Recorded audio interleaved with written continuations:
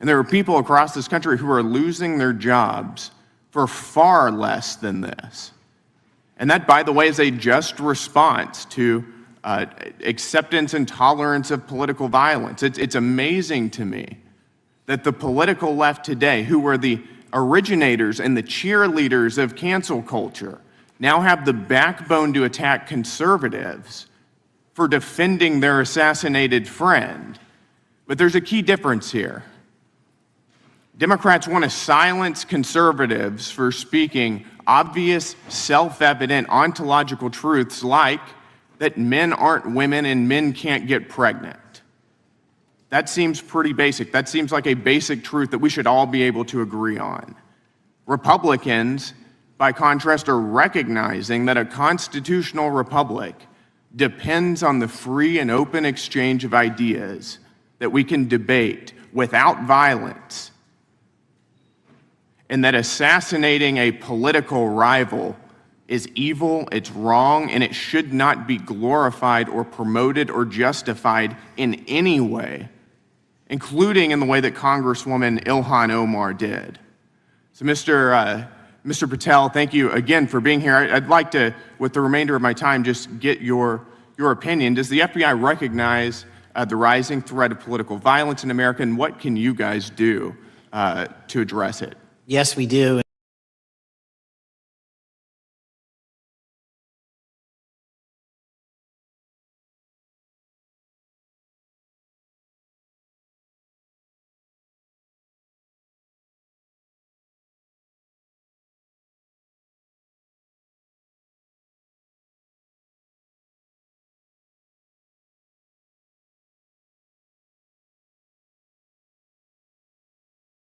Without liability for criminal investigatory purposes. And that's the kind of stuff we need to keep going. Got it. Thank you, Director Patel. We really appreciate it. Thank you. Gentleman yields back. Mr. Chairman. Gentleman from Arizona. I have some UCs. Gentleman to state his request. Thank you. The first one is a piece entitled Review of Domestic Terrorism After Kirk's Murder Shows Biden Politicized Issue, the Intel, and Fudged the Data. Without objection. Thank you. Make a motion to table. Oh, no, we got to recognize the ranking member for his motion. It's just a UC request. The gentleman's recognized for a UC request. Thank you, Mr. Chairman. This is the ADL report issued February 21, 2025, titled Murder and Extremism in the United States in 2024, concluding that for the third year in a row, every single extremist-related murder in the United States in 2024 was committed by right-wing extremists. 8 of the 13 involving white supremacists and 5 having connections to far-right anti-government extremists. Without objection. Gentlelady from Pennsylvania is recognized for unanimous consent. Yes, thank you. I have a couple articles here. First is a New York Post article, July 17, 2025, Democratic Senator Ron Wyden claims big Epstein file full of actionable information locked in Treasury Department drawer. Without objection. This is The Guardian, May 18th, 2023. Deutsche Bank agrees to pay $75 million to settle Jeffrey Epstein lawsuit. Without objection. This is Fox Business, September 10th, 2025. JP Morgan processed over $1 billion for Jeffrey Epstein despite internal concerns over sex offender status. Without objection. And New York Times, Bank of America flagged suspicious payments to Epstein only after he died. Without objection. Okay, and I also have a motion, Mr. Chair. The lady was recognized. We're going to come back to the motion. I thought it was made by Mr. But I want to dismiss our witness. Could we do the motions before he goes? The one, I just wanted to press the motion I originally had. Yeah, we're going to bring that up. Is that what this is? Banks. Are you doing that? No, this is another motion. Okay, well, I'm going to recognize first the gentleman because we held that motion in advance. I still have the UC, Mr. Chairman. Thank you, Mr. Chairman. So look, there are 4 banks, JP Morgan, Bank of New York, Bank of America, and Deutsche Bank. Yeah, but the gentleman can state his motion. Yeah, but the motion is to subpoena the CEOs of these 4 banks to bring in all records relating to their relationship to Jeffrey Epstein and to produce all records reflecting it. These 4 banks have flagged to the government $1.5 billion in suspicious transactions relating to the Chairman, sex I move the trafficking crimes. table.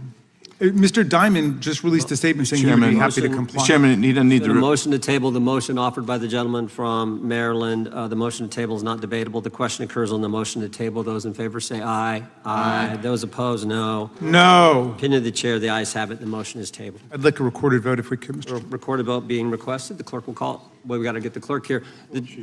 Oh, the clerk's right here. Wonderful. Clerk Mr. will call the Jordan? roll. Yes. Mr. Jordan votes yes. Mr. Isa? Mr. Biggs? Mr. Biggs votes aye. Mr. McClintock? Mr. McClintock votes aye. Mr. Tiffany?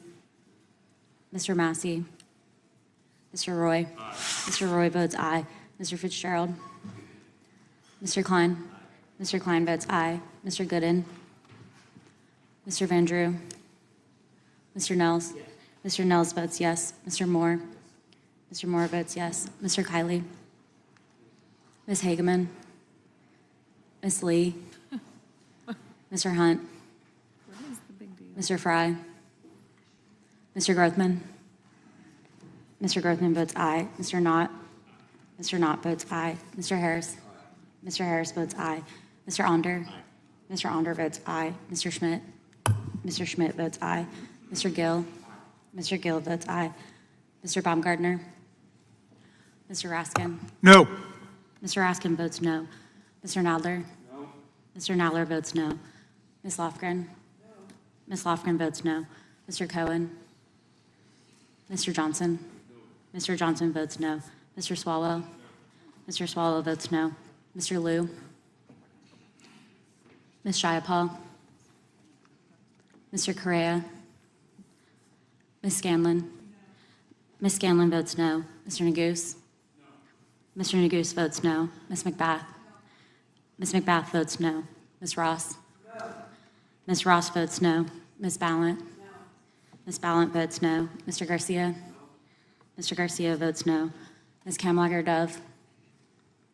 Mr. Moskowitz? Mr. Moskowitz votes no. Mr. Goldman? Mr. Goldman? Ms. Crockett? No. Ms. Crockett votes no. Gentleman from Texas, Mr. Gooden. Mr. Gooden? You're a no. You're a no. Lance? Yes. Mr. Gooden votes yes. Mr. Chairman, how am I recorded? Gentleman from New York. Mr. Goldman, you're not recorded. No. Mr. Goldman votes no.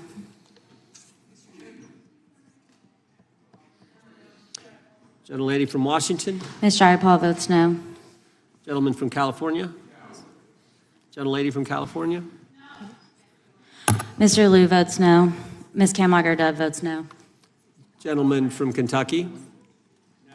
Mr. Massey votes no. Director, I want to thank you again for being here. While we're waiting for members to get back to record their vote, you don't need to stay around for these kind of motions. We appreciate the service you're providing the country, appreciate your testimony today, and appreciate the fact that you did it 5 hours straight. That's amazing. So God bless you and keep up the good work. The witness is dismissed. These cycles of political violence that have traumatized the country. Well said. Chair now recognizes the gentleman from Kansas, Mr. Schmidt, to lead the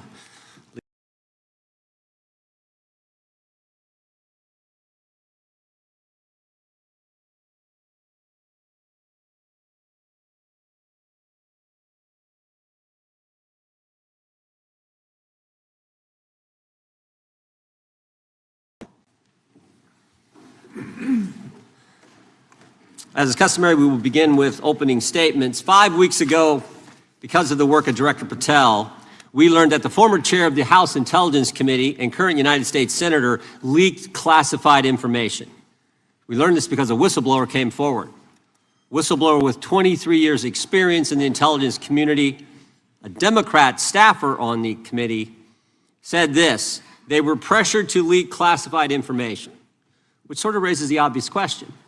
Why would the head of the Intelligence Committee, the chair of that committee, who's supposed to be guarding our secrets, why would he be encouraging the leaking of classified information? Whistleblower told us that answer as well. The leaked information was supposed to be used, the leaked information, false information, was going to be used to indict President Trump. Now, the former chairman wasn't the only person leaking information. Jim Comey was also sharing things he wasn't supposed to share. Again, don't take my word for it. The Inspector General told us this. In his report, he said, quote, James Comey violated FBI policy by disclosing classified information. And what was Comey's motive? Same as the senator from California, to sabotage and undermine President Trump's first term. And we know that Mr. Comey's not been shy about what his objective was. In fact, 4 months ago, he told us. Remember this? 8647, Jim Comey told us just 4 months ago. Now, how'd they do it? How did the former chair of the Intel community, the former FBI director, and others in our government attempt to undermine President Trump's first term? 7 weeks ago, because of the good work of the Director of National Intelligence, Tulsi Gabbard, we learned from another whistleblower, a second whistleblower, that in the closing days of the Obama administration, the intelligence community assessment was changed. On December 5th, 2016, they had one assessment. That assessment said Russia did not impact the election vote count.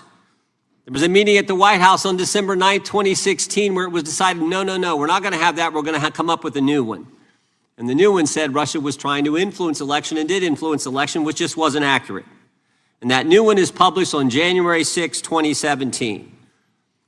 Let's just show you a few things that took place. I want to show you first this email from Admiral Rogers, the head of the NSA. You can see it was December 22nd. Says to Jim, John, and Jim Clapper, John Brennan, Jim Comey. And he says, I asked my team if they've had sufficient access to the underlying intelligence, sufficient time to review that intelligence. On both points, my team raised concern. Further states, my folks aren't fully comfortable. A few hours later, there's an email back to Admiral Rogers. This one is from Jim Clapper, and it says this: it is essential that we be on the same page and all of us are supportive of the report in the highest tradition of, that's our story and we're sticking to it. We may have to compromise on our normal modalities. This is one project that has to be a team sport.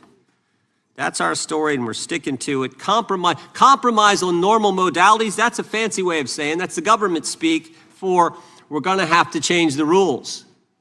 In fact, we're not going to follow our own rules. And that's exactly what they did, to get the objective they wanted, to undermine President Trump. Now, how did it specifically take place? The whistleblower said that the government officials ignored concerns about discredited information. And what was that discredited information?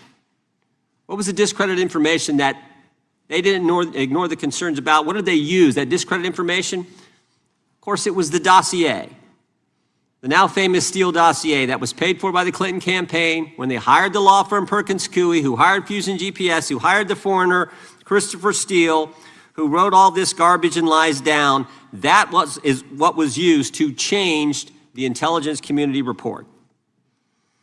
And what happens next? What do Jim, John, and Jim do next?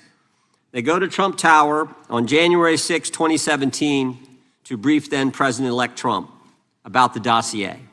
Again, the Clinton-financed, foreign-authored dossier that the whistleblower knows is garbage and that they know is garbage. And then there's one final step. One final step. Jim Comey leaves that meeting with the president and immediately leaks to the press that they briefed the president on the discredited information. They briefed the president on the dossier and thereby giving it some credibility and creating the basis and the predicate for all they did to the president. They leaked false information, they leaked classified information, they used and leaked discredited information, and they didn't follow their own rules, all to sabotage President Trump's first term. And but for this guy, Kash Patel, but for this guy, we would never have known this information. The good people of this great country would not have known what took place 8 years ago when they were trying to undermine the guy elected by we the people. And I want to thank Attorney General Bondi. She set up a special strike force, a special team to look into this and see if there's any criminal liability that exists in what took place. Now, in addition to getting the truth to the people, Director Patel is getting the bad guys off the street. He's moved agents out of Washington, got the focus off of politics here in D.C., and is instead putting bad guys behind bars. 21,000 violent criminals have been taken off the streets, which is a 125% increase from the comparable period in the previous administration. He's rescued 4,000 kids. He's got 1,300 predators who he's arrested. He's also ended the weaponization of the FBI. No more spying on parents at school board meetings. No more pre-dawn raids on pro-life Catholics. No more retaliation against whistleblowers. And he's given us information that Chris Wray didn't. Maybe said better, he's given us information that Chris Wray wouldn't. Director Wray didn't tell us that there were 26 confidential human sources at the Capitol on January 6, 2021, even though he was repeatedly asked about that by members of this committee. Director Wray didn't tell us that there were 17 of those confidential human sources who entered restricted space, 4 went in the Capitol. None of them were arrested. They weren't authorized to do that. They broke the law. None of them were arrested. Lots of American citizens were arrested, but the guys whose whose American tax dollars was used to pay these guys who broke the law, none of them were. One was recommended for charging and was not charged. And remember when Chris Wray told us that the Richmond field office memorandum on pro-life Catholics was just a one-off? Turns out he wasn't being square with the Senate either. Director Wray wasn't square with us. He told us that multiple other offices were involved in targeting the Catholics. We got that information from Director Patel. We learned from Director Patel the FBI actually surveilled a priest, tried to get the priest to divulge information, break the priest-penitent relationship and confidence that exists. And Director Patel is saving taxpayers' money. He's not going to build a new headquarters outside of D.C. He's going to keep the headquarters right here in the capital city. Save Americans money. Save the taxpayers' money. In 8 months, Director Patel has given us the facts. He's ended the weaponization at the FBI. He's taken bad guys off the streets, and he's saving taxpayers' money. But my guess is the Democrats won't focus on all that good news. They'll focus on politics. They'll stick with Comey and Clapper and Brennan and continue to try to undermine President Trump. With that, I yield to the ranking member for an opening statement. Thank you very much, Mr. Chairman, and welcome, Director Patel. You and I have not had the opportunity to meet, and alas, you failed to respond to the 8 oversight letters I've sent you over the last 7 months. So we do have a lot of questions piling up for you, but I want to start with a word of praise. The first FBI director was J. Edgar Hoover, who steadfastly refused to hire women, African Americans, and other minorities as agents. And although he was a closeted homosexual who lived in domestic partnership for decades with Clyde Tolson, he also participated in anti-gay crusades. He aggressively promoted what we would today call white Christian nationalism, and he would undoubtedly be turning over in his grave to see as one of his successors a first-generation Indian American and a proud Hindu. So I congratulate you on being a breakthrough in this sense and being a beneficiary of the civil rights movement that opened up the FBI and the federal workforce to lots of people who never would have been hired in its first decades. Alas, you share J. Edgar Hoover's dangerous obsession with blind loyalty over professionalism and effective public policy. For Hoover, it was blind loyalty to him in keeping his secrets. For you, it's blind loyalty to Donald Trump in keeping his secrets. During your confirmation, it was widely noted on all sides that your primary qualification was your unwavering loyalty to Trump. Unlike other directors, you had no work experience at the FBI, but you had made over 1,000 media and political appearances in support of Trump's campaign. Your Senate confirmation vote was 51-49, the closest in history, with your opponents warning you were not qualified and had no interest in actually developing the qualifications for the job. I hoped that they were wrong. Alas, they were not. While most other new FBI directors drew on their experience as FBI agents, you didn't have that.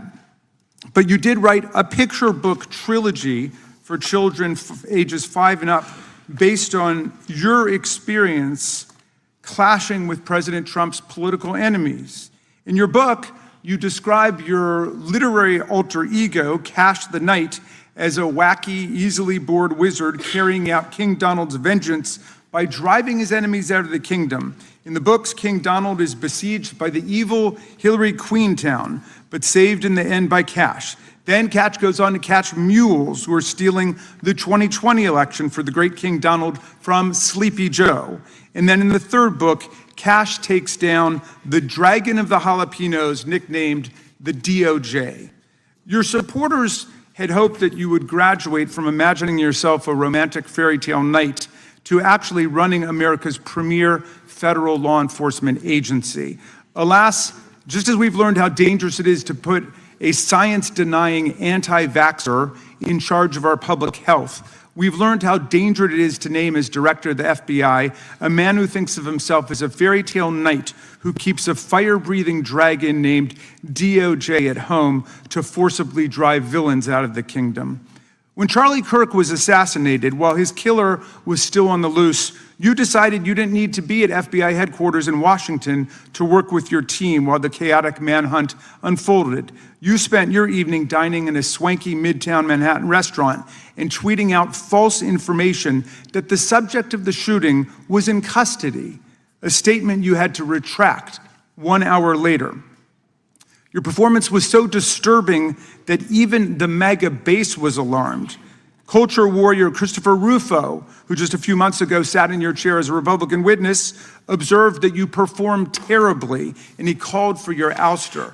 The FBI might be able to survive your delusions of grandeur and the explosively volatile temper that was on display yesterday in the Senate, but the intractable problem is that you are running the FBI not as a law enforcement agency charged with keeping the American people safe, but as a political enforcement agency working directly for the president's vengeance campaign. 7 months in, it's impossible to overstate the destruction, chaos, and demoralization you've brought to the FBI and its workforce and the resulting danger your actions have caused to our country. You've been systematically purging the FBI of its most experienced and qualified agents, division leaders, and experts in counterterror, counterintelligence, and cybersecurity, precisely the people who have the expertise you lack and which the FBI and the country need. They've been expelled from the ranks of the Bureau simply because they did their duty investigating crimes, including those committed by the mob that attacked the Capitol on January 6, 2021,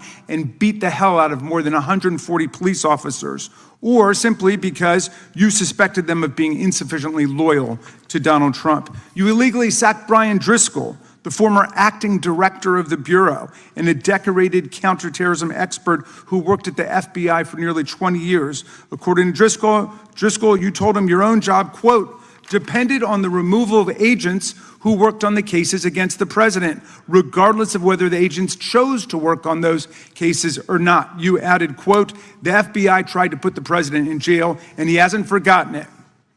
You forced out the leader of the Salt Lake City field office, Mehtab Saeed, just weeks before Charlie Kirk's assassination, depriving the FBI of an experienced counterterrorism expert described by her colleagues as absolutely the best and legendary. She would have led the FBI's manhunt had she not been fired. When Trump decided that rounding up immigrants with no criminal records was more important than preventing crimes like human trafficking of women and girls, drug dealing, terrorism, and fraud, you ordered the 25 largest field offices to divert thousands of agents away from chasing down violent criminals, sex traffickers, fraudsters, and scammers to carry out this immigration crackdown.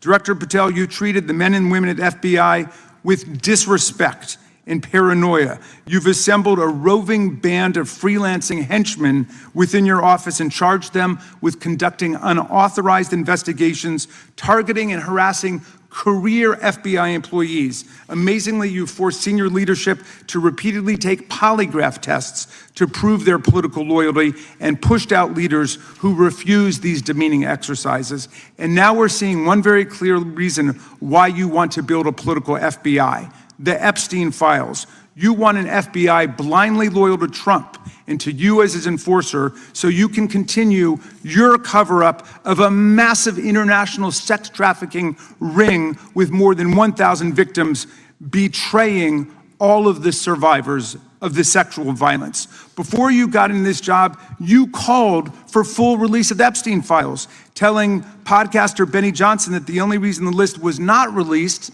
by DOJ and FBI was, quote, because of who's on that list. Upon your confirmation, you promised that, quote, there will be no cover-ups, no missing documents, no stone left unturned. And anyone from the prior or current Bureau who undermines this will be swiftly pursued. This spring, you ordered hundreds of agents to pore over all the Epstein files, but not to look for more clues about the money network or the network of human traffickers. You pulled these agents from their regular counterterrorism or drug trafficking duties to work around the clock, some of them sleeping at their desks, to conduct a frantic search to make sure Donald Trump's name and image were flagged and redacted wherever they appeared, whether an email, a text, a letter, an interview, a photograph, or a video. In May, Attorney General Bondi reportedly told Trump that his name had indeed appeared multiple times throughout the Epstein files. And not long thereafter, in July, you and the Attorney General released a memo claiming that, quote, no further disclosure would be appropriate or warranted. In a few short months, how did you go from being a crusader for accountability and transparency for the Epstein files to being a part of the conspiracy and cover-up? The answer is simple. You said it yourself, because of who's on that list. Donald Trump's relationship with Epstein over the years is well documented. A week ago, the Oversight Committee released Trump's disturbing birthday book, Note to Epstein, written over a drawing of a woman's naked body, referring to a, quote, wonderful secret. The Oversight Committee obtained the note from the Epstein estate, not from the FBI, raising questions again of whether the FBI has been withholding documents. While you're unleashing the FBI to cater to Trump's desire to shut down the Epstein inquiry, the first 9 months of the Trump presidency have seen a spate of political violence and domestic terror events. We saw deadly attacks on political figures on both the left and the right. The brutal assassination of Minnesota Democratic House Speaker Melissa Hortman and her husband, and the attempted murder of Democratic State Senator John Hoffman and his wife, who miraculously survived a combined 17 gunshots. We saw an arsonist set Pennsylvania Governor Josh Shapiro's residence on fire. And of course, last week, we saw the horrific, cold-blooded assassination of Charlie Kirk in Utah that has shaken the nation. 1 minute after Charlie Kirk was shot in the neck, a 16-year-old shooter in Evergreen, Colorado, radicalized by white supremacist ideology online, opened fire and critically wounded 2 other students at Evergreen High School. We've seen lethal anti-Semitic violence, including the murder of 2 young Israeli embassy staffers just blocks from the Capitol, and then in the attack on a gathering of Jewish people in support of hostages held in Gaza in Boulder in June. We've seen continued mass shootings at schools, like the domestic terror incident at a Catholic school in Minneapolis last month, which killed 2 children and wounded 18 others. And in August, a man fired more than 500 bullets at the Centers for Disease Control and Prevention, killing a police officer who was a Marine veteran and a father. People like Melissa Hortman and Charlie Kirk should be able to participate in politics as elected officials or active citizens without being shot down in cold blood in the United States of America. People should also be able to go to elementary school, to middle school, to high school, to work, to the mall, and to church without being shot down in explosions of gun violence. The important position at the FBI requires a leader who puts public safety and national security and the rule of law first. I'm afraid, Director Patel, you've given us reason to believe you've used the powers of the FBI to serve Donald Trump and his agenda of partisan retribution. You've broken your promise not to do that. You've betrayed Jeffrey Epstein's victims and survivors. You've turned your back on the career law enforcement officers of the FBI, and as a result, you've left all of us less safe than before. Mr. Chairman, I yield back. Gentleman yields back. That opening statement may have been longer than any book director's ever written or anyone else has written. Without objection, all of the opening statements will be included in the record. We will now introduce today's witness. Mr. Patel has been the director of the FBI since February of 2025. He previously served as chief of staff at the Department of Defense, deputy director of national intelligence with the National Security Council, and also as a congressional staffer, as a federal prosecutor, where he focused on national security cases, and he also worked as a public defender in the state of Florida. We welcome our witness, appreciate his work, and thank him for appearing here today. We will begin by swearing you in. Director, would you please stand, raise your right hand. Do you swear or affirm under penalty of perjury that the testimony you're about to give is true and correct to the best of your knowledge, information, and belief, so help you God? Let the record reflect that the witness has answered in the affirmative. You can be seated as you are. You know, you've been through this yesterday. Did a fine job. Please know that your written testimony will be entered into the record in its entirety. Accordingly, we ask that you summarize your testimony. Director, you may begin. Good morning, Mr. Chairman, Ranking Member Raskin, and members of the committee. I want to begin today by discussing the appalling assassination of Charlie Kirk. It's important for this FBI to be transparent without jeopardizing our investigations, so a little bit of the timeline is important. Charlie Kirk was unfortunately assassinated on September 10th. We immediately, the next day, released images early in the day in local time in Utah to start the public partnership in our manhunt for the assassin and culprits. At approximately 5 p.m. local time, I arrived on the ground and walked the crime scene myself. And we flew multiple FBI assets in and out to process DNA simultaneously while bringing in evidence response technicians, hostage rescue teams, and other experts to assist state and local law enforcement with their investigation. At 8 p.m. local on September 11th, the FBI collected and populated and promulgated at a press conference a video of the suspect on the grounds. We also released enhanced images. Due to that release that I directed and ordered, the suspect involved was apprehended and in custody at 10 p.m. local time. That's less than 2 hours after we did the video release and the photo release. So within 33 hours, that individual suspect was in custody. And his family, who has since been interrogated, specifically stated to FBI interrogators that because of the video that the FBI released at my direction and because of the photographs that they released, they identified their son, they confronted their son when he swung by their home, and that's what led to his apprehension. We are still, the FBI has that investigation ongoing, and it continues to be ongoing, and I want to thank the state of Utah and the state and local authorities there. And I also want to thank the Attorney General and President Trump for directing resources to allow us to conduct that investigation as we have. Under this administration, the FBI has arrested more than 23,000 violent criminals. 23,000 in 7 months. That's twice as many year to date last year. We've taken over 6,000 firearms off the streets. 6,000 guns are no longer in the hands of criminals in 7 months. We've identified and found and located 4,700 child victims. That is a 35% increase year to date last year. We have arrested 1,500 child predators. That is a 10% increase year to date last year in just 7 months. We've assisted our partners with countless counterterrorism operations around the world. We've captured, at the FBI, 4 of the most top 10 wanted fugitives in the world in 7 months. To put that in perspective, that's as many as my predecessor nabbed in the entirety of the Biden administration. We got 4, we got more coming. On top of that, in 2 weeks, thanks to the help of the CIA, we collected and captured one of the individuals responsible for the horrific Abbey Gate bombing that led to the murder of 13 service members. We did that in 2 weeks.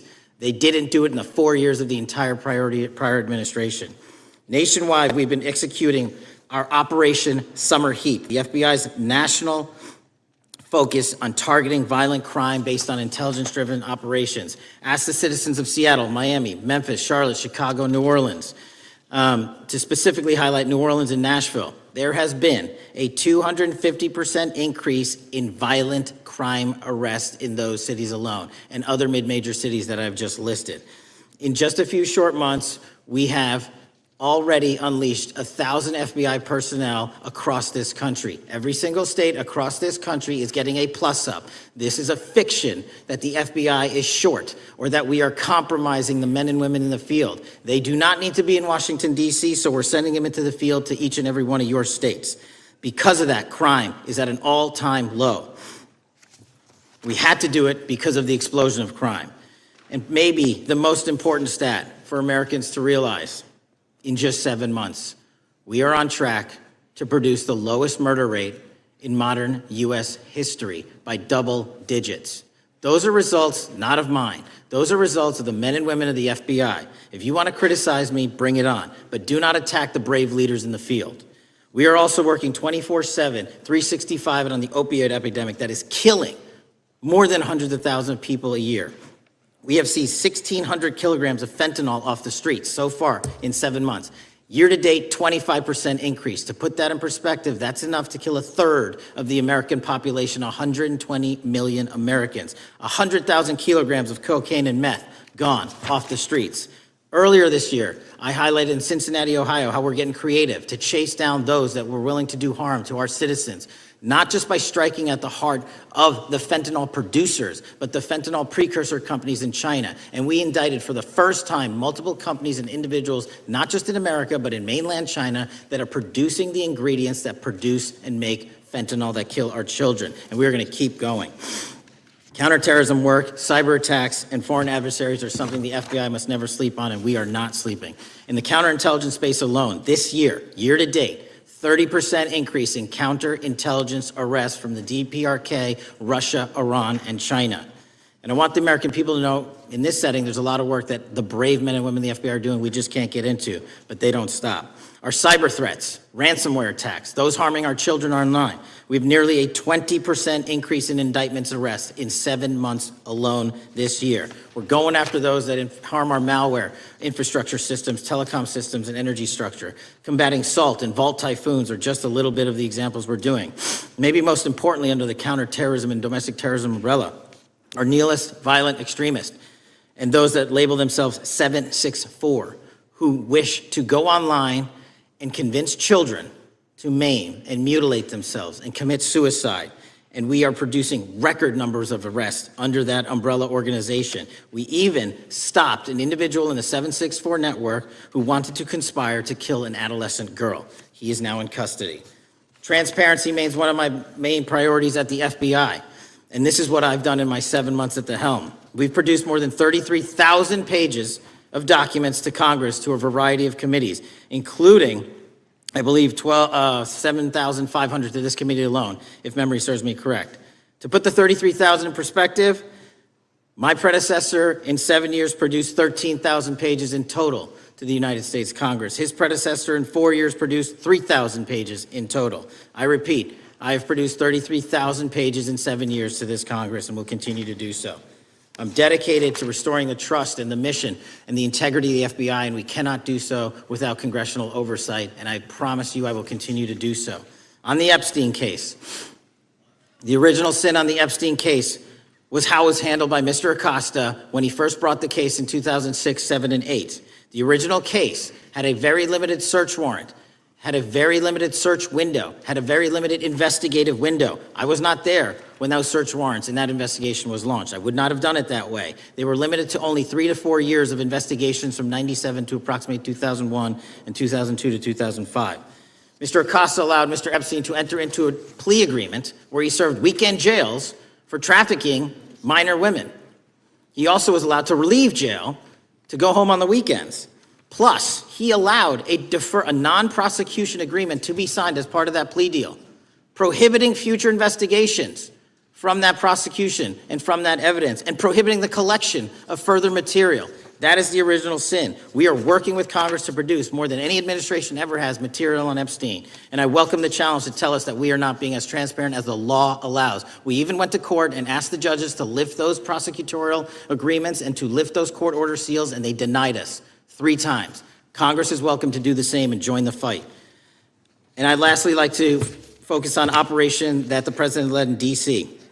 Because of this, we are taking this fight in D.C. to every single city across the country. 2,100 arrests in the last month alone. D.C. has seen a 60% decrease in gun crimes, 75% decrease in carjackings, and 53% decrease in homicides in our nation's capital.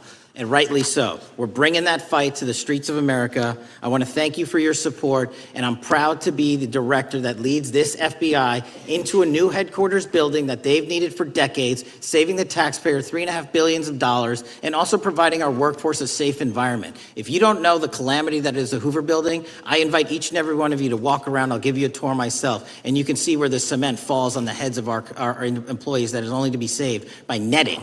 Just to give you an example. Thank you for support to our mission. And I do want to highlight one thing about D.C. It's because the FBI gathered sources and evidence that we were able to, through our source network, identify the horrific murder of the DC intern Eric Tarpinian. And I've spoken to his family, and we are working to bring them justice. And Mr. Chairman, in my 16 years, now my 17 years of government service, if anyone has any questions about my service, bring it on. Yeah. Thank you, Director. We will now proceed under the 5-minute rule. The chair recognizes the gentleman from California, Mr. Issa. Director, delighted to have you here. You are a breath of fresh air.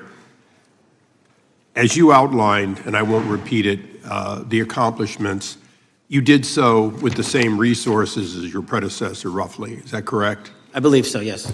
And so how much of that has to do with taking people out of the backside of the FBI and moving them into the field, into doing the job for which we primarily pay the FBI? It's exactly what we needed done. 1/3 of the FBI's workforce resided in the National Capital Region before I got there. 1/3 of the crimes do not happen in Washington, D.C. Not anymore. Not anymore. So 1,000 personnel of the FBI were deployed across this country on a permanent basis, and every single state in this union is getting a plus up, not a reduction, a plus up of 1811s of intel analysts and support staff. And that is why the crime rates are going down in record numbers.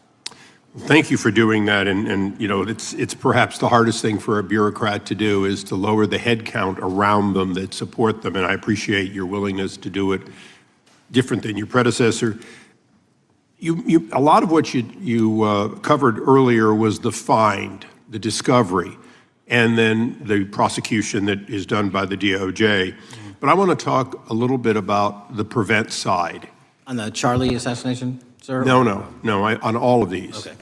Okay, for example, and I'll bring it up before the Democrats bring it up, January 6th.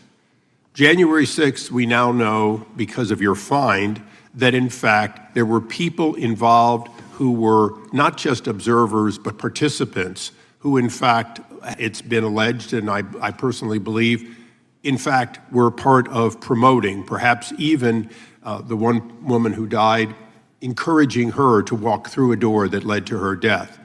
When you see that kind of activity, and you know it was done under predecessors with full knowledge, whether it's January 6th, where embedded people crossed the line, or any other activity, including obviously the Russian hoax that we're now dealing with up in front and center.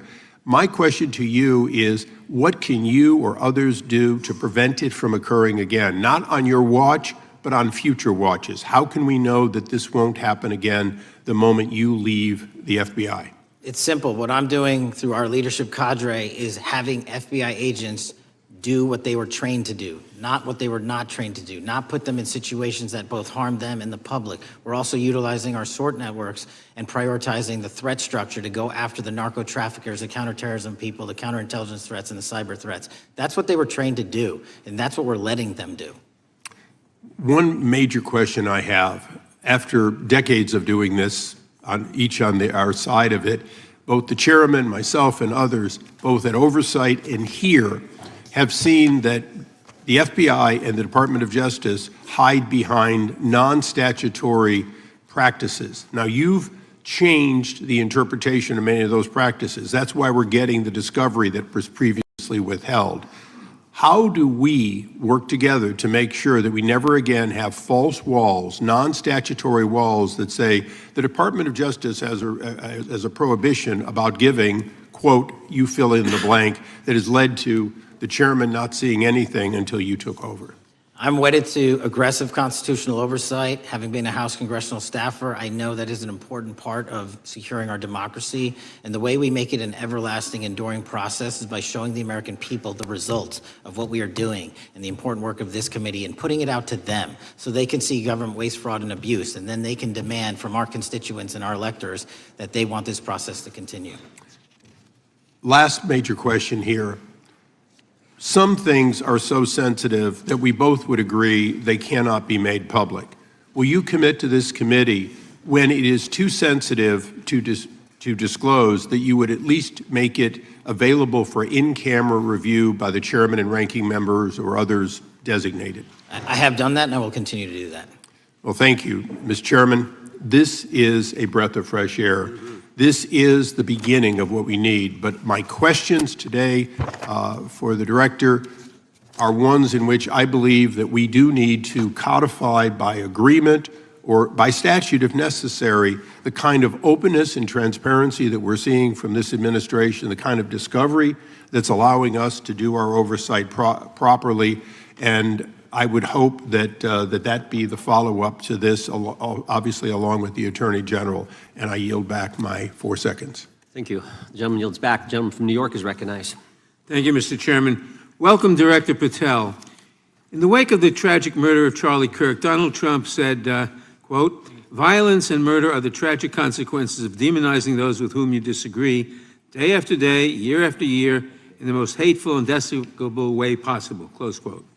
I would note for the record that Donald Trump has famously demonized practically every person he has ever disagreed with, and therefore, using his own logic, he has put their lives at risk. I should know, about 2 weeks ago, when I announced my decision not to my decision not to seek re-election, many people on both sides of the aisle, including the chairman, offered me well wishes and thanked me for my service. Donald Trump, on the other hand, took to Truth Social to call me a, quote, "psychopathic nutjob," among other things. Yesterday, I received a threatening note filled with anti-Semitic comments and hateful attacks that mimicked some of the same language used by the president. I am sure many of us on this committee face similar threats every day. We have seen political assaults on both the left and the right. The attack on Charlie Kirk, the attempted assassination of the president, the murder of the Democratic Speaker of the Minnesota House, the assault on Paul Pelosi, and the attack on the Capitol on January 6th, for example. Director Patel, do you agree that there is political violence from both the left and the right? There is too much political Do violence. you agree, yes or no, that there's violence? There is too much political violence based on ideologies from either side. From either side, okay. Are you aware of the study by the Cato Institute, a well-known conservative group, that found that 69% of the violence is from the right? I'm not familiar with that You're study. not familiar, okay. I would commend it to you. Are you aware the administration has threatened to use violence as an excuse to crack down on liberty and freedom of speech? Say that again, I'm sorry? Are you aware the administration has threatened to use violence as an excuse to crack down on liberty and freedom of speech? Nobody at the FBI is doing that. I didn't ask you about the FBI, I said the administration. I speak for the FBI. I would like to enter the record an article from today's New York Times titled, "Trump Invokes Kirk's Killing in Justifying Measures to Silence Opponents." In the wake of Charlie Kirk's killing, President Trump and his allies have laid out a broad plan to target liberal groups, monitor speech, revoke visas, and designate certain groups as domestic terrorists. I ask unanimous consent to insert this into the record. Thank you. Politicizing the murder of Charlie King to go after free speech is not a legacy I believe Charlie King would have wanted. Moving on, I want to address another topic. The FBI has traditionally played a key role in prosecuting public officials for corruption. But I fear that at a time when the president is accepting planes from Qatar for his post-presidential personal use, issuing pardons to major donors, and personally profiting from the office of the presidency, the FBI may be abandoning its commitment to investigating public corruption. Since its creation in the wake of the Watergate scandal, the Public Integrity Section has been one of the crown jewels of the Department of Justice, investigating and prosecuting corruption among the nation's public officials and acting as a key safeguard against politicized prosecutions. This section's work has been supported by an elite squad in the FBI devoted specifically to rooting out corruption. But according to reports, the Public Integrity Section has now been decimated, and the FBI's Public Corruption Squad has been disbanded. I would like to submit for the record a New York Times article entitled, "FBI Dismantles Elite Public Corruption Squad." I ask unanimous consent. Thank you. These actions are an invitation to corrupt politicians to break the law, since they know that the government is asleep at the switch. Last month, Senator Warren and I, along with dozens of other members of Congress, wrote to you and Attorney General Bondi expressing grave concern over your decision to effectively legalize corruption and to politicize prosecutorial decisions. And he asks unanimous consent to enter this letter into the record. Thank you. I don't have time today to walk through all your questions, all of our questions and concerns, but will you commit to answering this letter in short order so that we can understand what factors led to this decision and how it has impacted the ability to hold corrupt officials accountable? I will review your letter with my team and respond as soon as I You can. will respond. Thank you. I yield back the balance of my time. Gentleman yields back. Gentleman from Arizona is recognized for 5 minutes. Thank you, Mr. Chairman, and thank you, Director, for being here. I appreciate the change in the FBI and the tone since you've been there. We heard the ranking member, however, describe the FBI under your leadership as being resorting to political enforcement and you personally as being paranoid. I would just suggest that perhaps that is the projections of the ranking member himself and not you, sir.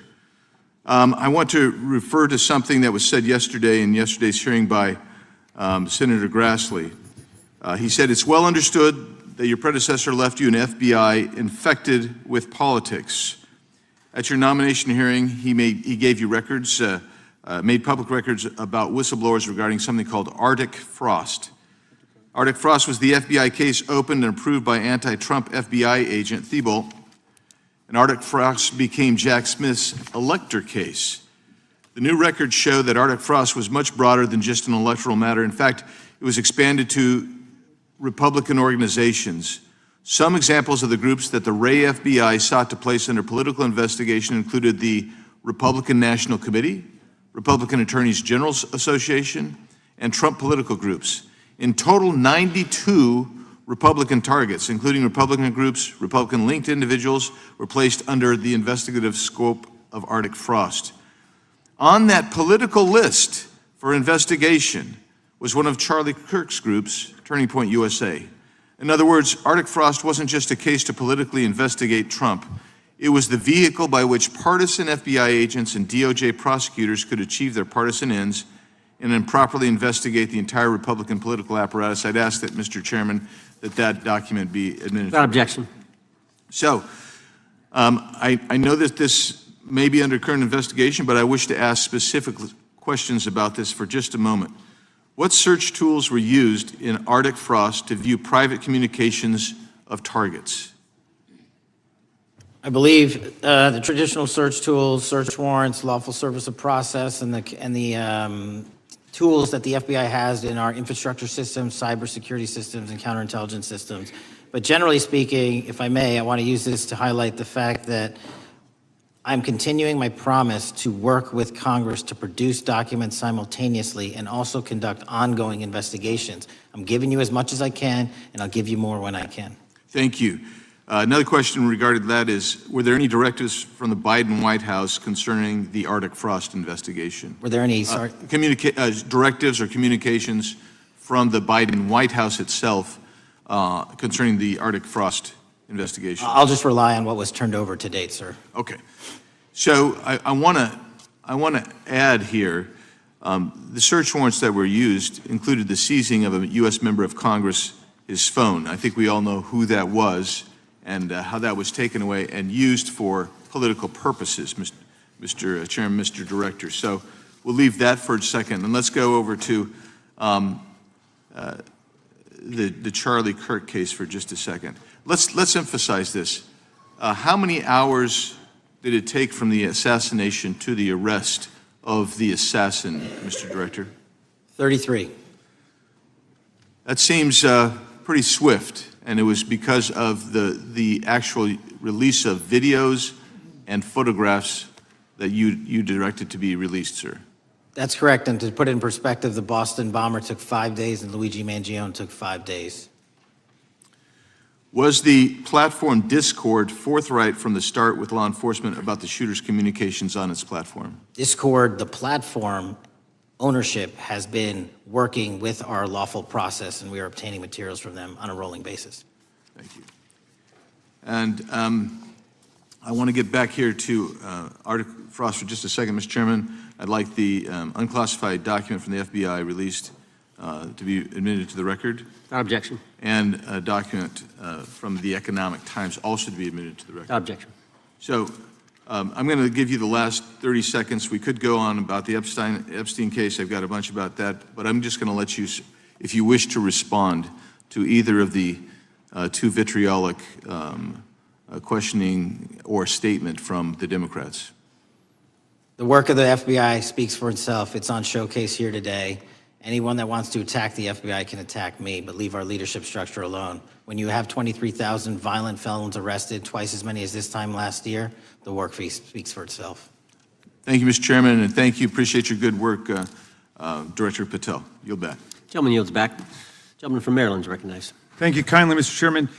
Director Patel, before you joined the FBI, you railed against it for covering up Jeffrey Epstein's human trafficking ring. Let me refresh your memory with this clip. It has Epstein's list. They're sitting on it.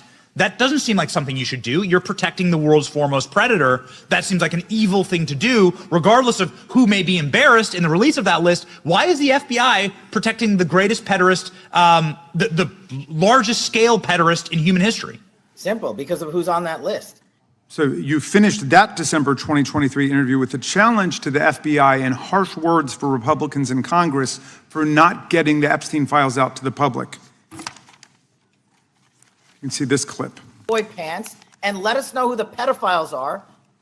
Put on your big boy pants and let us know who the pedophiles are, you said. You emphasized that the president and FBI director each had complete authority to release Epstein's client list. You said Epstein's black book is under the, quote, direct control of the director of the FBI. Look at this clip. This is way off the topic, but who has Jeffrey Epstein's Black book? black book? FBI. But who? That is, I mean, there's... that's under direct control of the director of the FBI. All right, so you were sworn in as director more than 200 days ago. Now the black book is under your direct control. So why haven't you released the names of Epstein's co-conspirators in the rape and sex trafficking of young women and girls? The Rolodex, which is what everybody colloquially refers to as the black book, has been released. Oh, no, you're talking about what the journalist got 5 years ago? No, that's not what we're talking about. We're talking about what you were talking about there, That's the black exactly book what I under was the direct talking. control of the FBI director. We have released more material than anyone else before. The Biden administration, Obama administration had the exact opportunities to release this material, and they never did. And if you are telling the men and women of the FBI, Why we're have not you going after changed your child predators. position? Hang on, you said we're not going after child predators. 1,500 child predators arrested this year, 35% Okay, increase, I'll reclaim my time. 4,700 child victims Mr. Chairman, I'm going to found. reclaim my time if you could instruct the witness. Why have you changed your position? There you were saying it's under the direct control of the FBI director and all of it should be released. Why have you changed your Everything position? that has been lawfully permitted to be released has been released. And as I told you, Really? the investigation was limited. And let me make something crystal clear. I never said Jeffrey Epstein didn't traffic other people, other women, and they're not other victims. This is the investigation we were given from 2006, 7, and 8, and the search warrants from 2006, 7, and 8. That's what we're working with. Well, wait, have you released all of the stuff that the FBI has seized from Epstein's house? The computers, the emails, the file cabinets, the documents? What about the financial records? Have you released all of that? Everything the court has allowed us to Which release. court are you talking about? 3 separate federal courts have come in and said. We're there are talking about the 3 evidence you've got. It's got nothing to do with what those courts have. Do you have any We're talking idea about the how the evidence- law works? Wait. Do you want me to break the law in a federal judge's order? No, I want you to satisfy follow your own curiosity? word, Director Patel. You said up there it was under the direct control of the FBI director. He had the black And book. everything I have direct control over, we have gone to court. You haven't. Complete We your went sentence. to court. Everything you have direct control over, you said. Have gone to court, and everything we have direct Director control Patel, over. complete your and sentence. can You said everything- lawfully Like to con- release. the We're gentleman- releasing. He'd like to complete his answer. You began the sentence, everything you have direct control over, and then you stopped that sentence. You've released everything that you have direct control over? And I have direct control over and can lawfully release. If you're not familiar with the court orders, that's not my fault. Oh, I'm Go perfectly, look at them. I'm Go perfectly to familiar court. with them, but how did we prosecute Ghislaine Maxwell? She was prosecuted with the investigatory material that was collected from 2001 and 2005. Because of the non-prosecution agreements and the court orders on the investigations and search warrants, we were not able to develop new information. And oh, by the way, Jeffrey Epstein was out for 12 years, and the Obama and Biden administration did nothing to look at his work, his pedophile network. If you want to blame me, that's fine. But now you're blaming the men and women who conducted this Stop great that. search. I'm not blaming anybody other than you. You're not keeping your word. You said that you would release all of the materials Has under your anyone direct released control. more information on Epstein than I have? Has anyone? Much did more. Comey, did Wray? Much Did more. they? Excuse me. Much more has come out in the days since the American people in Congress have been demanding it, but it's coming out in dribs and drabs. Why don't you just release the entire file as you promised to do? I literally just told you, there are multiple federal court orders. I'm not going to break the law to satisfy your curiosity. You didn't join us when we filed court to release the court orders. You could have. You have lawyers. You could have shown up. You didn't do that. That's a tiny fraction of the material we're That talking is about. not. It is How a do you- tiny fraction. How do you know that? Have you seen No. everything? Time It's of the all gentleman. misdirection. How do you know Time that? of the gentleman has expired. The gentleman from California is recognized. Well, thank you. Mr. Director, just to be clear, how many of the Epstein files were released in the 4 years of the Biden administration? 0. And how many have you released? I don't have the number, but it's got to be thousands of pages of stuff. I was going to ask you to begin whether Americans are safer today than they were 9 months ago, but you cited dramatic increases in criminal arrests since you've taken office, a dramatic decrease in crime that's resulted. Who would have thought that taking criminals off the streets would reduce the crime rate? But somehow we have stumbled upon that new truth.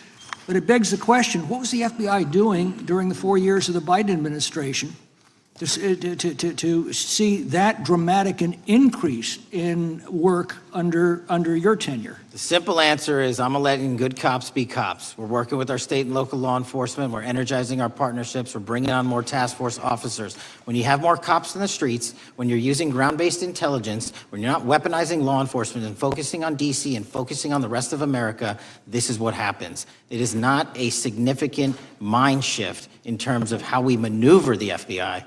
They've wanted to do this work since they signed up. We're just letting them.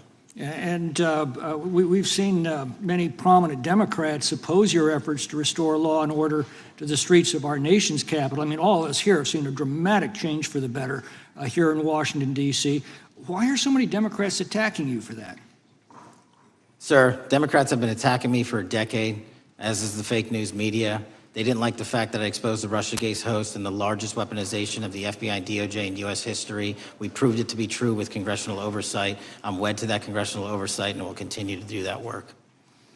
Christopher Wray repeatedly warned this committee that the Biden open borders policy had produced a significant increase in terrorist threats that he said kept him up at night. A particular concern, he said, was the 2 million gotaways that entered the country during the Biden administration. That's an average of 41,000 every month. What are the monthly gotaway numbers today? Sir, I'll have to get back to you on the exact gotaway numbers, but identifying that there are gotaways is step one. Going and manhunting them is step two, and that's what we're committing our resources to do. Well, that's my next question, is what progress has the administration made in apprehending and removing terrorist threats that came in during the Biden years? I think you're talking about, if you're not, let me know, known or suspected terrorists, and we've encountered almost zero at the southern border since the southern border has been sealed. But the problem that we are running into is our northern border. It's largely expansive. The enemy has adapted, and we need more focus on the northern border to stop known or suspected terrorists from coming in from places like China, Russia, the Middle East, Africa, Afghanistan. And what can you tell us about the remaining threat posed by potential terrorist cells here in the United States? The terrorist threat that continues to be posed by international terrorists here in the United States is one of my highest priorities. We are working through our intelligence community partners to identify those individuals, and we've taken down numerous individuals in numerous rings across this country to neutralize that terrorist threat, including places like New York City, Los Angeles, and I believe Dallas, Texas most recently. How extensively did criminal cartels like Sinaloa, Jalisco, New Generation, MS-13, Trinidad and others infiltrate our country during the Biden administration? By the tens of thousands. Well, and what progress have you been making in combating their presence? I think the DHS is best to speak to that, but I think I can't remember the numbers of tens of thousands or hundreds of thousands of individuals they found that came in illegally, and the tens of thousands that associations to criminal networks have all been deported. And that effort is being opposed every step of the way by Democratic leaders in our cities, some of our states, and right here in the Congress. Isn't that true? Well, we're just working where we can in every single city we can, and I welcome the opportunity to partner with Republicans or Democrats on fighting violent crime like we're doing. Mr. Biggs asked about Arctic frost. What else can you tell us about that and what we need to do to assure that it never happens again? Continue the congressional oversight work that you're doing on Arctic frost. Let me provide you with more documentation on Arctic frost, and also call in witnesses from the paperwork that we have given you. You have that right, and the American public deserves to hear what those people have to say. As for my ongoing investigation, there's not much I can say. What role did the FBI play in suppressing the Hunter Biden laptop story during the 2024 election? Off the top of my memory, sir, I believe the FBI was in possession of verified information from that laptop, and it was improperly publicized that they did not have information and masked it as Russian disinformation. We now know that was categorically false. I don't know why the FBI did that, when they did that, but we've released all the materials related to that. Thank you. Gentleman yields back. The gentleman from New York is recognized. Mr. Goldman. Mr. Patel, does Donald Trump appear anywhere in the Epstein Files? I'm sorry, could you say that again? It's not a complicated question. Does Donald Trump appear anywhere in the Epstein Files? I didn't say it was a complicated question. I just didn't hear you, so my apologies. We have released where President Trump's name's in the Epstein Files and everybody else, and all credible information that we are legally allowed to release has been released. All right, so let's go through that. You're referring to court orders that prohibit you from releasing grand jury testimony under Rule 6E. Is that what you're referring to when you say as the law allows? That's a piece of it. Really? What other evidence do those three court orders you cited prohibit from being released? Information that was collected pursuant to those search warrants that were limited Wrong. in fashion. Wrong. That's not what the court order says, and that's not under 6E. And you're talking, and I said that's 6E, and I said there was others, and I'm answering that. There are sealed court order documents. There are protective orders. They are unsealed as part of discovery given to Ghislaine Maxwell. They are no longer sealed. That's just not true. We can argue about it all you want. Okay, well, you agree that there are, so your testimony here is that the reason why you are not releasing all of the videos that you have acknowledged, there are so many, and that the FBI spent thousands of hours of reviewing, the photographs, and the photographs that you have. You're saying that you're not releasing those because there's a court order requiring them to be sealed? Is that your testimony? Never said that about the videos. On the totality of the videos, of the thousands of images that were seized pursuant to the search warrants executed at the time, the overwhelming majority of that video is pornographic material that was downloaded from the internet and child sexual abuse material. We will never release that. Well, as you should not release the victims, but if there are videos that relate to others who Epstein trafficked to, such as maybe Prince Andrew, or photographs, that you have total control to release. Yes, and if it exists. And so why haven't you released it? Why are you supposing that that is a fact when in fact it is false? Are you saying that You're saying that none of the videos relate to anything relevant to the Jeffrey Epstein trafficking ring? Every single video that we have collected pursuant to the prior search warrants has been examined for the last 10 years. And every single video has been utilized for whatever prosecutions were able to be legally brought. I'm not asking about prosecutions. I'm asking about why you aren't releasing the full Epstein files, including the names of people who were involved in the sex ring that you promised to do before you became FBI director. I just told you, I'm not going to release downloaded porn of I'm children not asking on the about internet. that. Fine. I'm asking about all the other files. What other videos? Tell me.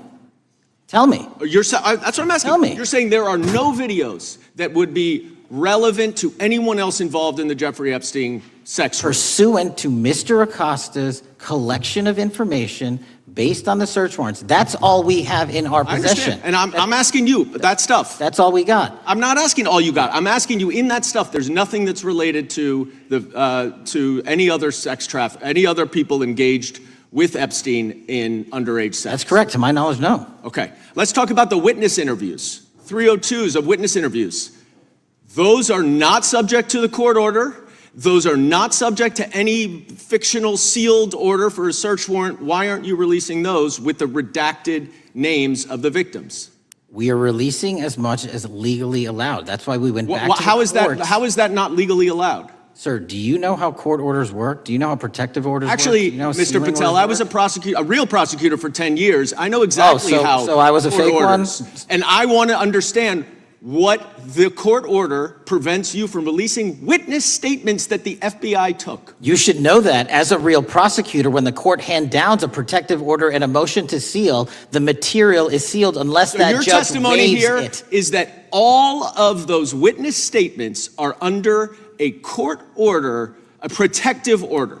We are providing everything we can legally provide. No, that's not my Congress has question. sent us a My subpoena. question is, why are those witness statements that are not grand jury testimony, that if they were under a protective order are no longer under a protective order, why are they not being released? How are they not under a protective Why order? are you not going to the court like you did for the grand jury testimony to unseal those records? The DOJ did go to the court. No, not on those records. Why Time aren't of you the going? You gentleman. just went on grand jury. Time of the gentleman has expired.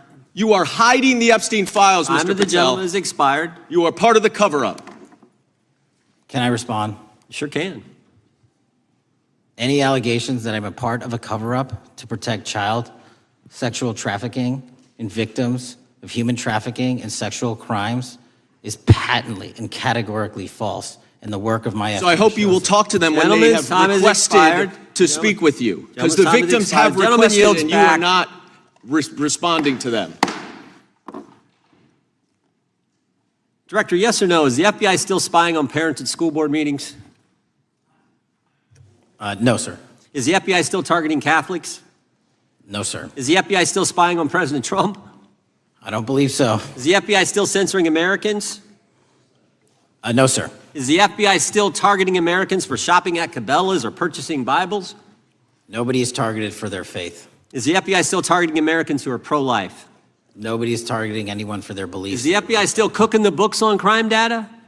The crime data is real. Is the FBI still purging agents for conservative viewpoints? No one at the FBI has asked their viewpoints on politics. Is the FBI still labeling the Betsy Ross flag, the flag of the American Revolution, a hate symbol? No. Well, maybe that's why you've been able to, what was the number? 23,000 bad guys you've arrested, a huge increase from the same time period in the previous administration. I think you said 1,400 predators, 4,000 children rescued. Were those the facts? 4,700, 35% increase on children rescued. Yeah. And you got the guy that, Abbey Gate? We got the Abbey Gate We guy. had a guy from the 4th District of Ohio who lost his life there serving our country. We appreciate that. Maybe when you're not focused on politics, you can actually do what the FBI is supposed to do. Go get the bad guys, right? That's what the men and women of the FBI do. Director, did John Brennan lie to Congress? Let me just read a couple things, actually, before you answer that. 2 years ago, we had Mr. Brennan in for an interview, and I asked him, how'd you learn about the dossier in December of 2016? Mr. Brennan replied, I received a copy of it from the FBI, and the CIA was very much opposed to having any reference or inclusion of the Steele dossier in the intelligence community assessment. That's what John Brennan told the United States Congress. 7 weeks ago, the Director of National Intelligence told us this: John Brennan lied and denied using the dossier in the intelligence community assessment because he knew it was discredited. CIA officer told the House Intelligence Committee Brennan refused to remove it, and when confronted with the dossier's main flaws, he responded, yes, but doesn't it ring true? John Brennan lied to us? Mr. Chairman, I won't stylize the evidence. What I will say is that the intelligence community assessment, those that created it and any individual involved with it, is an ongoing investigation. There's an investigation into what took place in December and January of December 2016, January 2017, when this whole thing started, this grand conspiracy. That is being investigated, is that right? That has been publicly announced by the department. That's been announced by the department. Did Chris Wray hide documents from this committee? You would know better than me, sir. Well, I think you told us like 700 pieces of information you've given this committee since you've been the director relative to just one incident, the Catholic memorandum from the Richmond field office. I can give you the comparison, sir. Yeah, the Catholic memo, I believe we turned over 750 documents. In Mr. Ray's tenure, I believe they turned over 19 pages. 19 pages. You've given us 700. Why would Chris Wray hide information from this committee? You'd Want have to to hazard ask. a guess? I'm sorry? Hazard a guess why he would do that? I don't know, sir. I think maybe it was because FBI was spying on a priest. trying to get him to break the priest-penitent confidence that exists? You think maybe that was the reason? You'd have to ask him, sir. Yeah, we'd love to do that. I want to read a few names here. Arctic Haze, Tropic Vortex, Riding Hood, Foggy Falls, Echoes Fate, Sirens Lure, Genetic Christmas. What are these code names about, Director? You know? Not off the top of my head. Well, Arctic Haze, Tropic Vortex. My understanding, these are code names for leak investigations of classified information from the year 2017. Does that ring a bell? In terms of leak investigations, many of those are classified and many of those are ongoing, Mr. Chairman. But we are working with you to produce documents as we close those investigations or as we declassify them. Let me ask you this question, because this is something I've wondered about, the way the FBI used to work. The way this whole thing so many of these things unfolded. Seems to me you had all these people in government leaking information that then gets reported in the press, and there's a story written about it, and then that article is then used to further the investigation and move forward with what they want to do. Did that take place back in 16 and 17? That's the exact scenario that took place in the FISA application for Carter Page and the rest of the Trump campaign. And that is frightening, because that's what the CIA is supposed to do in foreign countries. It's not supposed to happen to Americans. But it did, didn't it, Director? Yes. And not just any Americans, it happened with the President of the United States. Is that accurate? Yes, sir. Yeah, and you were the key guy in helping expose that. And I think our country will be forever grateful for what you did to let the country know that was going on involving Americans, which is not supposed to happen, and not just, again, any American, but the President of the United States. Chair now recognizes the gentlelady from California. Thank you, Mr. Chairman. I'm concerned by reports that FBI agents have been diverted from their important work on crime and anti-terrorism to work on matters that are not critical to our safety. I'd like to play the video, the whole video. Jeffrey clip. Epstein's Black Book? Black Book. FBI. But who? That is, I mean, there's... Oh, that's under direct control of the director of the FBI. But the Black Book, it's not just sitting, I mean, that's Hoover power times 10. And to me, that's a thing I think President Trump should run on. On day one, roll out the Black Book. In contrast to that attitude of let it all out, we're getting reports of actions that run contrary to getting everything out and that also involve diversions of FBI resources. For example, an FBI whistleblower reported that you were pressured by the Attorney General to place 1,000 personnel on 24-hour shifts to mine roughly 100,000 Epstein-related records to redact President Trump's name from the files. Bloomberg reported this, that you directed FBI special agents from the New York and Washington field offices to join the Bureau's FOIA employees in Winchester and another building a few miles away, and that while reviewing the Epstein files, FBI personnel identified numerous references to Trump in the documents, and people familiar with the matter said that Trump's name, along with other high-profile individuals, was blacked out. Now, the New York Times reports, and this is a quote, Justice Department officials diverted hundreds of FBI employees and federal prosecutors from their regular duties to go through the documents at least 4 times, including once to flag any references to Mr. Trump and other prominent figures. Details of the review were based on accounts by 3 former FBI and Justice Department officials who spoke on condition of anonymity because of fears of retaliation, and further that the FBI finished, after they finished its review of the files and materials, was sent to a team of Justice Department lawyers who double-checked the FBI's redactions and, quote, were instructed to flag any mentions of Mr. Trump and other celebrities. Now, I have 3 questions for you, Mr. Patel, about this. First, how many times did President Trump's name appear in the Epstein files? Was it more than 100, more than 1,000? Were the agents who were pulled from their duties to redact the president's name from the Epstein files, working on criminal cases or national security cases or child sex trafficking cases? And are the number of agents that have been reported diverted for these purposes, is that accurate? No. No what? You asked if it was accurate. I said it wasn't. So you're saying that none of this happened? No, I'm saying it was inaccurate. Okay. How many times did President Nupps appear in the Epstein Files? More than 100? More than 1,000? No, and what we've been able to release is what we've been legally able to release, and that has No, been that's not the provided to question. public. I asked you, how many times did the president's name appear? I don't know. It's your testimony. You do not know that answer. The number of times, no. Could you tell us how many agents were diverted for this task and what they were working on? When you say diverted, you make it seem as if agents were pulled off what they do all the time. Agents at the FBI masterfully do double duty and triple duty. And because of the public's interest in this case, we flexed resources to make sure that we could answer the public signal demand. So do you want us to look through the material and provide it to you, or you do not want us to do that? So it's Which one is it? it's your testimony that no one was diverted from a criminal matter, that this was a top priority to go through this material to look for Mr. Trump's name. Is that your testimony? That's the highest priority for the FBI? What's one of the most impressive things about the FBI leadership and the careers that are in place is that they make the decisions on who to send where on priorities and make sure the mission needs are not hurt. And that's what happened here.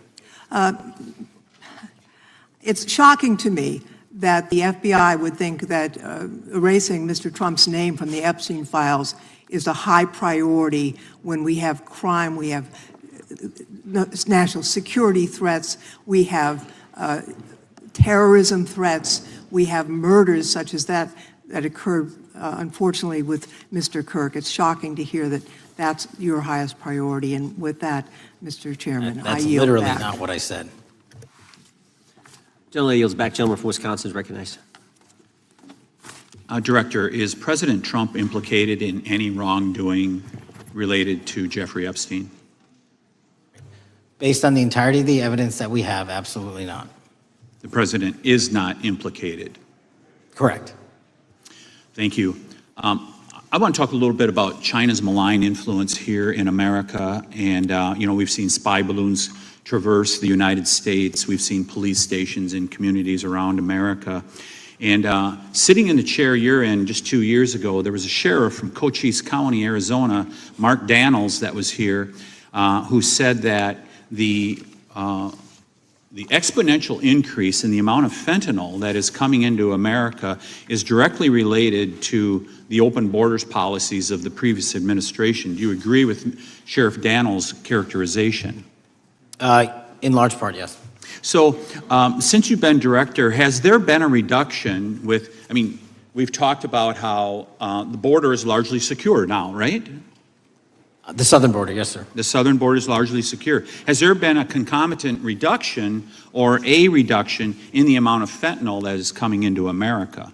There has been a massive reduction to the tune of, we've seized more than 25% year-to-date this year than the prior year, and that's enough fentanyl to kill 120 million Americans. Does China play a role in this fentanyl that's coming to America? As I stated in my opening, sir, what they do and the companies in China, mainland China, do is produce the precursors and the cutting agents that they ship overseas through various countries into the Mexican drug cartels who produce it. So they basically are the cooks in terms of the ingredients.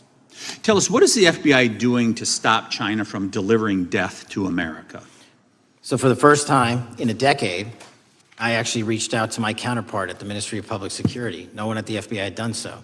To engage. Ministry of Security, where's that? In mainland China. In mainland China, okay, thank you. To engage in a conversation to say, hey, can we have a certain number of these precursor chemicals listed in China so that they become illegal and illegal to trade. We're also working with our counterparts in places like India and Guatemala because the transshipment routes of the precursors, the Mexican drug cartels have gotten creative, and instead of coming directly to America are going into these countries. And we've had massive success in India and Guatemala, and in those governments, great partnerships in shutting down the ability to ship the precursors into those countries, which are ultimately destined to America. So those people that are working with security agencies have been working with you, is that accurate? Yes, sir.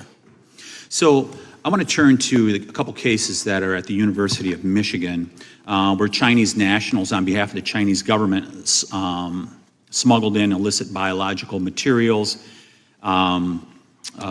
stuff that can harm our agricultural industry. What actions are you taking as we see repeated stories of Chinese nationals doing this in the United States? So just that, sir.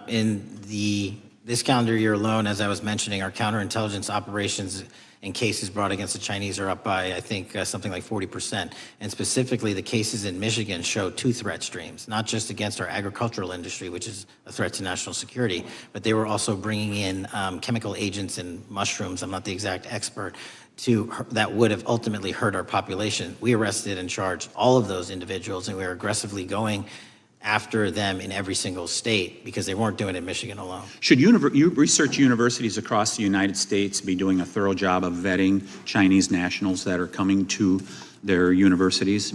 They should. Turning to spying in America, you know, we heard the stories about Senator Dianne Feinstein's driver, who was a Chinese spy. We're familiar with Linda Sun, who worked in Governor Hochul's office, Christine Fang in California. What are you doing to find these people who are Chinese spies that are trying to burrow themselves into the politics of America? Because we know it's happening, right? Yes, it is. And what our counterintelligence unit is doing is aggressively seeking the intelligence into where these individuals are working. Then we are utilizing our operational authorities to go in and investigate them either through our human source networks and collecting information through lawful process, online search warrants and data so that we can bring proper arrest charges and publicize to the world what they're doing here. And just because we've caught a few doesn't mean we've caught everybody. We've got a lot more to go. I get one more quick question in. The FBI arrested a judge in Wisconsin, Hannah Dugan, for interfering with a federal law enforcement operation. Could you tell us a little bit about that? And is a judge above the law here in the United States of America? Well, no one is, and that case is ongoing. But as you stated, and these allegations said there was an interference in a federal lawfully executed federal law enforcement priority that was interfered with. I yield back, Mr. Gentleman yields back. The gentleman from Tennessee is recognized. Thank you, Mr. Chair. Director Patel, I believe you had primary importance in starting Operation Viper in Memphis. Is that correct? Yes, sir. And Operation Viper brought in the FBI, the DEA, the ATF to help the Memphis police in policing the city. That'll be phase two, sir. Phase one was FBI and local law enforcement in Memphis for the last few months. Okay. You did a good job, and the police director and the mayor have told me that has been helpful, the FBI working with the police. And the FBI are trained in law enforcement. They know Miranda rights, they know how to do policing, and they do a good job working with the police. Do you think that the National Guard is necessary to do the work that the FBI is doing now? Thank you. I do think it's necessary to finish it. What we've done is 500 arrests in Memphis and 110 federal indictments. But what we need to do is we've only secured a piece of where the criminal conduct is occurring in Memphis, and we can't work inside perimeters that are not established and safe, and we don't have the manpower to give us the space to fully go into the areas where the criminal activity remains. Well, are you suggesting that the National Guard is going to go into the more heavily crime areas? They're going to establish, like they did in Washington, D.C., perimeters where local law enforcement and the FBI, DEA, ATF, and U.S. Marshals can go into. We can't be going into all these areas knowing that they're extremely volatile and jeopardizing the safety of our agents. Did the National Guard do anything in Washington to help the FBI stay safe from these dangerous elements? They established perimeters. Established perimeter, and the criminals knew about it, so they... It was a visible force, sir, so they kind of saw it. Well, what you did, I commend you for what you did, and I think the FBI coming in, we have a crime problem in Memphis. The FBI has helped, DEA will help, and the ATF will help. I don't think the National Guard is going to help, and what I've seen, they're not trained in law enforcement, are they? No, sir. And so that could be a problem. Who will direct the National Guard in Memphis? Will it be? Will they have control over your agents? No, sir, they won't. Who will have control over your agents? You? Well, the SAC and then ultimately the chain of command up to Washington, D.C. will control the FBI, but there's a task force that was put together that is going to be led by an interagency. The heads of U.S. Marshals, DEA, and FBI will be working together with DHS collectively on this. Have you visited Memphis before? Yes, sir, I have. So you know how good a city it is. I love Memphis. A lot of us do. And Memphis is a great city, great history, civil rights museum. Might say something about slavery, but that was the history. Needs to be taught. Blues, Elvis. Beale Street. Beale Street, right. Barbecue.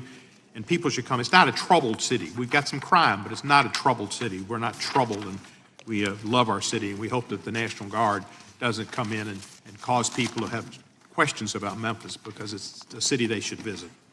Let me ask you this about, you said that the homicide rates are coming down to an all-time low? In modern recorded U.S. history, yes, When sir. does modern recorded history start? I think the FBI, and I'll get back to you on this, has stats on that going back about 30 years, sir. Okay, I was thinking back to Ozzie and Harriet, and I didn't think you could beat Ozzie and Harriet's time. Secondly, you mentioned the Epstein case. Did any of the women that were victims, and they came up here and had a press conference and all, did any of them contact your office and ask to give information? To my knowledge, no, sir. If they did, let me ask you first, is there a statute of limitations on sex crimes like that, with sex with a minor, rape? The DOJ is the expert, but I do not believe there's a statute on that, limitations on that. So if there's not a statute of limitations, should you not be interviewing those people who know who raped them and the names and the places and give you that information? That seems like that's a treasure trove of information, and it's a serious, serious, serious number of crimes. Sir, I couldn't agree with you more. We've been very public about asking individuals to come forward with new information, and we would run out every single lead on that. Well, I'm sure the women will come forward, especially today, to be sure that they will get an opportunity, because that seems like something we ought to do.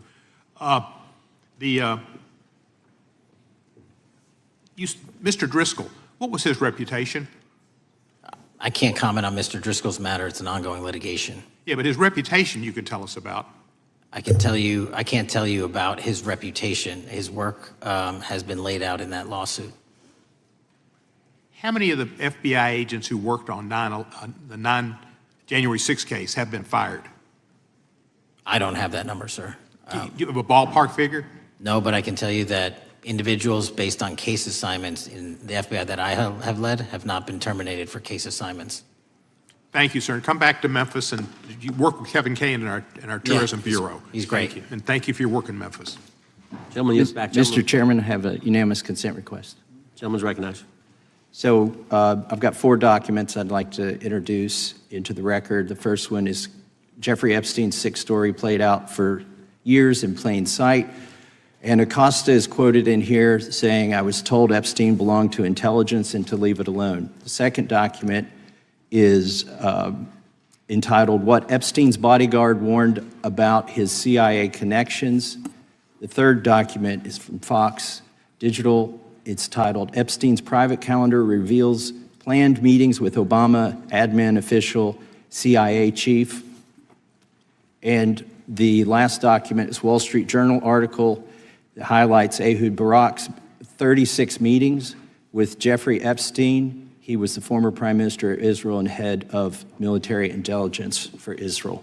It may have held that title when he met Epstein, and then, yes. Without objection, the gentleman will hold for a second. The gentleman from Maryland is recognized. Thank you, Mr. Chairman. Just one UC request. This is Judge Engelmeyer's decision from August in U.S. versus Epstein, stating the government's 100,000 pages of Epstein files dwarfs the 70-odd pages of Epstein grand jury materials.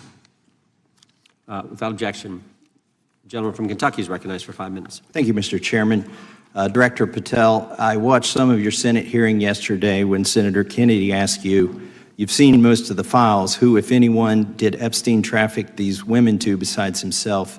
You replied, according to the transcript, "There is no credible information that he trafficked them to anyone else." You also said somewhere in the hearing and here today that the problem is that the case files are constrained by limited search warrants from 2006 to 2007, and that the non-prosecution agreement hamstrung future investigations. Those constraints only apply to Southern District of Florida. They do not apply to Southern District of New York, the location of the 2019 sex trafficking indictment, which produced many things, including a series of FD 302 documents.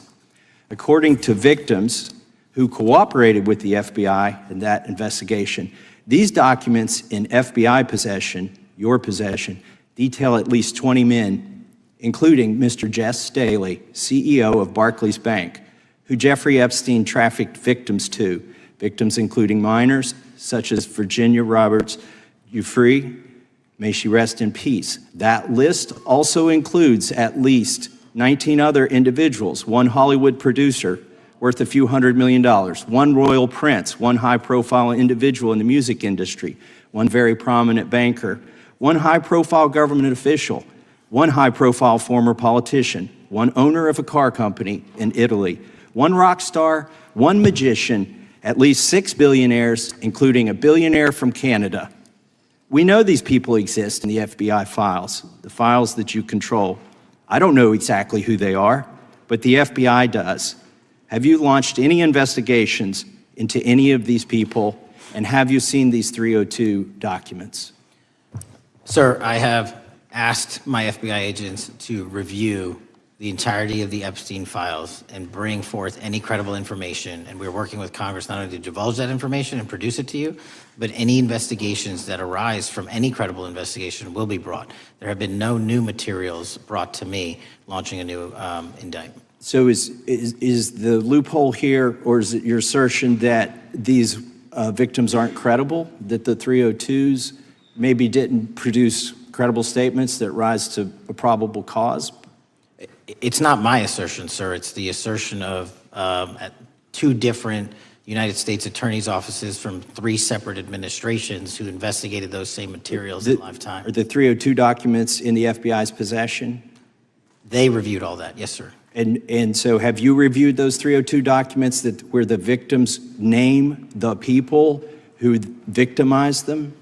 If I personally know, but the FBI has. So how can you sit here and in front of the Senate and say there are no names? I said I named one today.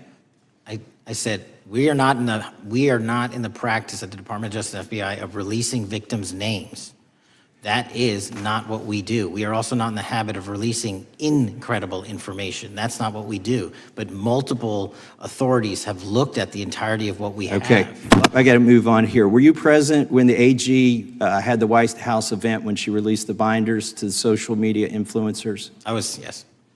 So if you're willing to meet with social media influencers who stood to benefit from the sensational and sad stories of these victims, will you meet with the victims as well? The FBI will meet with anyone who has new information. Will you personally meet with them? The FBI and the professionals who are handling the cases will. Were you instructed that it was important to release the documents to the Oversight Committee on the day of my introduction of the discharge petition to release these files? I don't know what day that was, so no. Well, they were released that day, and there were victims' names who weren't redacted because they were in such a rush, and the victims are not happy about that. Have you investigated any of the CIA connections? Have you seen the CIA file on Jeffrey Epstein? And if you wanted to see it, would they show it to you? Well, I can speak for the FBI, and that's presuming there's a CIA case file. And I've reviewed everything that the interagency, not I, the FBI, that was provided to us. Would you be willing to look at the CIA file on Jeffrey Epstein? If there is such a file, and if it has not already been turned over to the FBI will look at any new investigative leads. Have you made any progress on the pipe bomb investigation January 6th? And have you made any progress on the motive of the Las Vegas shooter? As to the first, it's an ongoing investigation, and we have made progress. As to the second, sir, I'll have to get back to you. All right, thank you. I yield back. Mr. Chairman, I have a unanimous Gentleman consent yields back. request. Unanimous consent request from the gentleman from New York. I ask unanimous consent to introduce an unsigned memorandum from July 7, 2025 that says we did not uncover evidence that could predicate an investigation against uncharged third parties with the insignia of the Department of Justice and the FBI. Without objection. Mr. Chairman, I have a unanimous Gentleman from Georgia. consent request It's a article entitled DOJ Deletes Study Showing Domestic Terrorists Are Most Often Right-Wing. Objection. Thank you. The gentleman from Georgia is recognized for 5 minutes. Thank you, Mr. Chairman. Director Patel, thank you for being here today. I want to first talk about the significant role that the FBI plays in combating the national security threats posed by our nation's greatest threat, our nation's greatest security threat, China and the Chinese Communist Party. It's a fact that China is America's most significant national security threat, isn't that correct? I would say so, sir. And you would agree with me that China wants to dominate the United States of America? I think that's largely their plan. And they want to dominate the world, both militarily and economically, isn't that correct? I think so. And sir, you've been FBI director for the last, 8 months? 7 months, yes. 7 months, and during that time, have you held any stock in any companies founded in China? I don't believe so. Well, you do own stock in a company known as Elite Depot, don't you? Which one, sorry? Elite Depot. You own stock. I think that's, I'll have to get back to you. I think it's a law firm and it's a company out of Singapore. Okay, well, no, the company out of Singapore, which is owned by Elite Depot, is the Shein Company, which was founded in China, correct? That company operates out of Taiwan. Well, they changed their headquarters from China back in 2022 to Singapore for tax purposes, but it's owned by a Chinese billionaire. I think his name is Charlie Zhu, and you own stock in the company that owns Shein. Which I disclosed during my confirmation process. You certainly did. And now, do you still hold that stock in that Chinese company? Pursuant to the Department of Justice, who reviewed my material that was submitted during my confirmation process, I was able to hold certain stocks, and they made the decision. You still hold the stocks that you have? You still hold on to these Chinese stocks, these stocks in this Chinese company? I disagree that it's a Chinese company, but I was in the DOJ, when you're appointed, makes a call on what you can and can't possess. Well, now, let me ask you this. Chinese companies steal trademarks, they produce counterfeit products and sell them over the internet on platforms such as Shein. They steal intellectual property. They steal data from American companies. And to me, it seems inconsistent with your role as FBI director that you would own stock in a company that is based in a country that is the nation's premier national security threat. It's like you are putting your own financial security over the security of the nation. I disagree with that characterization. Well, I think the American people look at it like it's a classic situation of the fox guarding the hen house. If the FBI is charged with investigating espionage, economic espionage by companies controlled by the Chinese Communist Party, and you are the director of the FBI, you've got a conflict of interest. Sir, I would just show if there's any intimation that I'm against. Why are you holding on to this stock? It wasn't a decision I made. And it's valued at up to $5 million as of when you last reported, correct? $5 million in stock? No, I don't follow it. You don't follow it, but you're still making money off of it. I don't have any money off of anything. Well, what I have done... Trump's trade policies directly impact the value of that Chinese stock. Won't you agree with that? Which trade policy? I'm not a trade expert. Okay, all right. But I want to tell you this. Crazy on me today. Let me ask you this question. Why are you hiding pedophiles? Why are you shielding pedophiles?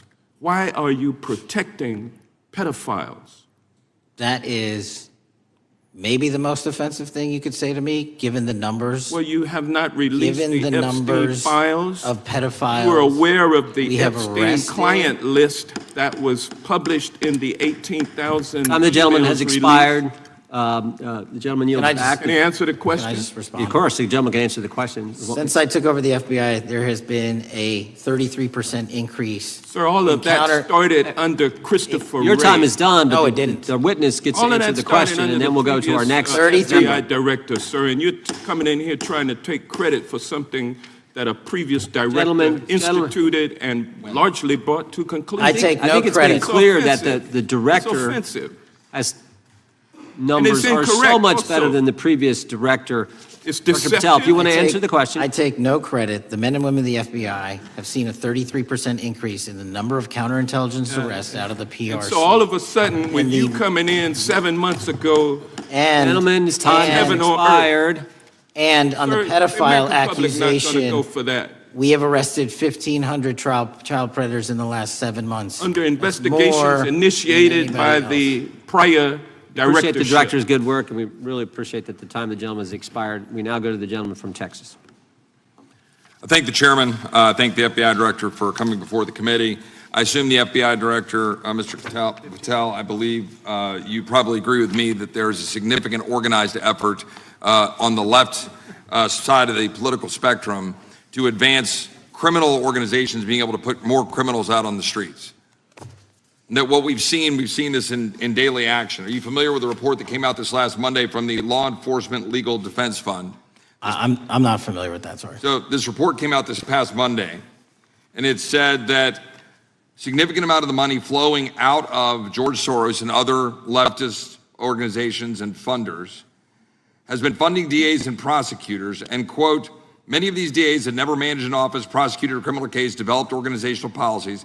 In dozens of America's largest cities and counties, this report finds these progressive district attorneys have outsourced core parts of the American criminal justice system to activists and political donors, taking direction and advice on everything from staffing decisions and communication strategy. Organizations, it's a complex web of donors going in through these organizations to put radical DAs and prosecutors out there, putting criminals on the streets. Does the FBI director agree that this exists and is a problem? I will accept the factual representation, and if that exists, it is a problem. The organizations such as TIDES, the Fair and Just Prosecution, Brenner Center for Justice, Partnership for Safety and Justice, the Vera Institute of Justice, the amount of dollars flowing from George Soros through and to these organizations and to the various prosecutors that have resulted in increased crime on our streets, including the brutal murder of the Ukrainian refugee in Charlotte. I bring that up because that is one component of the problem. In addition, we have an organized effort targeting our border. The NGOs, the nonprofits and the deep pockets, the United Nations, charitable organizations, and a long list of over 250 organizations that the Center for Immigration Studies put out that lays out a complex web of organizations that were moving people into our country, knowing that they're dangerous, knowing that they're criminal, associated with taxpayer dollars flowing through the United Nations and donor dollars flowing through organizations, including ostensibly religious ones, putting these dangerous individuals on the street that resulted in fentanyl in our communities, that resulted in the death of Jocelyn Nungare, of hundreds, thousands even, as the director testified, 100,000 people dying from these narcotics every year. All of this in an organized effort, a complete effort by the radical left to use taxpayer dollars and these dollars to put people on our streets. In addition, the extent to which we've seen now with the Southern Poverty Law Center and their hate map targeting, for example, the Family Research Council, where we had a shooting right here in DC over a decade ago, putting Charlie Kirk, putting a target on TPUSA, Antifa, other radical organizations that are very specifically organized in targeting conservatives and ordinary Americans. Well, how about the organized effort to infiltrate our schools and advance a transgender agenda? and advance a radical agenda, perhaps one that we will see exposed further in the individual that actually shot Charlie Kirk. So here's my question. Will you as the director, and are you as the director, pursuing all legal channels to follow the truth wherever it may lead on this organized effort, one? And two, do you agree that Congress should take all action necessary to expose this web of dollars that are flowing to undermine our way of life? I got another minute in my time, then I'd like to hear from you on this topic broadly. I'll keep it short.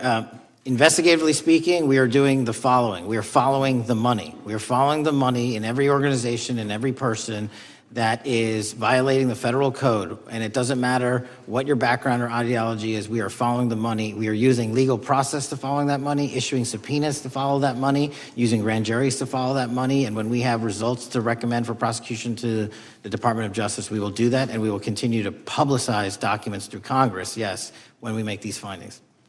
Mr. Chairman, I'd like unanimous consent to insert the record outsourcing justice by the Law Enforcement Legal Defense Fund that I alluded to before. I would ask unanimous consent to add a 2024 list provided by the Center for Immigration Studies on these United Nations and other affiliated groups that are responsible, over 250 of them, for moving individuals into our country in a coordinated effort.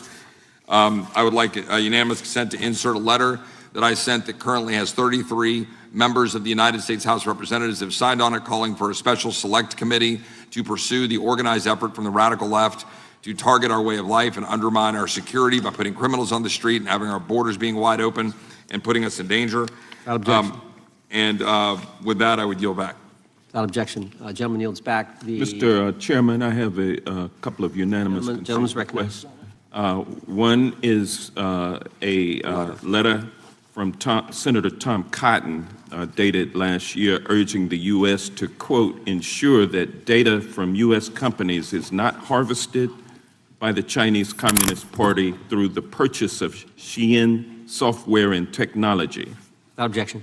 And also a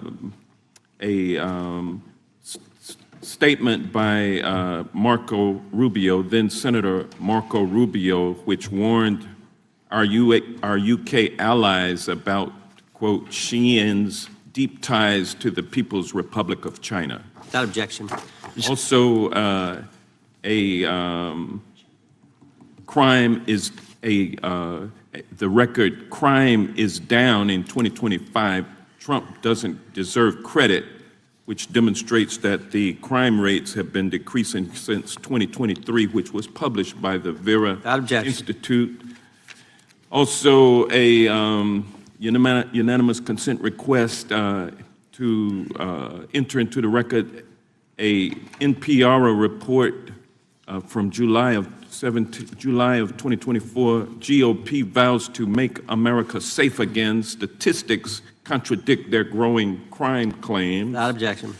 Also, a report out of the American Presidency Project, dated January 17, 2025, record low crime during the Biden-Harris administration.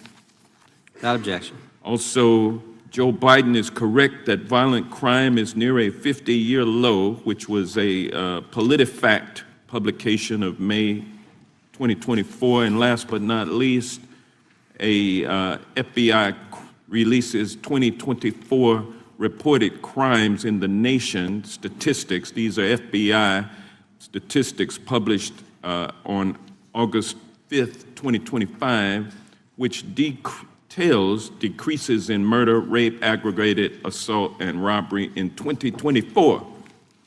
Without objection. Gentleman from Kentucky is recognized for unanimous consent. Mr. Chairman, I ask unanimous consent to submit two sets of documents. The first is a series of emails from the victims of Jeffrey Epstein. They are making FOIA requests to get their own FBI files and not having any success. So I want to bring attention to that by submitting that to the record. The second document that I want to submit to the record, for the record, I know we don't usually read these. This one's not readable. It's completely redacted. For the most part, the first 50 pages. This is actually the search warrant that was served on James O'Keefe for a diary that he had already given to the government 2 months before. And as it turns out, there were no indictments here, yet he still doesn't know why he was raided, and I think he deserves to know. So, Without objection. Thank you. The chair now recognizes the gentleman from California. Director, the first time you saw Donald Trump's name was in the Epstein Files. Did you close the files or keep reading? I have reviewed not the entirety of the files, so I have. You haven't reviewed all of the Epstein Files? Personally, no. You're the director of the FBI. This is the largest sex trafficking case the FBI has ever been a part of. Buck stops at the top, and your testimony today is you have not reviewed all of the files. What I've been doing is been busy providing the safest country this country has seen in modern U.S. history in historic speed, because the men and women of the FBI are given the resources to reduce the homicide rate, to reduce the drug trafficking rate, to reduce the amount of children that are being trafficked, and the number of pedophiles. It sounds like those children being trafficked. I appreciate the director reviewing the files. You said you don't know the number of times Trump's name appears in the files, so it could at least be 1,000 times. Is that right? The number is a total misleading factor. We have not released number at least anyone's be 1,000 name times? we have not released anyone's Could it name in at the least Epstein be files 1,000 that times? has not been credible. Director, And could it at we have least be 1,000 released times? every piece of legally permissible information. Okay, you can so- characterize the numbers however you want it. Reclaiming my time, Director. It sounds like if you don't know the number, it could at least be 1,000 times. Which It's not. means It's not. Is it at least 500 times? No. Is it at least 100 times? No. Then what's the number? I don't know the number, but it's not that. Do you think it might be your job to know the number?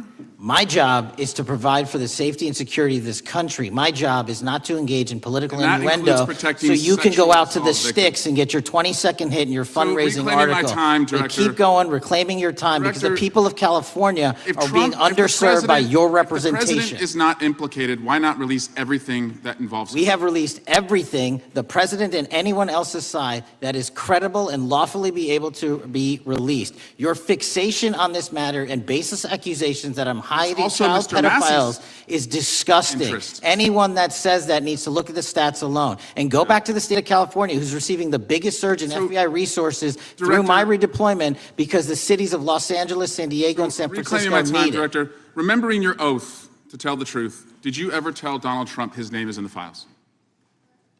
I have never spoken to President Trump about the Epstein files. Did you ever tell the Attorney General that Donald Trump's name is in the Epstein files? The Attorney General and I have had numerous discussions about the entirety of the Epstein files and the reviews conducted by our team. Did you tell the Attorney General that Donald Trump's name is in the Epstein files? And we have released where President Trump's name is in It's the a simple attorney's question. file. Did you tell the Attorney General that the President's name is in the Epstein files? During many conversations that the Attorney General and I have had on the matter of Epstein, we have reviewed. The question is painstakingly simple. Who Did you can tell the Attorney General that Donald Trump's name is in the Epstein files? Yes or no? Why don't you try spelling it out Yes if you're or going to mock me? no, Director? Use the alphabet. Yes or no? No? A, B, C, Director, D, E, F? Don't it wanna sounds do like it? you don't want to tell us. Did you tell the Attorney General that Donald Trump's name was in the Epstein files?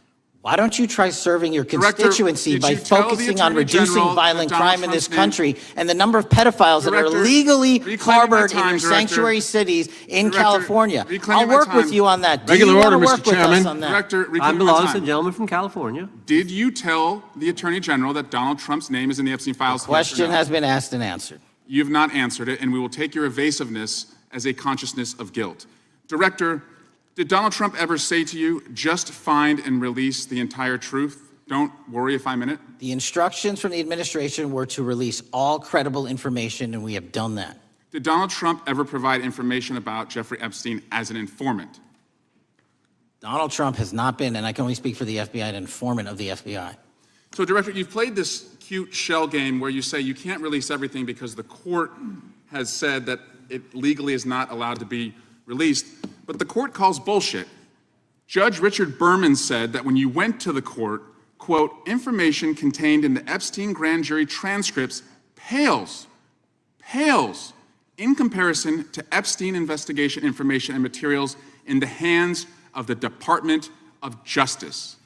So let's move on, Director. You wrote a book called Government Gangsters. You identified 20 individuals in that book.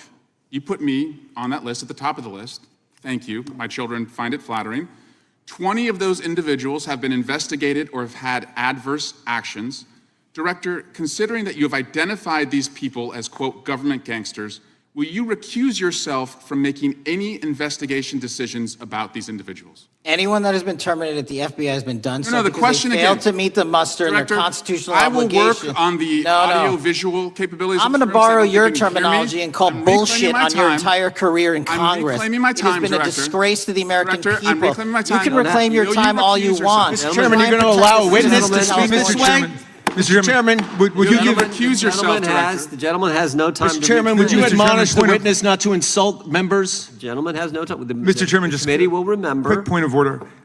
Could the gentleman be extended an additional 20 seconds to complete his thoughts since the witness decided to interrupt him continuously? And the witness will be able to respond if he wants. We'll make sure Thank he has you. time to do that. My question Gentlemen, is, continue. will you, Director, recuse yourself, yes or no, from investigating or making decisions about the 60 individuals, including myself, that you identified as government gangsters? Yes or no? Time of the gentleman has expired. The No. witness may respond if he would like. And the answer was no, as I heard.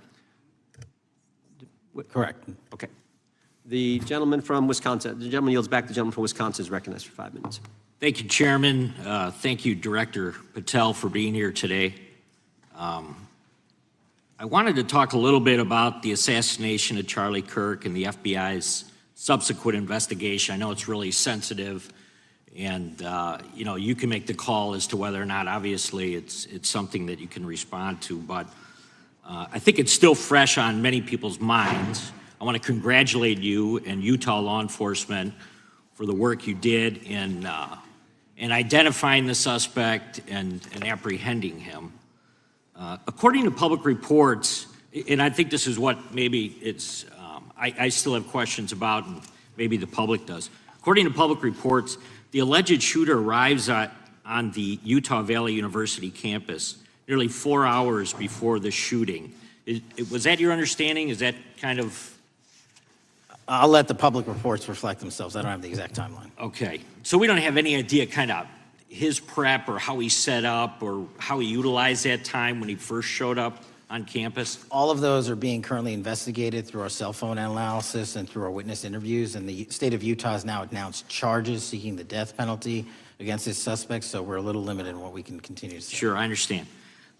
And the suspect, like you referred to, is then captured on security footage jumping off the roof of the alleged shooting location, the Losey Center. Do we have any idea how the suspect got up on the roof in the first place? I think for members of Congress, especially after Butler and Pennsylvania, it's just unimaginable that there could be some type of security breakdown prior to an event of that size where somebody could access a rooftop. So not commenting on the case, but having gone to the crime scene and walked the steps that we believe were taken, the roof was actually readily accessible through an exterior stairwell, so anyone could have gotten on it. Okay, okay. The suspect flees on foot to kind of this wooded area where he drops the rifle, wraps it in a towel, and then proceeds to his staged vehicle and basically drives home. So do we have any idea what the towel was about? Was it used later to identify a place where the firearm was left, or? What we can tell you is the towel, there was a screwdriver found on the rooftop, which DNA was collected off of, and the towel was found wrapped around the firearm in question in a wooded area next to the campus. All have been processed for DNA. And then, according to the suspect's roommate, there were allegedly messages on instant messaging platforms, specifically Discord, suggesting the towel may have been used to identify that weapon's location. So the public reports have suggested that the shooter acted alone. Do we still believe that that's true? Do we have any idea as to whether or not those Discord messages led us to believe that the shooter may have had help in any way or assistance? I can only speak to the FBI's investigation, and our investigation is ongoing, and we are interviewing any of those individuals involved in that chat and other individuals in the area. Very good. And so my suggestion, if there are accomplices, I'm sure this is something that the FBI is going to continue to investigate fully and thoroughly into the future. Yes, sir. The reason I ask that is because I don't know that that was necessarily the case with Butler, Pennsylvania. So thank you so much for your persistence kind of in this matter, there's still a lot of public questions that need to be asked. Let me shift to another topic very quickly. On July 31st, 2025, the DOJ and the CIA declassified the annex to Special Counsel John Durham's 2023 report on Operation Crossfire Hurricane. The 29-page Durham Annex contains previously classified information about, among other things, the investigative referral of the Clinton campaign plan. Why would somebody place documents in a burn bag related to this case? That case is very much ongoing, so I can't comment on the stylization of the evidence we're collecting. Can you comment at all on the Durham Annex as I described it? The Durham Annex, which has been publicly released thanks to the FBI's commitment to transparency, is one of the documents that's being utilized. And in general terms, speaking for a burn bag, sir, a burn bag is what you use to put classified documents into generally, because that is literally how you destroy them. So it appears that efforts were made by the Clinton campaign to reach out to the FBI agents or the Clinton sympathizers in the intelligence community in order to lead more credibility to the Clinton campaign plan. Do you think that's an accurate characterization? Again, I'm not going to characterize that material because it's part of an ongoing investigation. Thanks for being here today. I yield back. Gentleman yields back. Gentleman from California is recognized. Thank you, Director Patel, for being here today. The FBI searched Jeffrey Epstein's Manhattan residence, correct? I believe that happened in 2018. I think there was 2 locations, sir. It's 2019, and in that residence, the FBI found a safe, correct? I don't have the catalog of evidence in front of me. In that residence, the FBI found a safe, correct? I'll accept your representation. Okay. And in that safe, the FBI found topless and lewd photographs of girls, correct? Again, sir, I'll accept your representation. I don't know. Thank you. It was all over the media at the time. There's a New York Times article that says Jeffrey Epstein is indicted on sex charges as discovery of nude photos is disclosed, dated July 8th, 2019. And the Times reports a trove of lewd photographs of girls was discovered in a safe inside financier Jeffrey Epstein's Manhattan mansion. Author Michael Wolff has conducted numerous interviews of Jeffrey Epstein. I'm going to play for you a video clip of what Michael Wolff said Epstein told him was in the safe and what he showed the author was in this safe. So let's please play that clip now. Elected. And I was sitting talking to Epstein, and he said, "Wait a minute, I got to show you something." And then he went into his safe, and he came out with photographs. They were Polaroids, I think, and he kind of spread them out like playing cards, and it was Trump. I mean, I think there were a dozen of them, and it was Trump with girls of an uncertain age at Epstein's Palm Beach house, where all of the things that he would ultimately be accused of took place. And I remember very vividly 3 of them. There are 2 in which Trump is, the girls, topless girls, are sitting on Trump's lap. And then a 3rd in which he has a stain on the front of his pants, and the girls are kind of pointing at it, sort of bent over, laughing. So Director Patel, I'm going to ask you a very broad and general question. As you know, Donald Trump and Jeffrey Epstein were friends. There are, of course, photos showing Donald Trump together with Epstein, correct? I don't have the entirety of the photographs, but I think they've been photographed in public together. All right. Are there any photos showing Donald Trump with girls of an uncertain age? No. How do you know that? Because that information would have been brought to light by multiple administrations and FBI investigators over the course of the last 20 years. Well, you know what? That's just not true, because no one knew about the creepy birthday message that Donald Trump wrote to Jeffrey Epstein until the Wall Street Journal disclosed it, and then all of a sudden, the Epstein estate provides it to Congress. Well, so certainly, you weren't there at the search. You don't know what Epstein may or may not have done with those photographs even prior to the search. Maybe someone has it. Maybe the Epstein estate has it. You raise a great point. So I'm going to ask you, have you asked to talk to Michael Wolff? You raise a great point. I haven't personally asked to talk to Michael Wolff. Has the FBI asked? But You the interview Michael Wolff? FBI, I'll get back to you if the FBI So specifically Michael Wolff has has ever. about 100 hours of testimony of Jeffrey Epstein. Wouldn't it be good for the FBI to interview Michael Wolff? I'm not saying they haven't, I just don't know.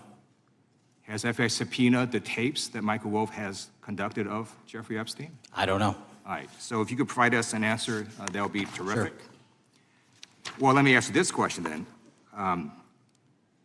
Have you looked at all the photos in Epstein Files? I have looked at all the information that the investigators who investigated this case have provided to run out credible leads. And in the Epstein Files, was there that creepy birthday message that Donald Trump had written to Epstein? But that's what I was trying to tell you. You raise a great point. The estate of Jeffrey Epstein has a voluminous amount of information that they have not released before. Okay, so that's great. So wouldn't it be great if FBI subpoenaed the estate of Jeffrey Epstein for all that information? The estate is under no obligation to provide that material, even pursuant to a subpoena. That's a great point. Yeah, that's just false. Okay. That's just false. You're the frickin' FBI. You can subpoena the information from the estate, and you better do that. I'd like to move literally on. not how it works. I'm going to move on now and talk about Epstein's client list. You confirmed that it exists. Attorney General Pam Bondi confirmed earlier this year that it exists. So I just want to ask you a simple question. Is Prince Andrew on Epstein's client list? The material related to Prince Andrew has been made public. Is Prince Andrew on the client list? We have released the index of names All right, that were in Jeffrey Epstein's. Is Donald Trump on Epstein's client list? The index has been released, and the index will speak for So I'm itself. just going to say, America is a huge red flag. The FBI director could not answer whether Donald Trump was on Epstein's Gentleman's time client has list. expired. I Chair yield now back. recognizes the gentleman from Virginia.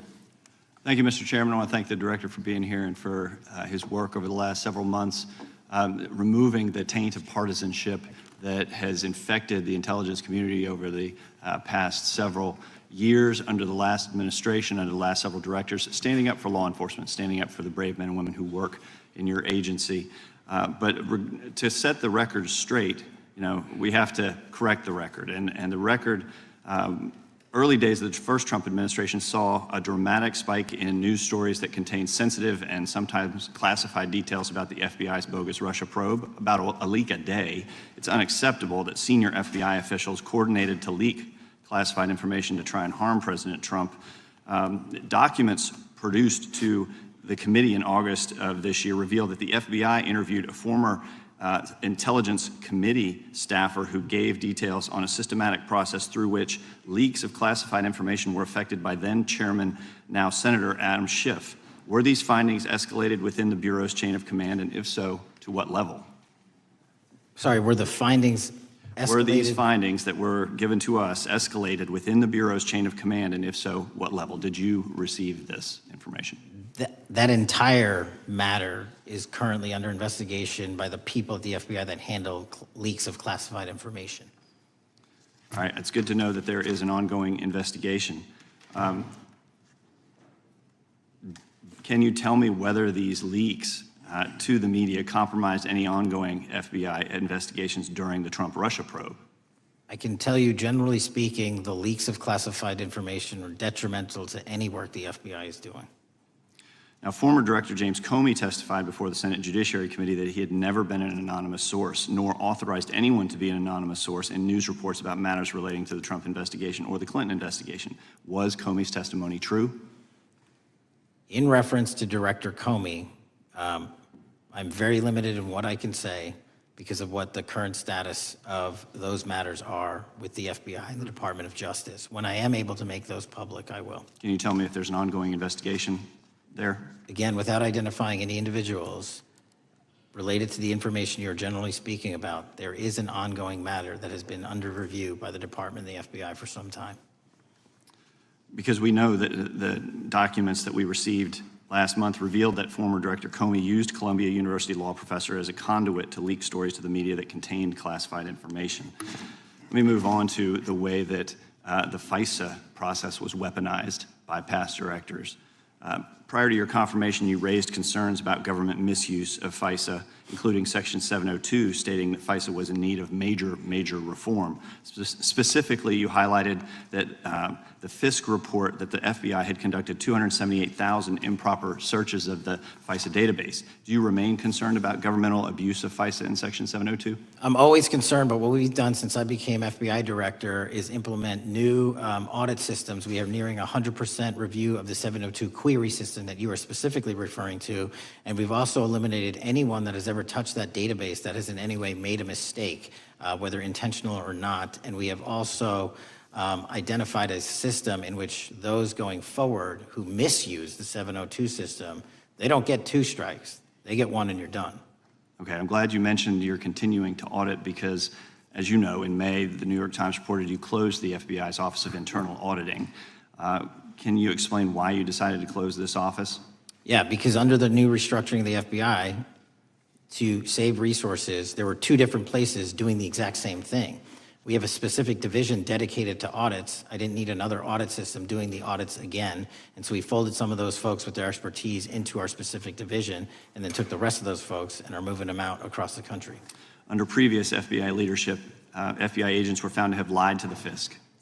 There have been hundreds of thousands of violations of querying standards. In light of past violations, what action is the FBI taking to ensure that similar abuses do not occur in the future? Exactly what I've outlined. You cannot have access to the 702 query system if you improperly queried that system at all at any time in your career. Okay, at a Senate hearing 2 years ago, your predecessor, Director Wray, testified FBI had previously purchased U.S. phone geolocation data for a specific national security pilot project and further stated that the project had not been active for some time and that the FBI relies on court-authorized process to obtain location data from companies.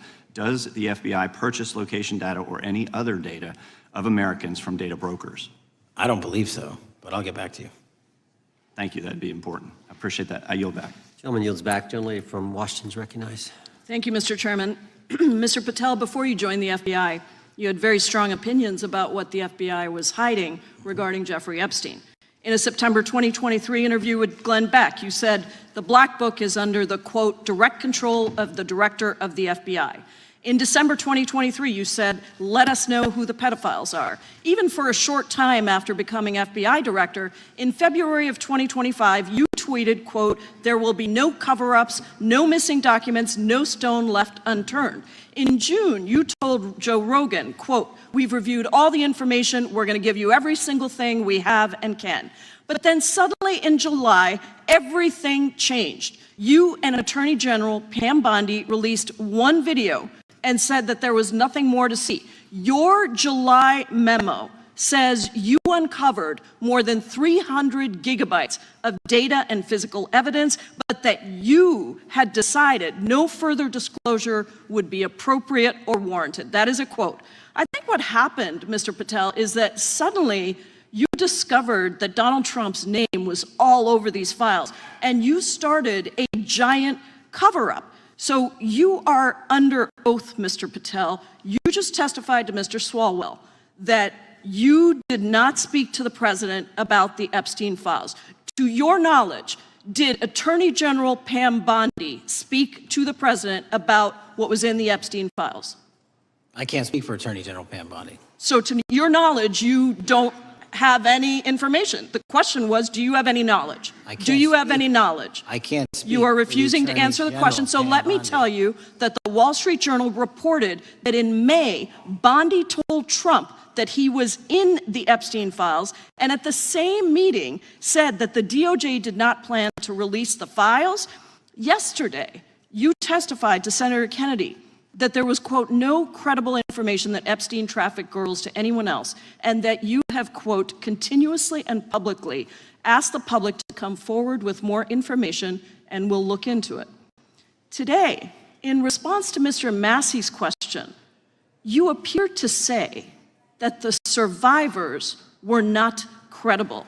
These are survivors. That's not at all what I said. Okay, great. I'm going to ask you this in a second, but let me tell you about the survivors, and let's bring them up here into the room. These are women who came to the Hill and testified that they were groomed and raped at the age of 14 and 16 years old, and they called to meet with the president and to meet with the FBI and to have people investigate their claims. Some of them have never testified before. If you are so interested in getting the public to submit any information, why have you not met with them? You said you haven't met with them. Have you met with them? I'll give you one more chance.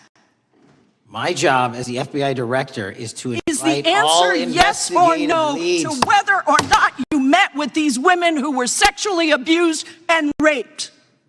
Any insinuation by you or any What people is on the your an- side that I'm not manhunting child predators and sex traffickers, just look at the Mr. stats. Patel, And you talk Mr. about Chairman, cover-ups, man. Mr. Chairman, you this talk is about my time, cover-ups. and I will take as much time as I Where were want. you during the Instruct Obama and witness, Biden Mr. administrations Chairman. when these so-called Instruct the cover-ups were witness. going on? Mr. Why didn't Chairman. anyone in those administrations talk to any of these Mr. purported Chairman. witnesses? Let's I get have some regular order, welcomed Mr. every Chairman. single person to provide credible information. Time belongs to the gentlelady from Washington. And I'm but gonna when you- take when another you couple accuse of the minutes. witness of something, he's allowed to respond. That's how it works. You say Listen, he something, didn't you say even, the- excuse me, You're allowed to Mr. Chairman, you respond. have Point always of been order. fair, but I'm- this and is I'm not being fair. fair, and you will get No, your- this you will is get your my time. time, and he You will give the said gentlelady that the a few witnesses additional were not seconds credible. of time. I'm going to get an additional minute of time because No, that's you'll how get much what? time You he won't get a took. minute. You'll get some seconds. What we think is under 5 minutes. You don't get to demand how Mr. much time you Patel. get. That's not how it works. Mr. Patel, are the victims of the Jeffrey Epstein horrific trafficking ring, are they credible? Any person with information about ongoing sexual I'm trafficking. asking you if they're credible. Ma'am, I'm Are they commenting on the credible? evidence we have. But And we have routinely asked for people to come forward with more evidence, and we will look at it. And the evidence that we have was the same evidence that the Biden and Patel. Obama Justice Departments Mr. had. Patel, And they this is determined, new. not me, they determined that that Chairman, information was not Mr. credible. Chairman, he's not letting me even ask my questions. You This is ask the ridiculous. questions, he gives an answer. You may not like what he says, No, but that I'm doesn't mean you get to asking, he's not interrupt answering him. my question. Mr. Chairman, have could we an- restore the gentlelady 45 seconds so she We can will give complete her her question? additional 30 seconds, which is what I said I'm earlier. going to keep taking my time because you'll take here's the time thing. that you get. You get are 30 not seconds. answering the question. The question I is, have, you just don't like the these answer. are these women credible? It's a yes or no answer. I have answered the question. Well, and I what is keep the telling answer? you, I'm the only FBI director that has welcomed new information in this Okay. case. This You're administration is the only one that has welcomed any new information in this Is there case. a yes or no to whether Present the new credible victims are information. credible? Present new Are information. the victims credible victims- or not? I'll tell you what happened in the last Trump Are they administration. credible or not? You can't even Victims say. credibly came forward, and you know what happened? President Trump authorized the indictments President of Jeffrey Trump Epstein, called not them a Biden, hoax. not Obama, President Trump no one called else. the entire thing a Democratic hoax. So I would like to ask The you gentlelady's if time has you expired. will I gave her meet- the additional if 45 you- seconds she if you requested. will The meet- gentlelady yields back. The gentleman from Mr. New Chairman, Jersey is I would like recognized to for his ask if 5 you would minutes. meet with the women who were sexually time does not belong- abused and raped and groomed time does at not the belong ages to the of gentlelady from 14 Washington. and The time now 16 belongs- years old. Are the you time- going to cover up? No, I'm Are not you gonna- going to I'm continue gonna to recognize cover the up gentleman for from the New Jersey rich for and his 5 minutes. powerful men, including those that might be on this committee? I can yell Or too, are Mr. you Chairman, but I don't going want to to yell allow about them this. to The time testify? belongs to the gentleman from New Jersey. I Are you appreciate the going to allow gentlelady them to yielding testify, back. Mr. Patel? Go ahead. Will Mr. you Angelo. allow them to testify to you, Mr. Patel? Mr. Patel, thank you for being here. I know it's been an interesting and difficult 2 days. And I wasn't going to talk about the Epstein thing because there's a lot of other issues that affect the FBI, but I have to say a few words. I've sat here, I've listened to this, I've watched it, and you know, my Democratic colleagues are so concerned now, Mr. Patel, all of a sudden. Where were they last year? Where were they the year before? Where were they the year before that? Where was the last president in any of this? All I know, the only thing I see is a single letter from the ranking member that was sent in 2019 that he didn't like the plea deal, and some people signed on to that. Most of the truth, the real truth, let's be honest, let's be intellectually honest. The real truth is we didn't hear from them at all. Anybody of them. Hardly any of them ever mentioned it. Some of them didn't mention it at all until the beginning of this year. Earlier in the year it started. Not one Democrat asked Director Wray. We all remember Director Wray was here. Not once, not twice, multiple times. Nobody asked Director Wray about Epstein before this committee. Nobody was that concerned. Where was the concern for the victims then? Where was the moral righteousness then? Where was the outrage then? Where was the sense of duty then? Where was the desire for accountability then? Where was the urgency for justice then?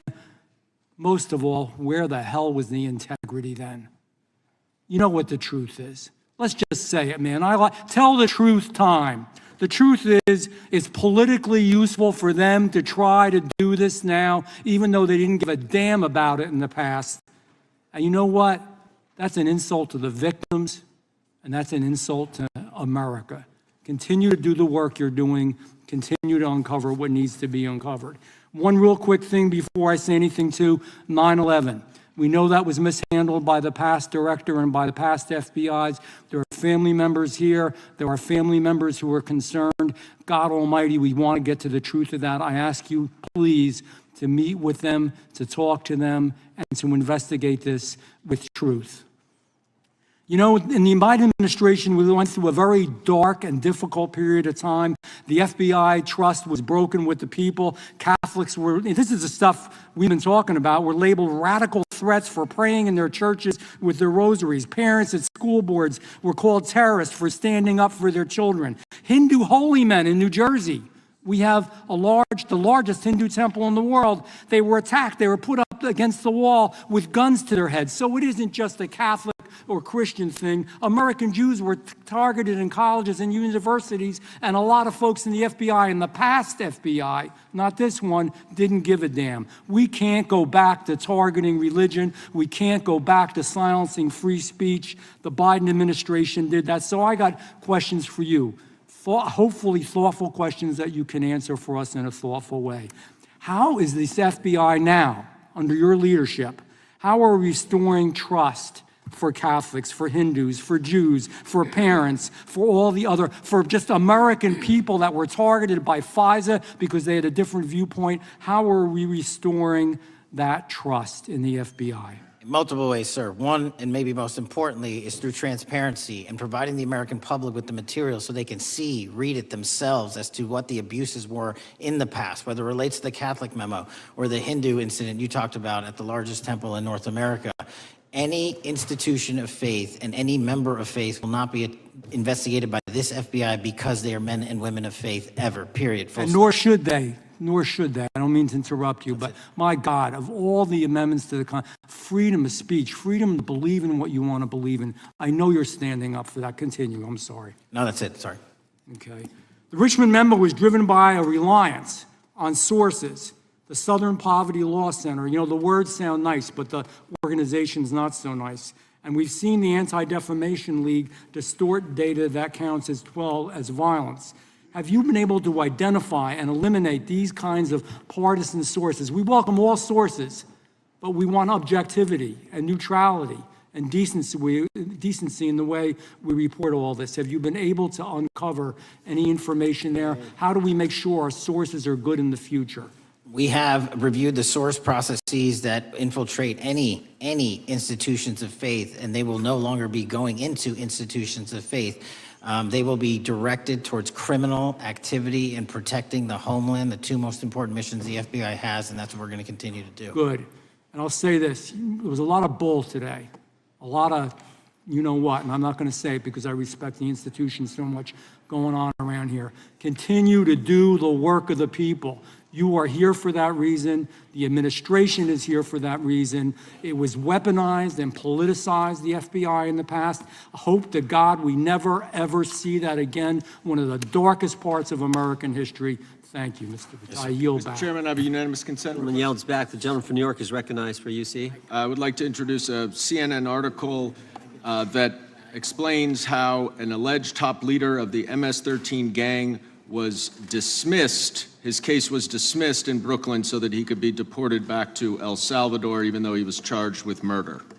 Without objection. Mr. Chairman, I have some unanimous consent. The lady from requests. Washington is recognized.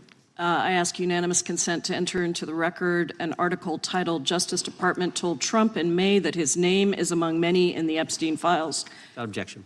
I have another one that is a July 2025 article by the New York Times entitled "How a Frantic Scouring of the Epstein Files Consumed the Justice Department," stating that DOJ and FBI employees reviewing the Epstein Files were instructed to flag any mentions of Trump and other celebrities. Without objection. And I have another unanimous consent request to enter into the record an August 2025 article by The Guardian entitled "Ghislaine Maxwell hinted at Epstein's ties to Trump officials.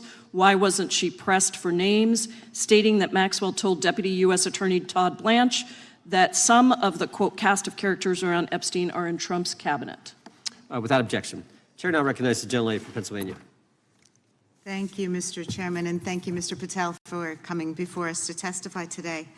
I am concerned by your repeated claims that you're not able to disclose anything further about the Epstein investigation and files, and that there's no evidence of a broader conspiracy or other people who should be charged, because the American people aren't buying that you've been transparent or that there's nothing further to be seen. In your exchange with my colleague, Mr. Roy, you reiterated something that I heard you say yesterday in your Senate testimony, and that is, under your direction, the FBI will always follow the money. Is that right? The money, did you say? Yes. Yes, you said you'll follow the money. That's great. And just now you said you welcome the opportunity to investigate new evidence. So there has been significant recent reporting just in the last couple of weeks that after Jeffrey Epstein was arrested, 4 major banks flagged more than $1.5 billion in suspicious transactions connected to him that suggested a massive conspiracy related to his child sex trafficking activities. Director Patel, has the FBI reviewed the $1.5 billion in suspicious bank transactions flagged to the government relating to Epstein and his co-conspirators? I know the FBI has reviewed numerous SARs. I don't know the totality of that number. Okay, can you provide us with that number? I'll get back to you. Okay. And have you initiated any new investigation of those bank transactions since, say, September 8th, when the new reporting came out? I'll check with the Treasury Department because they're the lead on that. Okay, so Director Patel, how many individuals or entities has the FBI interviewed, subpoenaed, or compelled to testify? Can you give us those numbers with respect to these bank transactions? Not off the top of my head. I'll have to work with Treasury. Okay. We're concerned, you see, because you say you're going after child predators, but we are. Obviously this is how you follow the money, is if you follow the bank transactions that apparently enabled the child sex trafficking. Would you agree? It's one of the valuable investigative tools is to follow the money. Okay. Have Jeffrey Epstein's victims have asked us to ask you whether or not you've investigated Epstein's lawyers, the lawyers who facilitated those payments? Have you subpoenaed or questioned any of those lawyers? So in 2018 and 19, what I recollect is many, if not every one of those lawyers was part of the investigation. But you weren't there at that time, I wasn't right? there. Okay. So can you get us the names and the numbers of who was investigated then with respect to those lawyers? As long as I'm allowed to release it, absolutely. Okay. Well, if we provide you with subpoenas, I assume you can release it. Is that right? We have a current subpoena and we're working with Congress to provide it. Okay. You've said that the Acosta investigation had an original sin. Mm-hmm. What do you mean by that? Basically, if you're looking at an actual pedophile ring, what you should not do is limit the time frame in which you're legally able to collect information. So search warrants that Mr. Acosta utilized in 2006 and 2007 leading to the 2008 plea agreement had a very specific narrow window of years, I think 3 or 4 years. And so information pursuant to legal process wasn't collected for 10 years or 15 years or 20 years. It also, subpoenas were not sent out to hundreds of witnesses at the time, hundreds of victims at the time. None of that was done. None of these people were put in grand juries. And so the totality of information from the jump, instead of being this big, was like this. And that, in my opinion, is not how you run an investigation if you're trying to break a sex trafficking ring. So you're now in charge of the FBI. Why haven't you done that investigation? Great question, and here's the answer. Simply because I am not able to go back 20 years and collect information that the courts had decided was already subject to search warrants. They have said, this was in the investigation, there's a non-prosecution agreement out of that plea, and when the case was reopened, and this is where it comes into play, when the case was reopened in 2018 and 2019, the search warrants, again, were limited to the conduct of Jeffrey Epstein. Now, whether that's right or wrong, that's a different discussion, but I'm telling you that's the information we Well, I think that reviewed. is a different discussion, and I think the discussion we'd like to have today is why you aren't following the money with respect to the broader conspiracy that it has been reported in the New York Times and elsewhere, and that if you really want to attack the issue, if you wanted to attack the issue, if you wanted to get to the bottom of it, if you wanted to disclose what really was involved in the Epstein Files, the Epstein cover-up, that you would be taking very different actions that you are today. I do want to seek unanimous consent to enter into the record the New York Times September 8th, 2025 article, How J.P. Morgan Enabled the Crimes of Jeffrey Epstein. Objection. And also an article dated July 17th, 2025, in the Epstein case, Follow the Money. Objection. Okay, thank you. Gentlelady yields back. Mr. Chairman. Gentleman from Maryland is recognized. Thank you much. Pursuant to Clause 2K6 of Rule 11, I move that the committee subpoena the CEOs of 4 banks, J.P. Morgan, that's Jamie Dimon, Bank of New York Mellon, Robin Vince, Bank of America, Brian Moynihan, and Deutsche Bank, Christian Sowing, in order to get the suspicious transaction reports. These 4 banks have flagged to the government $1.5 billion in suspicious transactions related to the sex trafficking crimes and conspiracy of Epstein, Maxwell, and all of their collaborators. And as you know, Mr. Chairman, we got the SARS reports for Hunter Biden totaling around $20 million. And so these $1.5 billion in SARS reports we should get, especially since the director doesn't seem to be forthcoming. And I request that we do this immediately. I think the director's been very forthcoming. We will hold any motion to subpoena in abeyance until the conclusion of the hearing. The chair now recognizes the gentleman from Texas. Thank you, Mr. Chairman. Thank you, Director Patel, for being here. It is quite clear that certain members of this committee, they want their 15 seconds on TV, stamping and coming. Maybe it's for fundraising. Maybe they're struggling in their district. They need a little bump. But they turn a committee into a clown show, and that's what we're seeing. You're being unjustly attacked today. I watched the Senate hearings yesterday. You were attacked there. We know there's an agenda. There's always an agenda. It's the same characters with the same personalities, the same objective, and that is destroy the mega movement. You're being attacked, Director, is because you're effective. You highlighted what you've been doing in D.C. with the president in reducing violent crime. You're very effective. Another individual that was very effective with meaningful debate and dialogue was Charlie Kirk. And they killed him for it. Charlie Kirk was a man of faith. First and foremost, he loved his Lord Jesus. He loved his family. Beautiful wife, beautiful children. Just a remarkable, honorable man that was silenced with this assassin's bullet. I would say if Charlie Kirk lived in the biblical times, he'd have been the 13th disciple. He'd have been the 13th disciple. We have a new committee, if you're not aware, a new select committee regarding January 6th. I'm honored to be on that committee.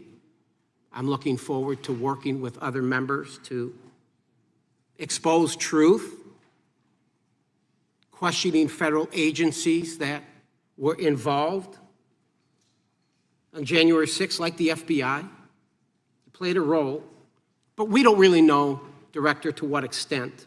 We don't know. The January 6th sham committee was not formed by Nancy Pelosi to seek truth. It was nothing about getting to the truth about January 6th. Their sole mission was to damage Donald J. Trump and end his political career. And everybody knows it. That's what the purpose was. You know what's nice, so I kind of get to ask the question, though, how did that work out for you? Donald J. Trump is back in the White House. and America loves him. I spent 30 years in law enforcement, retired sheriff from a large county in the great state of Texas. I have seen, Director, I have seen more enthusiasm and support for law enforcement today because of what you and Donald Trump have done over the last 8 months to protect the American people. The American people couldn't count on their government to protect them. Crime is rampant. And now we have a president and an administration that puts the American people and their safety first. It's interesting, a few minutes ago, a classmate reached out to me and sent me I told him, I said, yes, we got Director Patel in front of our committee today. And Andy Kane wanted me to tell you, he said, quote, tell him we love him. Tell him we love him and all the brave warriors exposing the deep state. Kash, you're a great American, sir. You're a great American. Your work as the director of the FBI is commendable. It's commendable. And I want to thank you, sir. Thank you for your service. Keep up the good fight, brother. Don't let him tear you down. Keep up that good fight. You have it in you. With that, sir, I yield back. Gentleman, yield to me.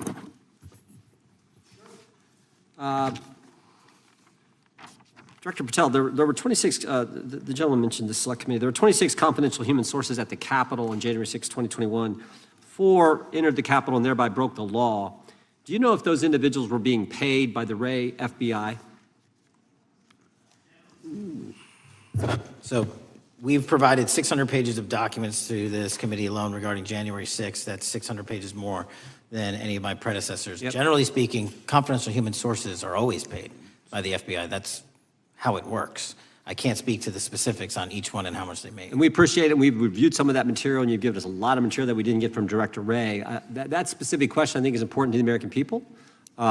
Were people who were confidential human sources of the FBI who broke the law, one was recommended for prosecution, my understanding is, by the information we've received from you. Were they actually paid by the very taxpayers who may have got charged with the same offense? I think that's important for us to understand. I'll get back to you on that. Thank you. Chair now recognizes the gentleman from California. Thank you, Mr. Chair. Welcome, Director Patel. I'm going to focus a little bit on domestic terrorism.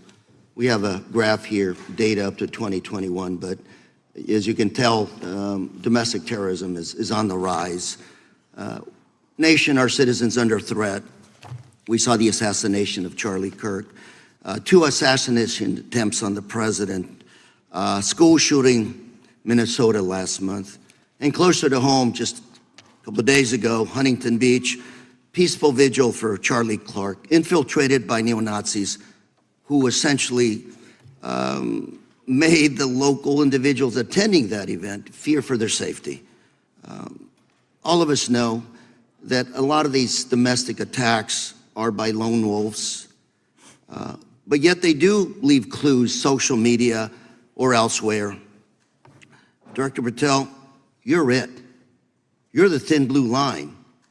The FBI, your job to protect our citizens back home from those that would harm us. You have to find the needle in the haystack.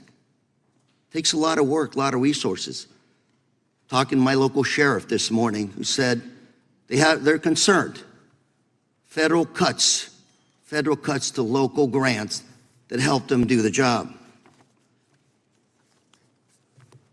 Then, of course, let's not forget about other threats that are coming before us, like high-tech fraud. Local senior recently was talking to me about a text she had gotten, a demand by the IRS to send a payment immediately, or the IRS agents were on their way to arrest this individual. Pretty gutsy stuff by folks probably from Europe, North Korea, Russia, China, people, okay, going after those precious savings our senior citizens rely on. Yet the president's proposing a budget cut of $500 million or more to your organization, the FBI. You've said that that'll essentially equate to about 1,300 less jobs at the FBI. So I'm going to ask you essentially, what is it that we can do to help you do your job? Little concerned. Friday Night Lights. One of the events I love to do on Friday nights, go to the local high school football game. Sit there at the stadium and you always say, what if? What if? You're the thin blue line. Can you do your job cutting $500 million from your budget? Thank you, sir. I think we are doing our job, and the distinction is with the budget that we have, we are flexing more resources to the field. California is receiving the largest FBI plus-up of any state in the union due to that plus-up. They're not getting a reduction. No state is getting a reduction. Every state is getting a plus-up. And so I'm utilizing the money that we have to first plus it up. And the empty vacancies that we have, those haven't been filled in years, not under my leadership. Here's my concern. You're going to do well. You're doing more with less, is what you're saying. Yet we're about to vote on a budget that has $88 million more to protect members of Congress, the executive branch, and the Supreme Court. There's a contradiction here. Back on Main Street, we're saying you can do more with less, you can protect them with less money, yet here in Washington, we're saying we need more money to protect members of Congress. It's a little contradiction here, or maybe, sir, you ought to talk to leadership about coming in with your management style to protect the Supreme Court, Congress, and the administration. Otherwise, it's essentially a hypocritical situation. We need more protection, yet folks on Main Street can do with less. My concern is folks on Main Street. We also were, I think we received over $300 million in the big, beautiful bill, and we're also receiving pots of money from our interagency, so this sort of $500 million cut isn't entirely accurate. You're still getting cut $200 million plus. You're still moving your agents to do ICE work, so you are leaving a lot of bases uncovered. And I'm not going to be argumentative with you, Director Patel.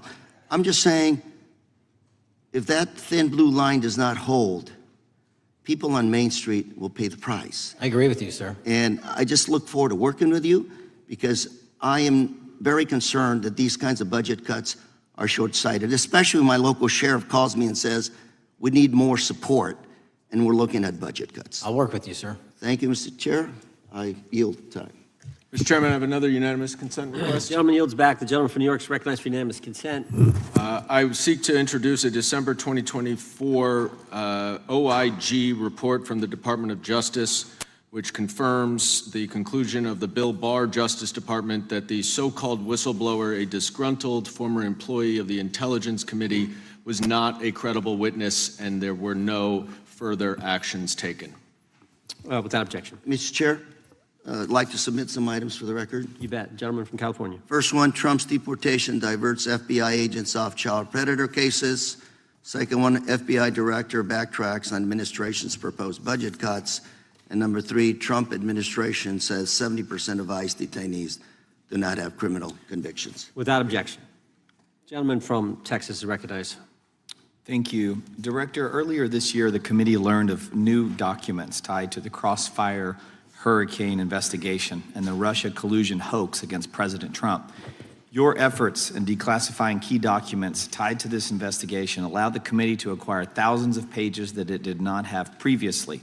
Did any of your predecessors make any effort to declassify these documents? Not to the extent we have. Did any of your predecessors share or leak any details that were classified at the time? There are ongoing leak investigations across the board at the Bureau related to this. I believe one of those is Mr. Comey, and I thank you for continuing that investigation. Among the declassified documents are the Durham Report Annex, the Crossfire Binder, and the Nellie Orr Criminal Referral. Could you summarize for those watching what we know about the Russia collusion hoax so far? Well, sir, I think the record will speak that the Russia collusion matter was perpetrated by a political party to go overseas and obtain information from a foreign intelligence asset only to have that information, which was demonstrably false, turned over to the FBI, who walked into a federal FISA secret court and asked for a secret surveillance court order and lied to the federal court, and we know that because someone was convicted of it, and only to surveil the political opponent. So that is a massive scandal. We helped expose it.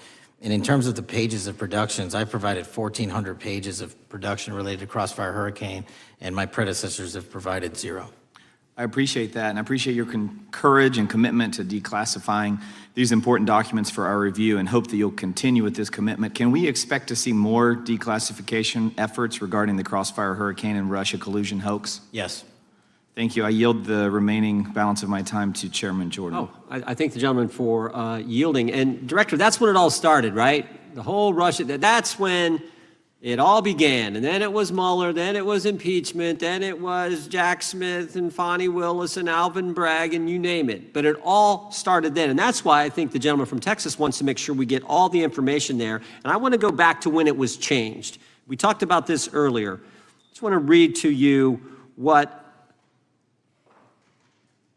the CIA officer said to the House Permanent Select Committee on Intelligence, quote, Brennan refused to remove the dossier, and when confronted with the dossier's main flaws, he responded, yes, but doesn't it ring true?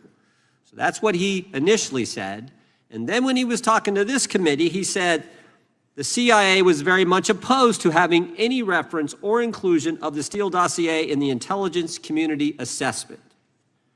So on one hand, you got a witness who was there who said he refused to remove it even though he knew it was garbage. And then he's, on the other hand, telling the committee, no, we didn't want anything to do with it. It shouldn't have been a part of the intelligence community assessment, which we know it was. You know it was. You found that. Those are two entirely different stories. I think Mr. Brennan has some explaining to do, frankly, what happened there. And I think you said earlier that this whole thing, and I think you said to Mr. Gooden, this whole thing is being looked at as part of this grand conspiracy to undermine the president, whether it's Comey, Brennan, Clapper, former head of the Intelligence Committee, now senator from, whoever it is, that's all being looked at. Is that accurate? Yes, sir. Well, we appreciate that. And part of what's also being looked at, and I think the gentleman from Wisconsin brought this up earlier, what is a burn bag for, by the way? Generally speaking, the intelligence community obviously utilizes and possesses classified documents, but drafts of those classified documents and even ultimate finished products of those classified documents have to be recorded and or discarded. And if they are discarded, the only way we do that, the hard copies, is we literally put them in burn bags that are identified specifically for that purpose, and there is a very exact courier system in which those burn bags are obtained and the material inside is destroyed. So it's to get rid of the material, right? Yes, sir. And it looks like the annex that Mr. Durham in his investigation had was put into a burn bag by your predecessor, I assume, to be destroyed. Is that accurate? Without getting into the stylization of the evidence, anything that's put in a burn bag is for purposes of destruction. Do you find that interesting that the Durham annex was placed in a burn bag, that you would discover that when you took over as the head of the FBI? We found a lot of information in a lot of burn bags. Well, we appreciate you finding that. We'd like to know a little bit more about that, and we look forward to that information coming forward. And I appreciate the gentleman yielding. With that, we now recognize the gentleman from Colorado. Thank you, Mr. Chairman, for holding this hearing. Thank you, Director Patel, for being here today. I have a couple of questions regarding a terrible shooting that occurred in Colorado, a state, as you may know, that I represent. You've testified previously about, I think, what you would describe as your efforts to provide more information regarding the investigation with respect to the horrific assassination of Mr. Kirk. And so, in that same vein, I'm hoping you can provide this committee and my constituents in Colorado with some clarity. Absolutely. I think, as my colleagues know, in Evergreen, Colorado, Jefferson County, a county that I proudly represent, at Evergreen High School, a shooter ultimately injured. 2 students were praying for their swift recovery.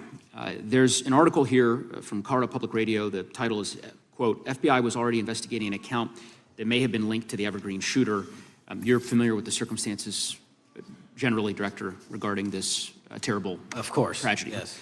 So my understanding from the public reporting is that an organization reported to the FBI in July of this year regarding, just reading here from the article, that the FBI opened an assessment into a social media account user whose identity was unknown. and who was discussing the planning of a mass shooting with threats nonspecific in nature. This is the FBI's statement to the press. And that the FBI continued to work this assessment investigation to identify the name and location of the user up until September 10th, 2025, which was the day of the tragedy.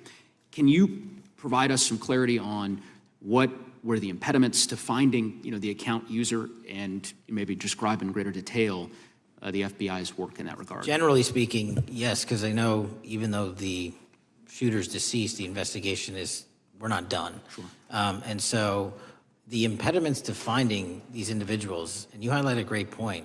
We had 2 huge tragedies in the span of days in this country. The school shooting in Evergreen, Colorado being one of them. And proactively going out onto these social media platforms, which are so large, is our biggest impediment. And we need to rely on the service providers. There's actual legislation, I can't remember the name of it, that's up for renewal, which will, and I think at the end of the month, which gives service providers the ability to report that information in from their end without liability. We need that to continue, because while the FBI has so many people and the police are great at doing it, there's just too many platforms to cover down on. Well, I appreciate that, Director Patel, and I think we're certainly, I'm interested in continuing this conversation, because I think the reporting suggests that there's a pattern, and that ultimately, we want to make sure that law enforcement is able to prevent this kind of tragedy from happening in the future. I have a question. It's not meant as a gotcha question, so it just frame it there. But it is in regards to some reporting around a periodic transaction report that you had filed earlier, this year. So this is in July, pursuant to the ethical obligations as a senior executive official. You remember filing that in July? Yes. Yeah, so in that report, as best as I can surmise, you disclosed that you divested $100,000 or more in a variety of different stocks, which I presume was pursuant to the ethics agreement that you negotiated with the Department of Justice. In that same report, there's a disclosure regarding purchases of two different transactions. So between $15,000 to $50,000 in a national coffee house chain, and between $50,000 to $100,000 in a semiconductor company on May 9th and May 12th. Are those transactions that you're doing personally, or are these through a stockbroker, or are these transactions that you're handling yourself? So how they happen is I submit proposals under DOJ guidance to say, hey, I would like to trade this or that, and they run their review, and the FBI runs a review, and then they come back and say yes or no, and then I make the transaction. Is there a reason that you decided to make the purchases into those two companies? Generally speaking, before I got this job, I was, trading stocks, but not a lot like most people, and I just follow certain industries, and I thought they would be a good investment. So the reason why I ask, right, because you had divested in other companies, and I presume that wasn't because there were actual conflicts. It's just that you wanted to avoid an appearance of impropriety. It was both. Both, but not all of the companies were conflicts. Whatever they make divested from. I don't make the call, they make the call. Sure. Yeah. I guess my point would be, the reason why I ask is, why I said it's not a gotcha question, I have for years led an effort here in Congress to try to ban members of Congress, senior executive officials, from trading stocks. And it's bipartisan in nature. We're working really hard to get that done, Republicans and Democrats.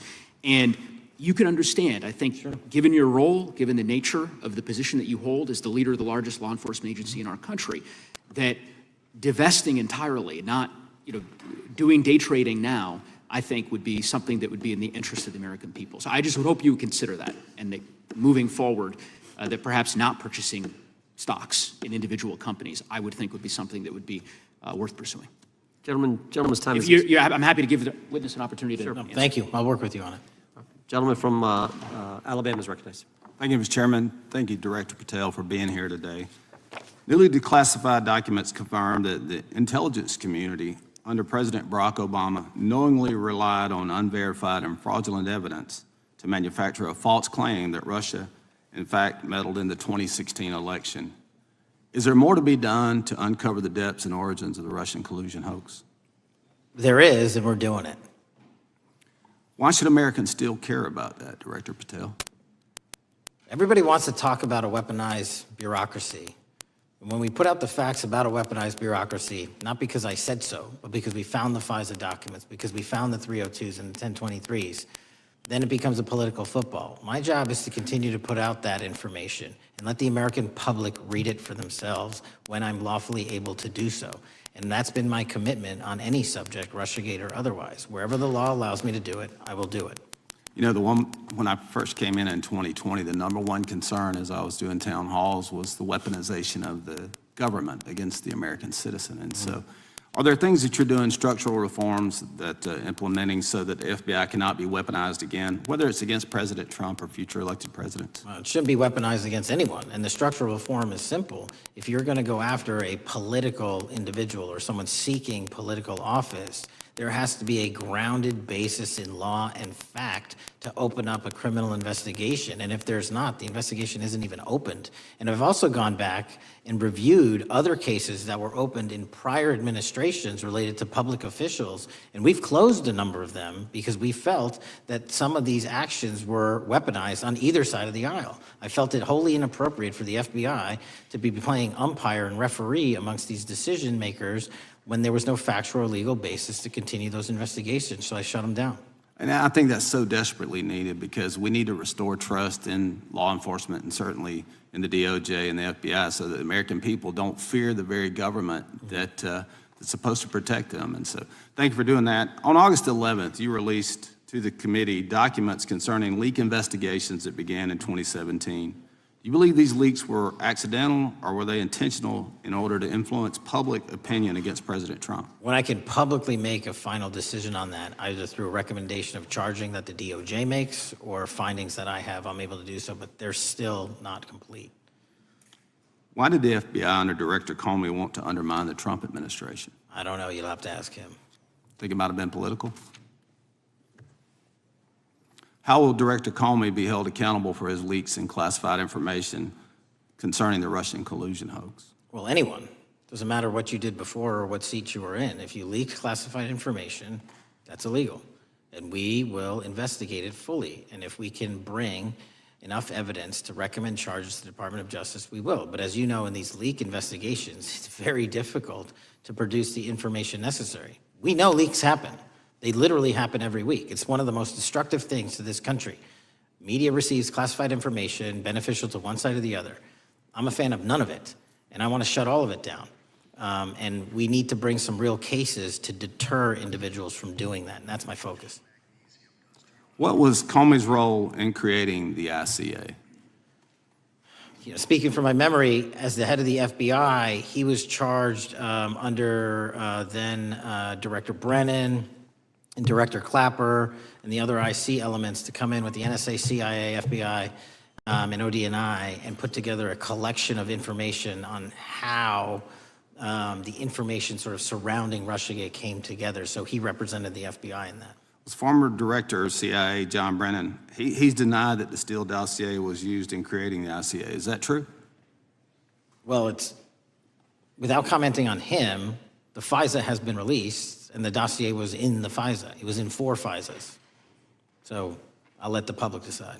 Well, former Director Brennan actually denied repeatedly that he pushed for the Steele dossier to be included in the ICA. Is that true? Denied. I'll let his testimony speak for itself, but then Deputy Director Andy McCabe also testified to the House Intelligence Committee, which has now been declassified, that were there no Steele dossier, there would have been no FISA. Well, my time's getting close, but let me tell you this, sir, and my colleague from Texas said, thank you for the job you're doing. You're making the American people safe. You're restoring trust in these agencies that so many of us have lost trust in. So thank you for the work you're doing. That thin blue line, you're doing a fine job, and we want to let you know we appreciate it. Thank you. God bless you. Lady from California is recognized. Thank you, Mr. Chair, and thank you, Director, for coming here today. And actually, thank you for your response to my colleague from New York who asked you earlier about violent extremism. And you said that there is violent extreme ideology on both sides. And I think you actually alluded to that same statement yesterday in the Senate. So I too have some questions I'd like to ask you. These are not gotcha questions, and just deny, please, what you deem to be false. So Dylan Roof, who followed white supremacist propaganda murdered 9 black parishioners in Charleston in 2015. Do you deny this? I'm sorry. Dylan Ruth? Roof? Can you give me some more information? You're head of the FBI, you probably know this. If you don't know, that's fine. You can give me a reminder. I've got a lot in front of me. It was national news. Robert Bowers murdered 11 Jewish worshipers in Pittsburgh in 2018. I do remember that. And it was the deadliest anti-Semitic attack. So do you admit that that happened? I'm not saying the other thing didn't happen. I'm just asking for a little information. Patrick Cruces, who posted a manifesto about a Hispanic invasion, walked into a Walmart in El Paso, Texas in 2019 and began firing. He murdered 23 people that day, and the youngest was 15. Do you admit or deny that that happened? I'll take your presentation as accurate. All right, well, I have to say all of these cases have been adjudicated. As I said, they are not gotcha questions. These incidents were national news. And as director of the FBI, you have access to all of this information. So in 2022, Peyton Grendon walked into a supermarket in a black neighborhood in Buffalo, New York, and started shooting. He murdered 10 people that day. And on September 10th, your friend Charlie Kirk was assassinated. Tyler Robinson has been taken into custody and charged, but also on that day, Desmond Holley, a 16-year-old white male, shot and injured 2 students at a high school in Colorado before killing himself. And according to the Anti-Defamation League, he had a fascination with mass shootings and white supremacy. So do you admit to, deny these facts? Those happened. Okay. Your predecessor, former FBI Director Christopher Wray, said that one of the most dangerous concerns is that racially motivated violent extremism, especially white supremacists, has been the biggest chunk of our domestic terrorism cases and is responsible for the most lethal attacks over the last decade. Do you admit or deny, A, that he said this? I'll let the record reflect that. Whatever he said was what he said. All right, and do you agree? That there is racially motivated crimes being committed in America, yes. Yes, especially white supremacists, which is the biggest chunk of our domestic terrorism. I'm glad that you said this. So last week, President Trump was asked if there were extremists on both the left and the right. He was actually asked this by Fox and Friends, and his exact words were, "I'll tell you something that's going to get me in trouble, but I couldn't care less. The radicals on the right oftentimes are radical because they don't want to see crime. The radicals on the left are the problem, and they're vicious, and they're horrible, and they're politically savvy." Do you agree with the president? I don't speak for the president. The president speaks for himself. Do you agree with the president? On what matter? On the question that I just asked, do you agree with his statement about the radical left? That there's ideology that's driving violence on both sides? Yes, that's what he acknowledged. No, he didn't. He didn't. But I'm glad that you're saying that and actually creating some separation between you and the president. And I'm glad that you That's literally are not what happened. He said acknowledging both. that there is violent extremism on both sides. What's interesting is that the research arm of the Department of Justice, the National Institute of Justice, do you know what that is? I'm familiar with them. Okay, great. It is the research arm of the Department of Justice, and it published an article in 2024 devoted to domestic radicalization, violent extremism, and terrorism.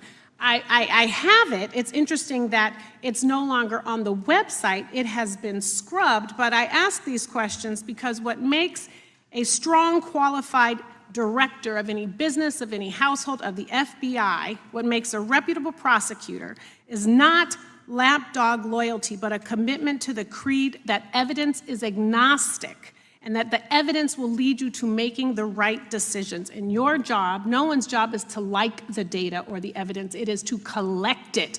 That is how you gain trust. And Mr. Chair, I would like to enter into the record, if I may. White supremacist group stands by racist ideology with unanimous consent. Without objection. Dylan Roof, the radicalization of the alt-right and ritualized racial violence. Without objection. Thank you. Another article, how Robert Bowers went from conservative to white nationalist. I'd like to enter that into the record with me. Without objection. Patrick Cruces believed he was fulfilling Trump's wishes in El Paso attack, his attorneys said. Like to enter into the record? Without objection. Buffalo shooting, how far-right killers are radicalized online. I'd like to enter that into the record. Without objection. Evergreen High School shooters' online activity reveals fascination with mass shootings, white supremacy. I'd like to enter that into the record. Without objection. Murder and extremism in the United States in 2024, a report by the Anti-Defamation League. I'd like to enter that into Without the record. objection. And the article, the report that was scrubbed from the DOJ just recently, National Institute of Justice Journal focusing on domestic radicalization, violent extremism, and terrorism. I'd like to enter that into the record. Without objection. And lastly, the libertarian think tank Cato and their analysis on violent extremism and the right rising in extremist acts. I'd like to enter that into the record. Without objection. Thank you, and I yield back. Gentlelady yields back. Gentlelady from Wyoming is recognized. Just very quickly, Director Patel, thank you for being here, for your service to this country, and for the transparency that you have brought to the FBI and for the American people. Transparency that was absolutely non-existent in the Biden administration and FBI. I believe that you might have been asked earlier about whether you had had an opportunity to visit with any of Epstein's legal counsel. Were you asked that question earlier? I think so. Okay. One of the legal counsels or legal fixers for Mr. Epstein was Stacey Plaskett, the Democrat delegate to Congress from the Virgin Islands. So perhaps for those on the other side who are interested in talking to Jeffrey Epstein's attorneys, they could sure visit with one of their own colleagues. I want to focus on something that I think is very important that has not been addressed enough today, and that is related to the consequences of the Biden open border. One consequence of the Biden border crisis is the impact that it continues to have on our tribal communities, with the cartels taking advantage of our open borders, the Mexican drug cartels, by infiltrating our reservations and bringing violence, drugs, murder, trafficking, and more. Last year, when I questioned the Attorney General Garland about what the DOJ was doing to protect these communities, he simply deflected responsibility and said that Congress had not appropriated sufficient resources for them to be able to protect our tribal communities. Mr. Patel, what is the Trump FBI doing to counter the drug cartel infiltration and other violent crime targeting our Native American communities? Thank you. It only took more than half of this proceeding to talk about one of the priorities that the FBI has, which is crimes on tribal lands. Every single crime that we have been talking about, whether it's child predators, human trafficking, narco traffickers, murder, they all happen on tribal lands as well. And I've said since the beginning, it is a priority, which is why we launched Operation Not Forgotten on tribal lands. And I'm the first FBI director to meet with the staff and tribal leaders here in Washington, D.C. and elsewhere, and invited them into my office and headquarters to see them, because I need engagement with tribal leadership, and I need our police and FBI agents to be engaging with tribal leadership. Otherwise, we're not going to break through. We have 1,900 Indian country cases open right now. We've got 600 indictments this year alone. We cannot forget tribal lands. Every single one of those people lives in the United States of America, and it is an absolute priority to protect them and their children just as it is anyone else. So I think it's fair to say that what Mary Garland testified to, that the FBI and DOJ did not have the resources to address that. I think that was an absolutely false statement. Would you agree with me? It's a decision by him not to do so. That's not my decision. At the end of August, the U.S. Attorney and FBI announced that nearly 100 personnel representing members of the Safe Trails Task Force operated near Wyoming's Wind River Reservation to assist with reducing drug trafficking and illegal guns. Director Patel, you have routinely stated that it is your mission to partner with and strengthen local and state law enforcement partners. How does the task force and other FBI efforts bring tribal law enforcement into this process? The major problem with tribal lands is the sheer tyranny of geography and the amount of coverage that they have on land versus the personnel they have to do it. So what we've done is constantly surge resources to tribal lands across this country on a 30, 60, 90-day rotating basis, reporting back to us saying who needs more. And what we found is that most of these lands can be assisted by our counter-UAS program, our drone capabilities, and we're going to do it because what's happening is the Mexican drug cartels are literally flying overhead, dropping their cargo, their narcotics onto this land where no one's looking, and then it's being disseminated to children, to youth, to adults on that land and killing them. And we got to stop it before it gets dropped off. Well, and your testimony proves that the Biden administration did not lack the resources to address drug and violent crime in tribal communities or around the United States. It instead expended and wasted these resources investigating parents, Catholics, we now find out Turning Point USA, the RNC, and Republican organizations, rather than protecting our Native Americans by closing the border. Is that fair? I think so.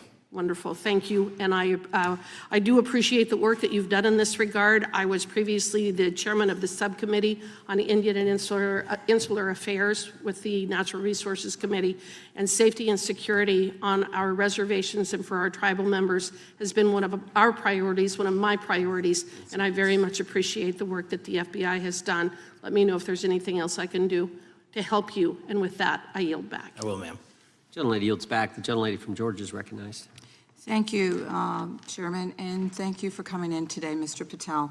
In the past few months, the country has experienced a string of horrific, high-profile attacks that have been motivated by racial hatred or political ideology.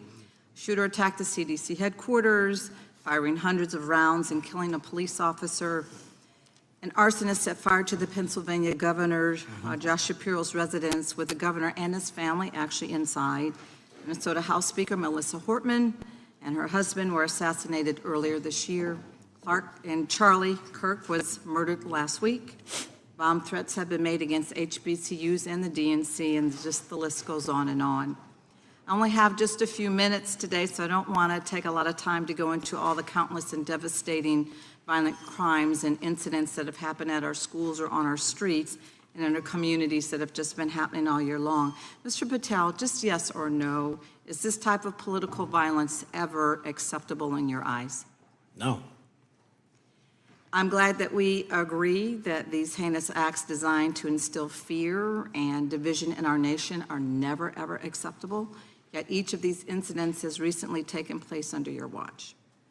The FBI's website states that protecting the United States from terrorist acts is the FBI's #1 priority, including from domestic terrorists. Is this still your #1 priority? Domestic terrorism?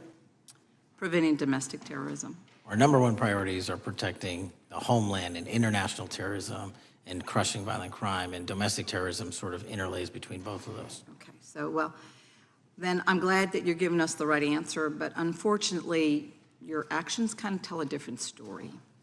Earlier this year, you granted the ranks of the FBI's Domestic Terrorism Operations Section.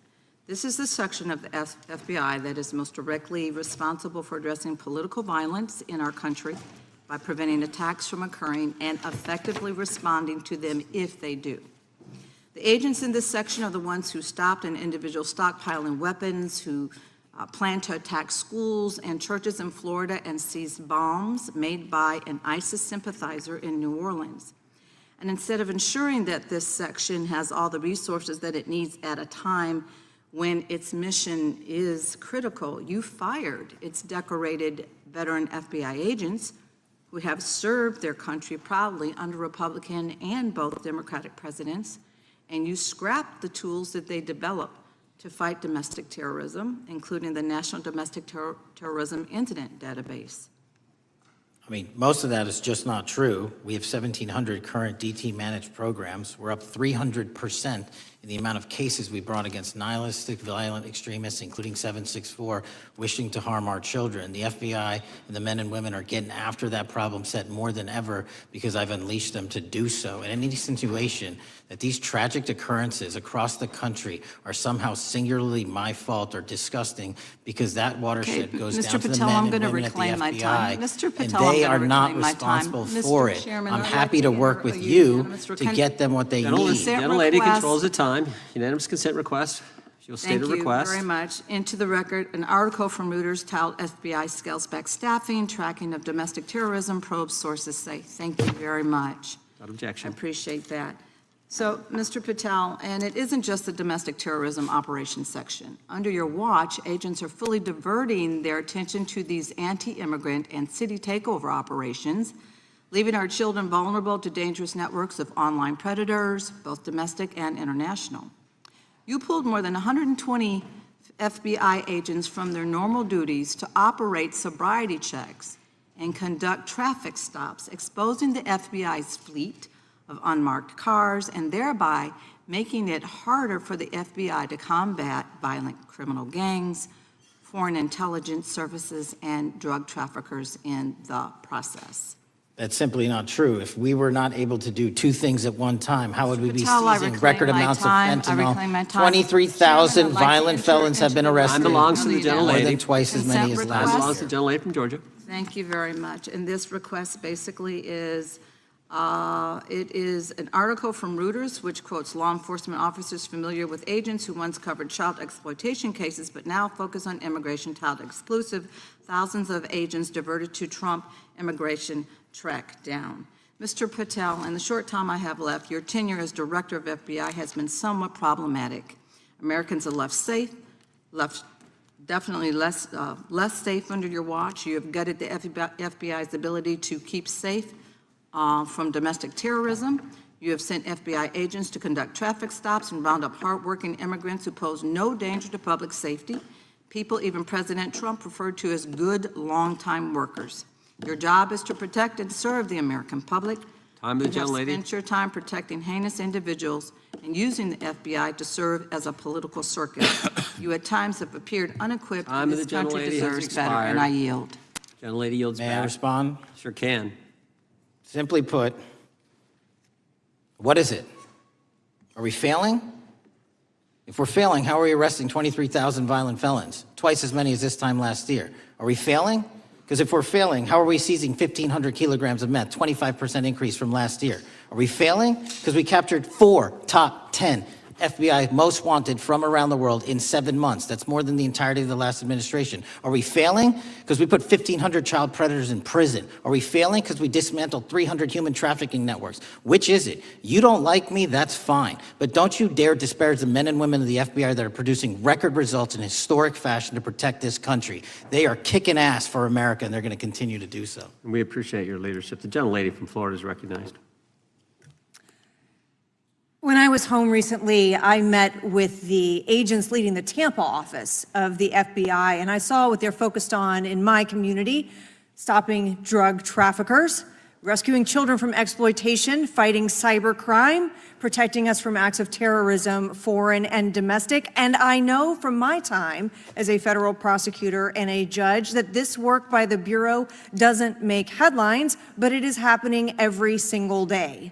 At the top, accountability is necessary, transparency is critical, but today we've seen an effort not just to diminish, but to distort the work of Director Patel and the agents he leads. If we really care about transparency and about truth, then what we owe to the American people is this reality: that thousands of dedicated professionals at the FBI wake up every single day thinking not about themselves, but about this country, and keeping every single one of us and our children safe from harm. And Director Patel, I would like to hear from you the facts about what the FBI is doing and your efforts to fight crime. Director Patel, isn't it correct that since January 20th, 2025, the FBI has made over 25,000 immigration-related arrests, including 350 members of Tren de Aragua and 195 members of MS-13? Those numbers are accurate. The Tren de Aragua numbers are up over 350% from the year before. And during that same period, hasn't the FBI seized over 66,000 kilos of cocaine, 6,000 kilos of meth, and 1,500 kilos of fentanyl? Not to be nitpicky, but it's 89,000 kilos of cocaine and 7,300 kilograms of meth. And isn't it also true that the FBI Tampa Division's Panama Express Strike Force specifically seized nearly 67,000 kilos of cocaine valued at more than $1.6 billion from illicit maritime vessels? One of our best operations out of the Port of Tampa, and I was down there in South Florida when Panex did their work. Director Patel, since October 7th, 2023 Hamas attack, the FBI has been a co-leader of the Joint Task Force October 7th. Isn't it correct that this task force is actively working to bring justice for victims and to prevent terrorist infiltration at our borders? Yes, ma'am. Since January 20th, hasn't the FBI arrested 59 foreign intelligence operatives for spying or smuggling dangerous material into the United States?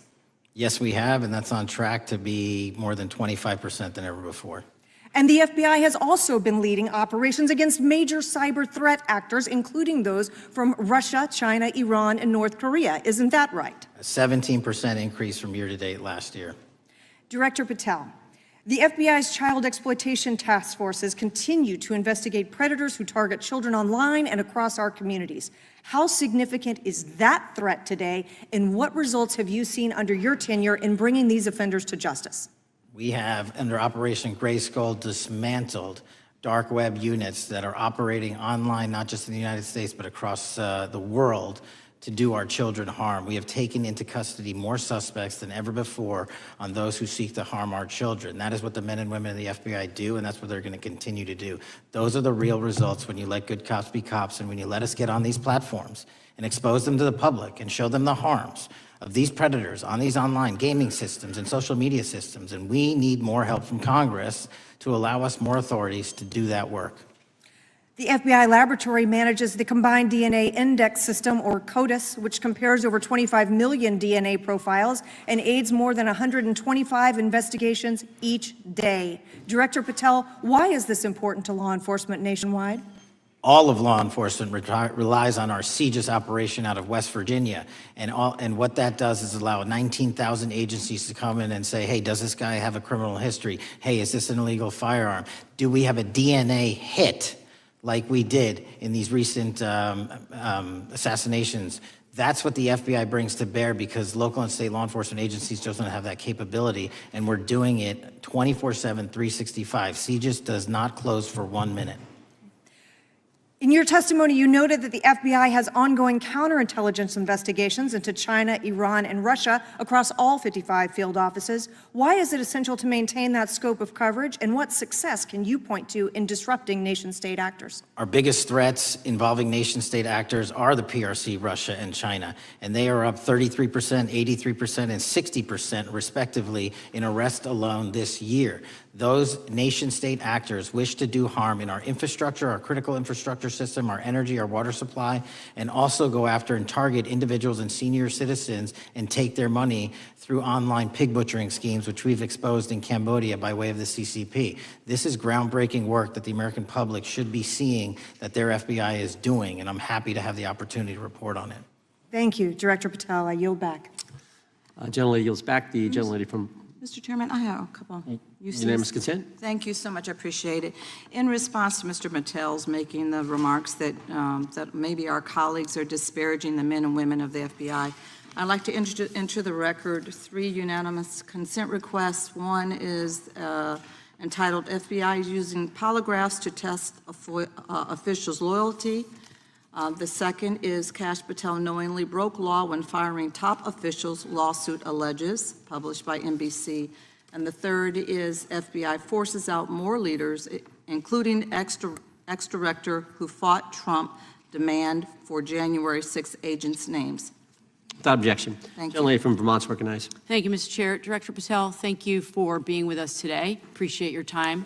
Let me say at the top, political violence should have no place in this country, and I strongly, unequivocally condemn the killing of Charlie Kirk last week. And this is exactly the kind of case that warrants a swift and thorough investigation by the FBI. What shouldn't be happening, however, is this administration's seeming attempt to exploit Mr. Kirk's death within minutes of this horrible, horrible assassination, dividing us even further without knowing enough about the killer's complicated, confused political ideology and the extent of his motivation. And this week, Vice President Vance claimed that this is, quote, an extremely destructive movement of left-wing extremism, and said that, quote, it's part of the reason why Charlie was killed. He pledged to go after organizations on the left. But Director Patel, it was just 3 months ago that Melissa Hortman, the Minnesota House Speaker, and her husband, Mark, were shot to death in their home in the middle of the night by a self-identified right-wing extremist and Trump supporter. When that assassination happened, the FBI released a written statement denouncing the killings and pledging to hold the killer accountable. And I thank the Bureau for that. It was clear, concise, to the point. But when you compare that statement to the over 50 mentions of the Charlie Kirk killing and just 4 for the Hortmans on accounts affiliated with the FBI and your personal account, it appears to many Americans that you're valuing some lives more than others, and that's painful. And this is what I'm hearing from my constituents, so I just want to convey that to you. And the vice president didn't even call on right-wing organizations to tone down their rhetoric after that horrific killing in Minnesota, and he never once spoke about dismantling conservative institutions. This week, when the president was asked by a reporter about Speaker Hortman, he claimed he didn't even know who she was.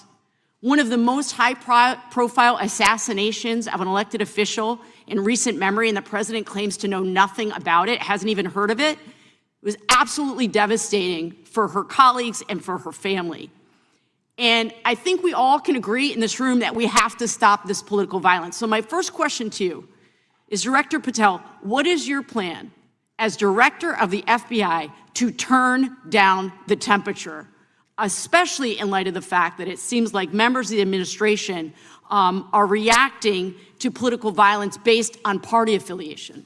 What's your plan? I can only speak for myself and the Of course. FBI. And what we are doing is, I think I mentioned it earlier, we're following the money, because whatever attack you are describing, and they are all despicable, equally so, people need money to operate. People need money to conduct these attacks, to conduct these investigations. And so what we are doing is finding the people that supported this infrastructure system, because even when you say there's a lone, quote unquote, lone wolf actor, he's not truly a lone wolf actor. Something happened along the way. I agree. And so can I just because we have such little time, are you making a commitment right now to follow where the evidence goes in investigating whether it's violence on the left or the right? Because over the last 10 years, when you look at the ideology, I want to follow up on what my colleague from California said. When you look at the data, you look at the Anti-Defamation League data, 96% of ideological motivated killings were committed by the right wing.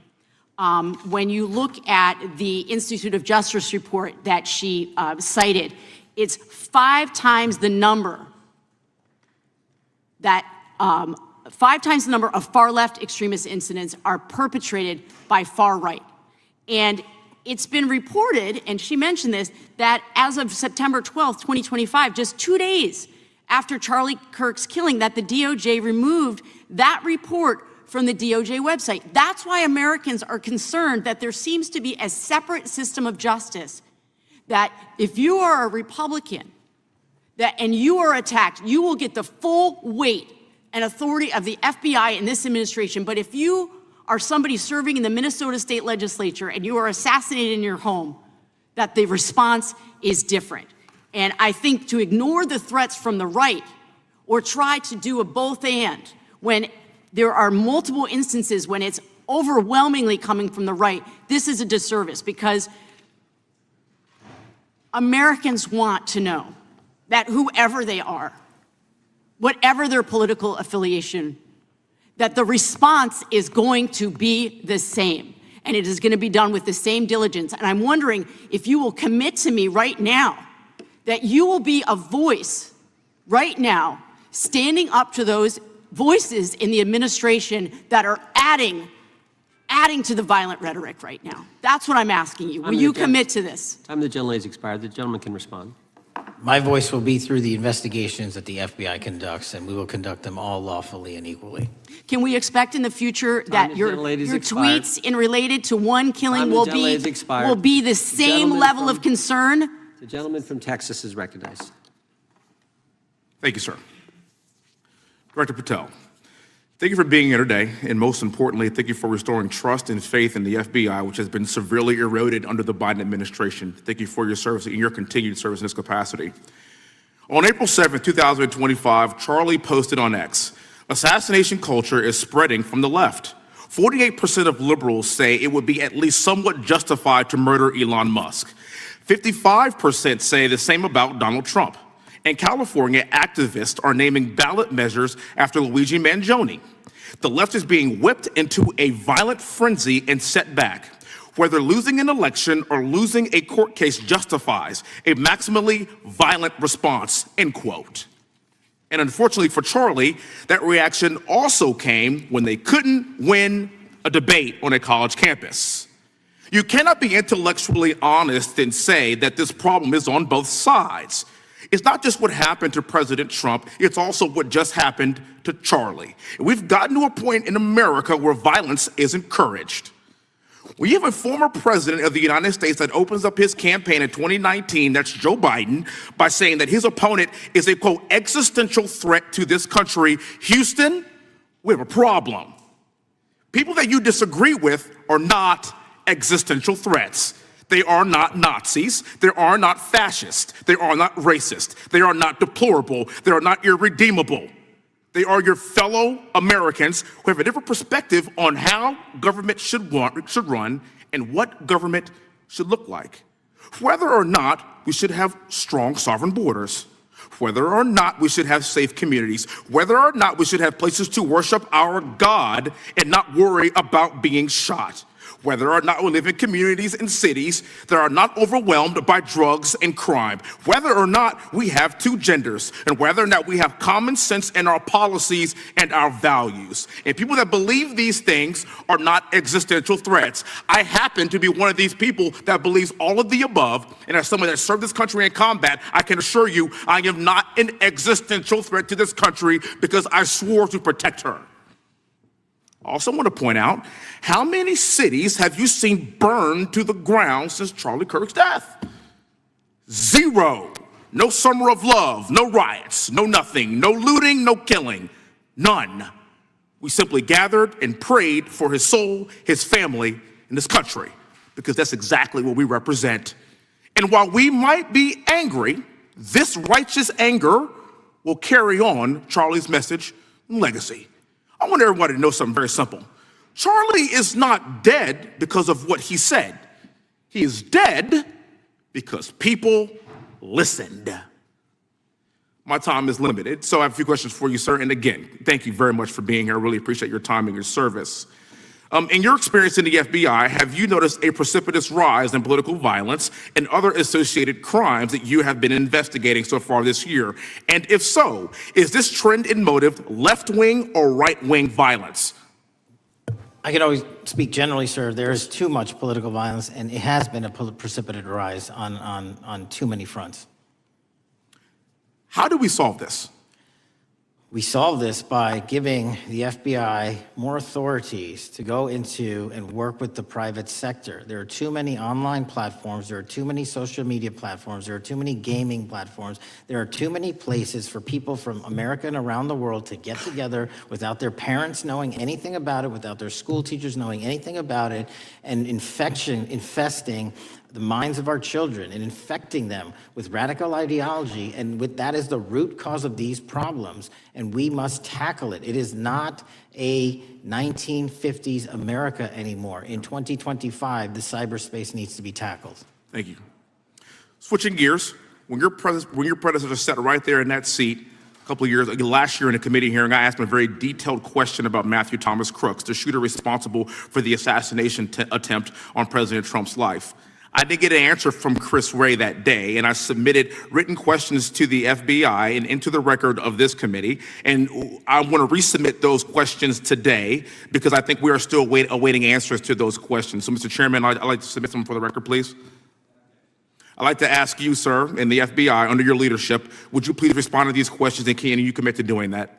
As soon as the trial's over. Thank you very much. I will end with this. Charlie Kirk is not dead because of what he said. Charlie Kirk is dead because people listened.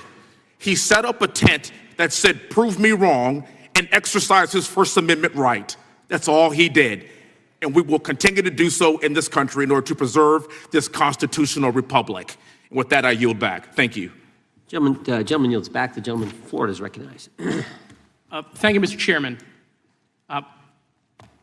Before I begin, I want to caution my colleagues on, one-sided violence in this country.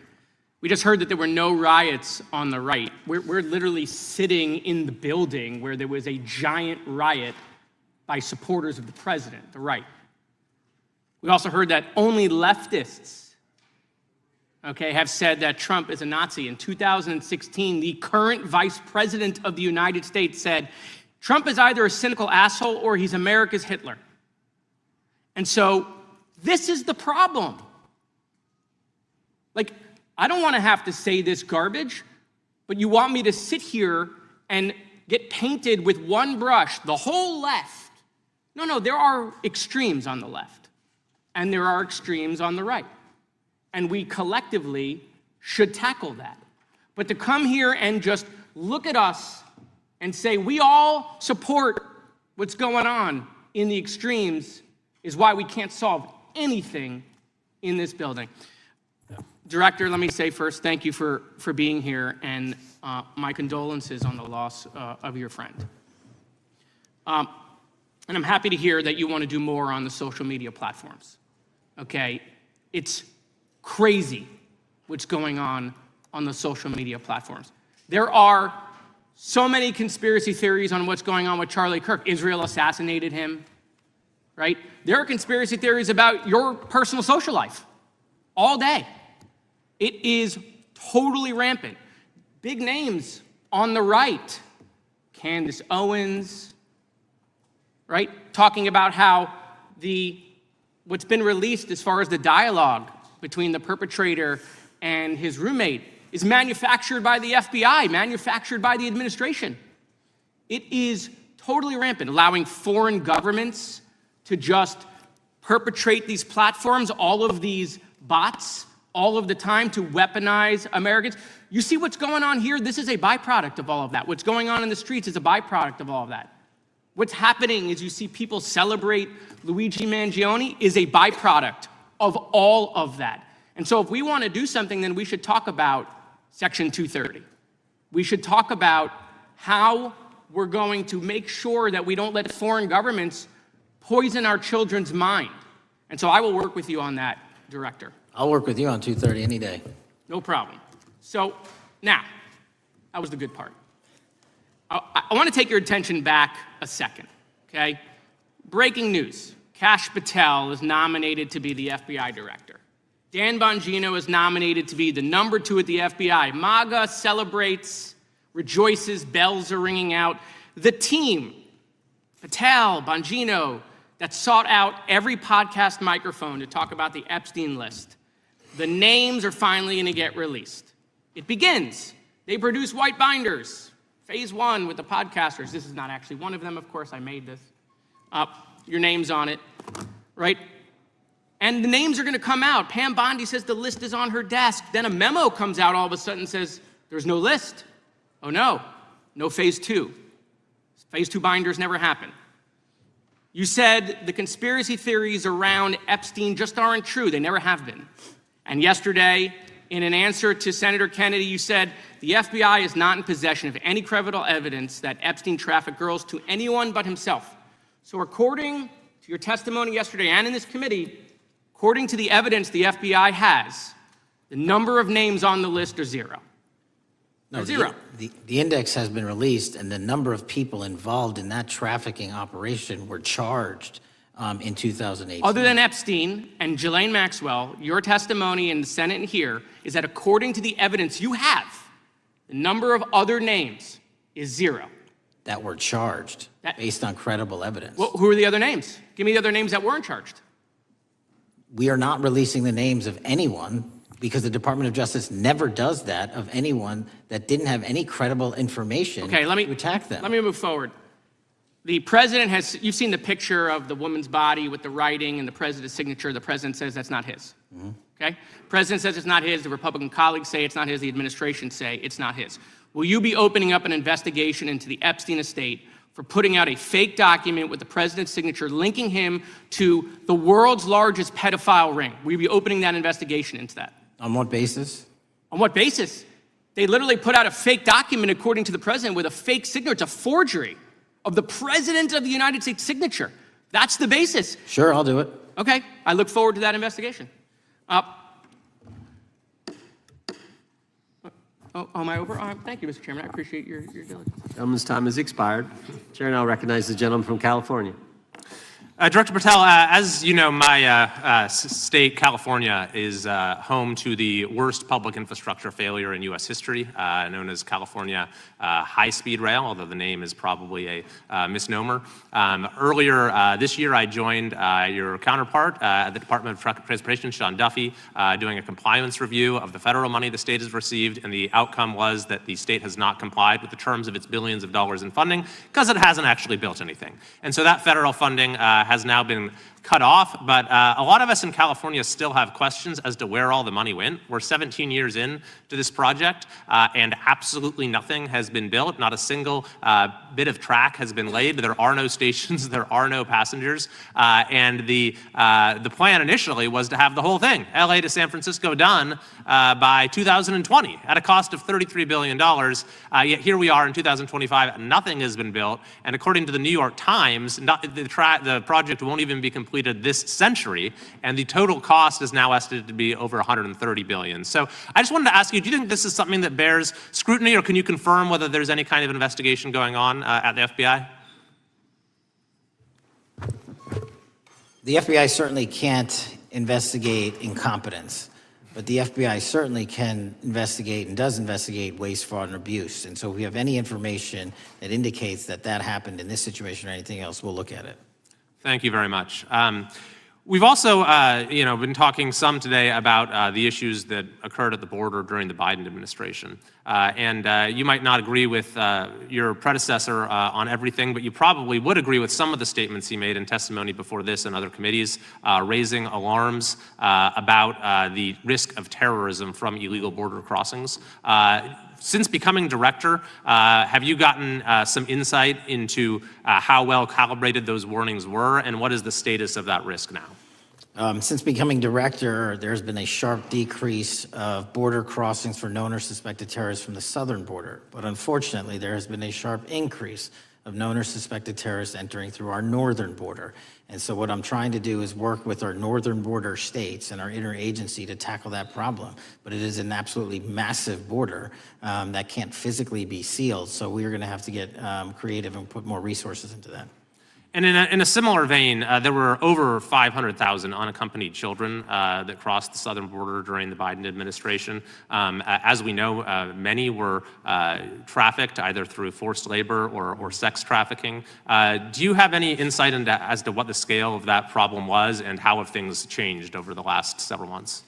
Other than what you outlined in terms of how it was described, I don't have any additional details. In terms of how many people are being trafficked into this country, especially unaccompanied missing children, that number has drastically reduced because the coyotes that smuggle these children for their criminal activity are the same ones that smuggle in narcotics, or the same one that traffic older age women.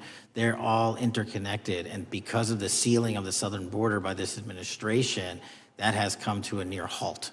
That is a very important point, that we have seen far fewer victims of human trafficking because we've finally prioritized border security. And by the way, you have children who are getting rescued because of the immigration enforcement activities that unfortunately some politicians in my state are trying to stop, thereby stopping those kids from getting rescued.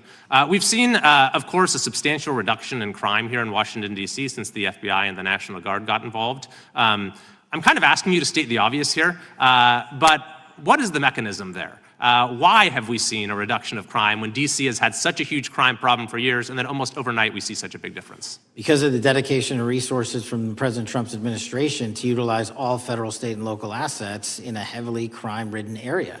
I mean, if we did not have a crime-ridden area, then homicides, carjackings, and gun violence would not be dropping by 40, 50, 60%.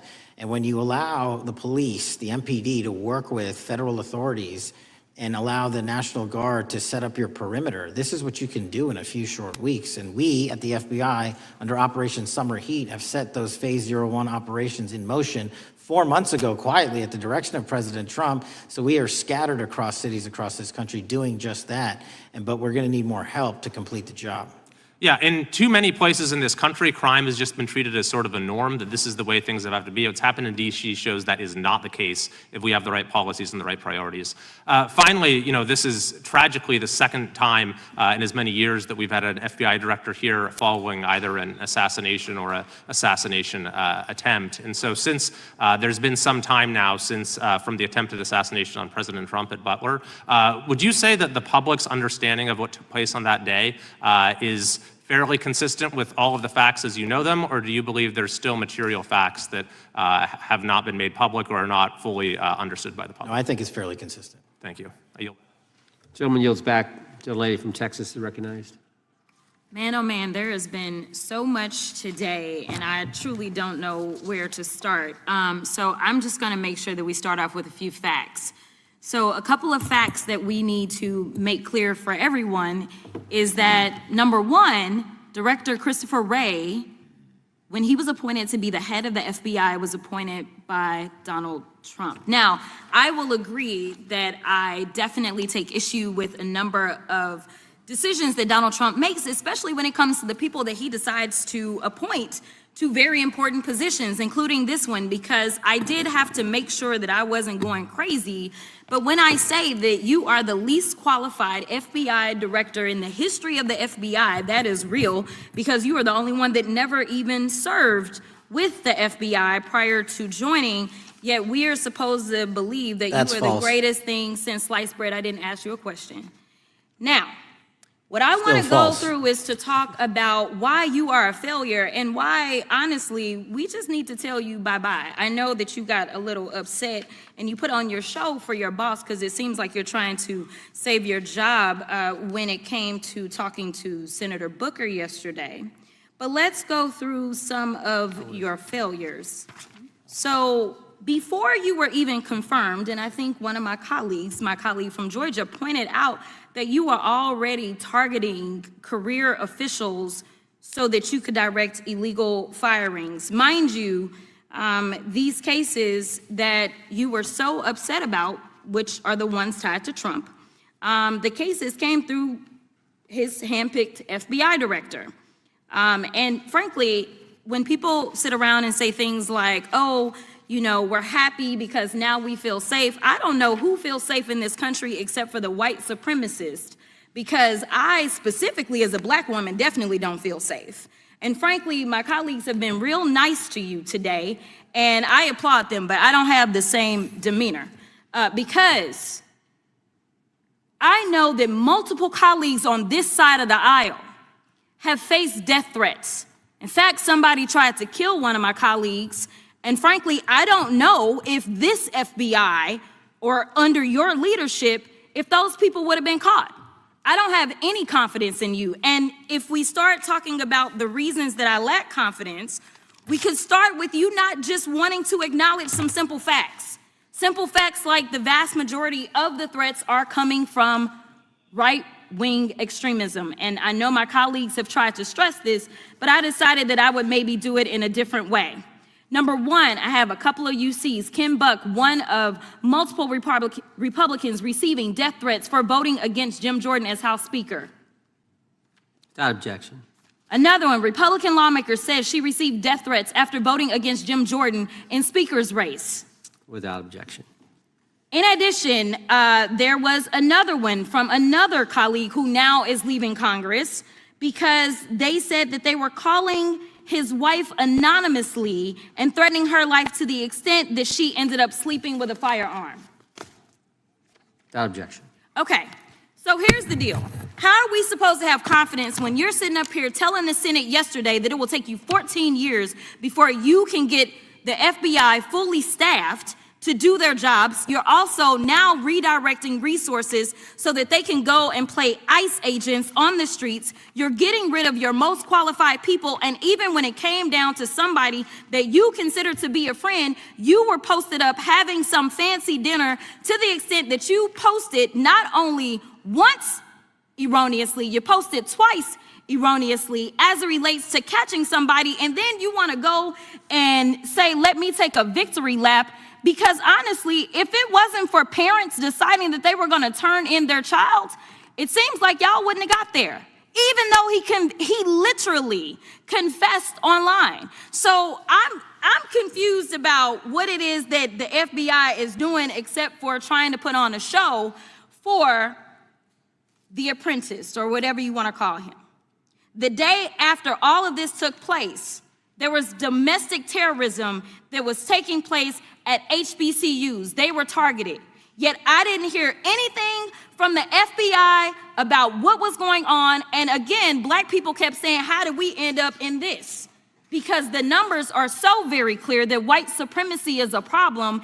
And honestly, I've not heard anything out of you today that makes me believe that you're gonna do anything about the white supremacy problem. The one that is leading to children being killed, children being shot, as well as members of their community as they're worshiping in their churches. The time of the gentlelady has expired. If the gentleman would like to respond to any of that. Well, I mean, I'll respond. Kash Patel, as I said when I introduced him, public defender, former prosecutor, top staffer on the House Intelligence Committee, Deputy Director of National Intelligence with the National Security Council, Chief of Staff at the Department of Defense, and FBI Director. I think that's a pretty good resume for the guy who's now running the top law enforcement agency in our country. And we've seen all the stats that he's given to the committee on how much better they're doing at getting the bad guys than the previous guy was doing. With that, I recognize the gentleman from South Carolina. Thank you, Mr. Chairman. Director Patel, I think you're witnessing some auditions, clickbait auditions for the Academy Award for my Democratic colleagues. We'll see how they fare as they're on MSNBC later on today. But do you care, before I launch into my line of questioning, to respond to Ms. Crockett from Texas on that very elaborate and theatric display? Here's what I've learned in my government service. I don't give a damn what they say about me as long as I'm succeeding in the mission. We're succeeding in the mission because the men and women of the FBI have never been empowered to do more work and to hit the streets harder than by President Trump's authorities and resources he's given us. And so all I care about is that we are capturing more child predators than ever before, taking more drugs off the streets than ever before, that we are capturing murderers at a significantly historic rate, and we're delivering this country the lowest murder rate in recorded history. That are facts that you cannot dispute. But you can come at me all you want. I don't care. Thank you, Director, for that, and we appreciate your service. We appreciate the results speak for themselves, I think, pretty plainly, and your commitment not only to results, but to transparency, so we do appreciate that. Director, who was John Durham? He was a former federal prosecutor, United States attorney, and ultimately appointed special counsel in the first Trump administration. Correct, and there was a document that he released in his findings called the Durham Report. What was the Durham Report briefly, and what were the findings very briefly? It was every special counsel that's appointed produces a report to the Attorney General. Special counsel's Durham Report largely focused on Crossfire Hurricane and included extensive summary findings in classified and unclassified manner, and we released the classified version, finally declassifying it for the American public in this committee. Correct, and you released that in July of this year. I think so. Yes, sir. Isn't it true that in the classified Durham Annex, as it's referred to, that in 2016 the Obama administration obtained intelligence information from a source contained in two separate memoranda, one in January of 2016 and one in March? The two memoranda described confidential conversations between DNC Chair Debbie Wasserman Schultz and two individuals from the Soros Open Society Foundation. Isn't that true? As written in the report, I'll let it speak for itself. In the Durham Annex in January of 2016, the memorandum noted in part that President Barack Obama intended to scuttle the FBI's investigation into Hillary Clinton's private email server and mishandling of highly classified information during her time as Secretary of State. Isn't that found in the report? I believe so. Isn't it also found in the report that in March of 2016, the memorandum also included references to the same Obama effort to shut down the Clinton investigation, but additionally outlined a plan to falsely connect Trump to Russia? Isn't that in the Durham Annex? I think it's in more than the Durham Report, but yes. The memo also stated in part that, quote, the Democrat Party's opposition is focused on discrediting Trump, among other things. The Clinton staff, with the support from special services, is preparing scandalous revelations of business connections between Trump and the Russian mafia. Isn't that also found in the now unclassified Durham Annex? I believe so, sir. According to the Durham Annex, based on analysis and translation of the intelligence, FBI analysts believed that special services could either mean the FBI or CIA, or the Trump dossier author Christopher Steele. Isn't that in the Durham Annex? I believe so, sir. When the Obama administration received intelligence in March of 2018, Fusion GPS was preparing open source opposition research regarding purported ties between Trump and Russians. The research was paid by the Clintons campaign and the DNC. Isn't that open source and also in the Durham Annex? I believe both. Okay. And so also in the Durham Annex, which I found interesting, was the potential campaign plan was shared with high-ranking career officials at DOJ. Isn't that in the Durham Annex? I believe so, sir. The Durham Annex describes that in July of 2016, emails allegedly between Leonard Bernardo, senior vice president of George Soros's Open Society Foundation, included data providing specificity on the Clinton plan in an attempt to smear Donald Trump by falsely linking him to Russia. Isn't that in the Durham report? I believe so. And so, briefly, this additional evidence that you've unclassified and released to the American public, what does that purport to show or augment about the Durham report that you can share with the American people? Put simply, that the FBI was weaponized. Against a political campaign. Yes, sir. Thank you for that, Mr. Chairman. I yield back. Gentleman yields back. I have UCs. Gentlelady from Texas recognized for unanimous consent. Yes. First one is Russia's ghostwriter hacker group takes aim at German election. This is from Politico. Objection. The next one is Director of National Intelligence, 30 days until election 2024, which specifically states that our assessments about activities and goals of Russia, Iran, and China are unchanged from earlier election security updates, and that they were meddling. Without objection. And I've got three more. The last three are that how Russia is using artificial intelligence to interfere in elections. Moscow's attempts to interfere in U.S. and other elections are nothing new, though their tactics and strategy are constantly evolving. Without objection. The next one is Russian interference coming soon to an election near you. Russia pursues a systemic strategy of undermining elections and influencing public opinion in the West. EU and NATO countries must recognize that Moscow often acts through agents within their own borders and build resilience to such interference. And what's the source? This one is CarnegieEndowment.org. Okay, without objection. Thank you. The gentlelady from North Carolina is recognized. Thank you, Mr. Chairman, and Director Patel, I'm glad that I'm going a little out of order here because I'm going to pursue some of the things that you were just talking to Mr. Fry about and remind you about your confirmation hearing. At your confirmation hearing in January, you said under oath, and I quote, "There will be no politicization at the FBI. There will be no retributive actions taken by the FBI should I be confirmed." And in your written response to the Senate questionnaire, you said, I quote, "Personnel decisions shall be based on performance and adherence to the law. And every FBI employee will be held to the absolute same standard and no one will be terminated for case assignments." So I want to just go through a couple of scenarios with you to get a sense of whether you think these are examples of politicization of the FBI or making decisions based on the performance and adherence to the law. So, first question. Would hiring FBI agents, analysts, and supervisors from only one political party being politicization of the FBI or making personnel decisions based on performance and adherence to the law? We don't ask FBI people, applicants, where their political parties are. Mr. Patel, do you ask FBI applicants who they voted for? The FBI does not. Are you aware that in the lawsuit that Mr. Driscoll filed against you and the FBI, he was asked who he voted for? Since that lawsuit has been filed and it's ongoing litigation, I'm not able to comment.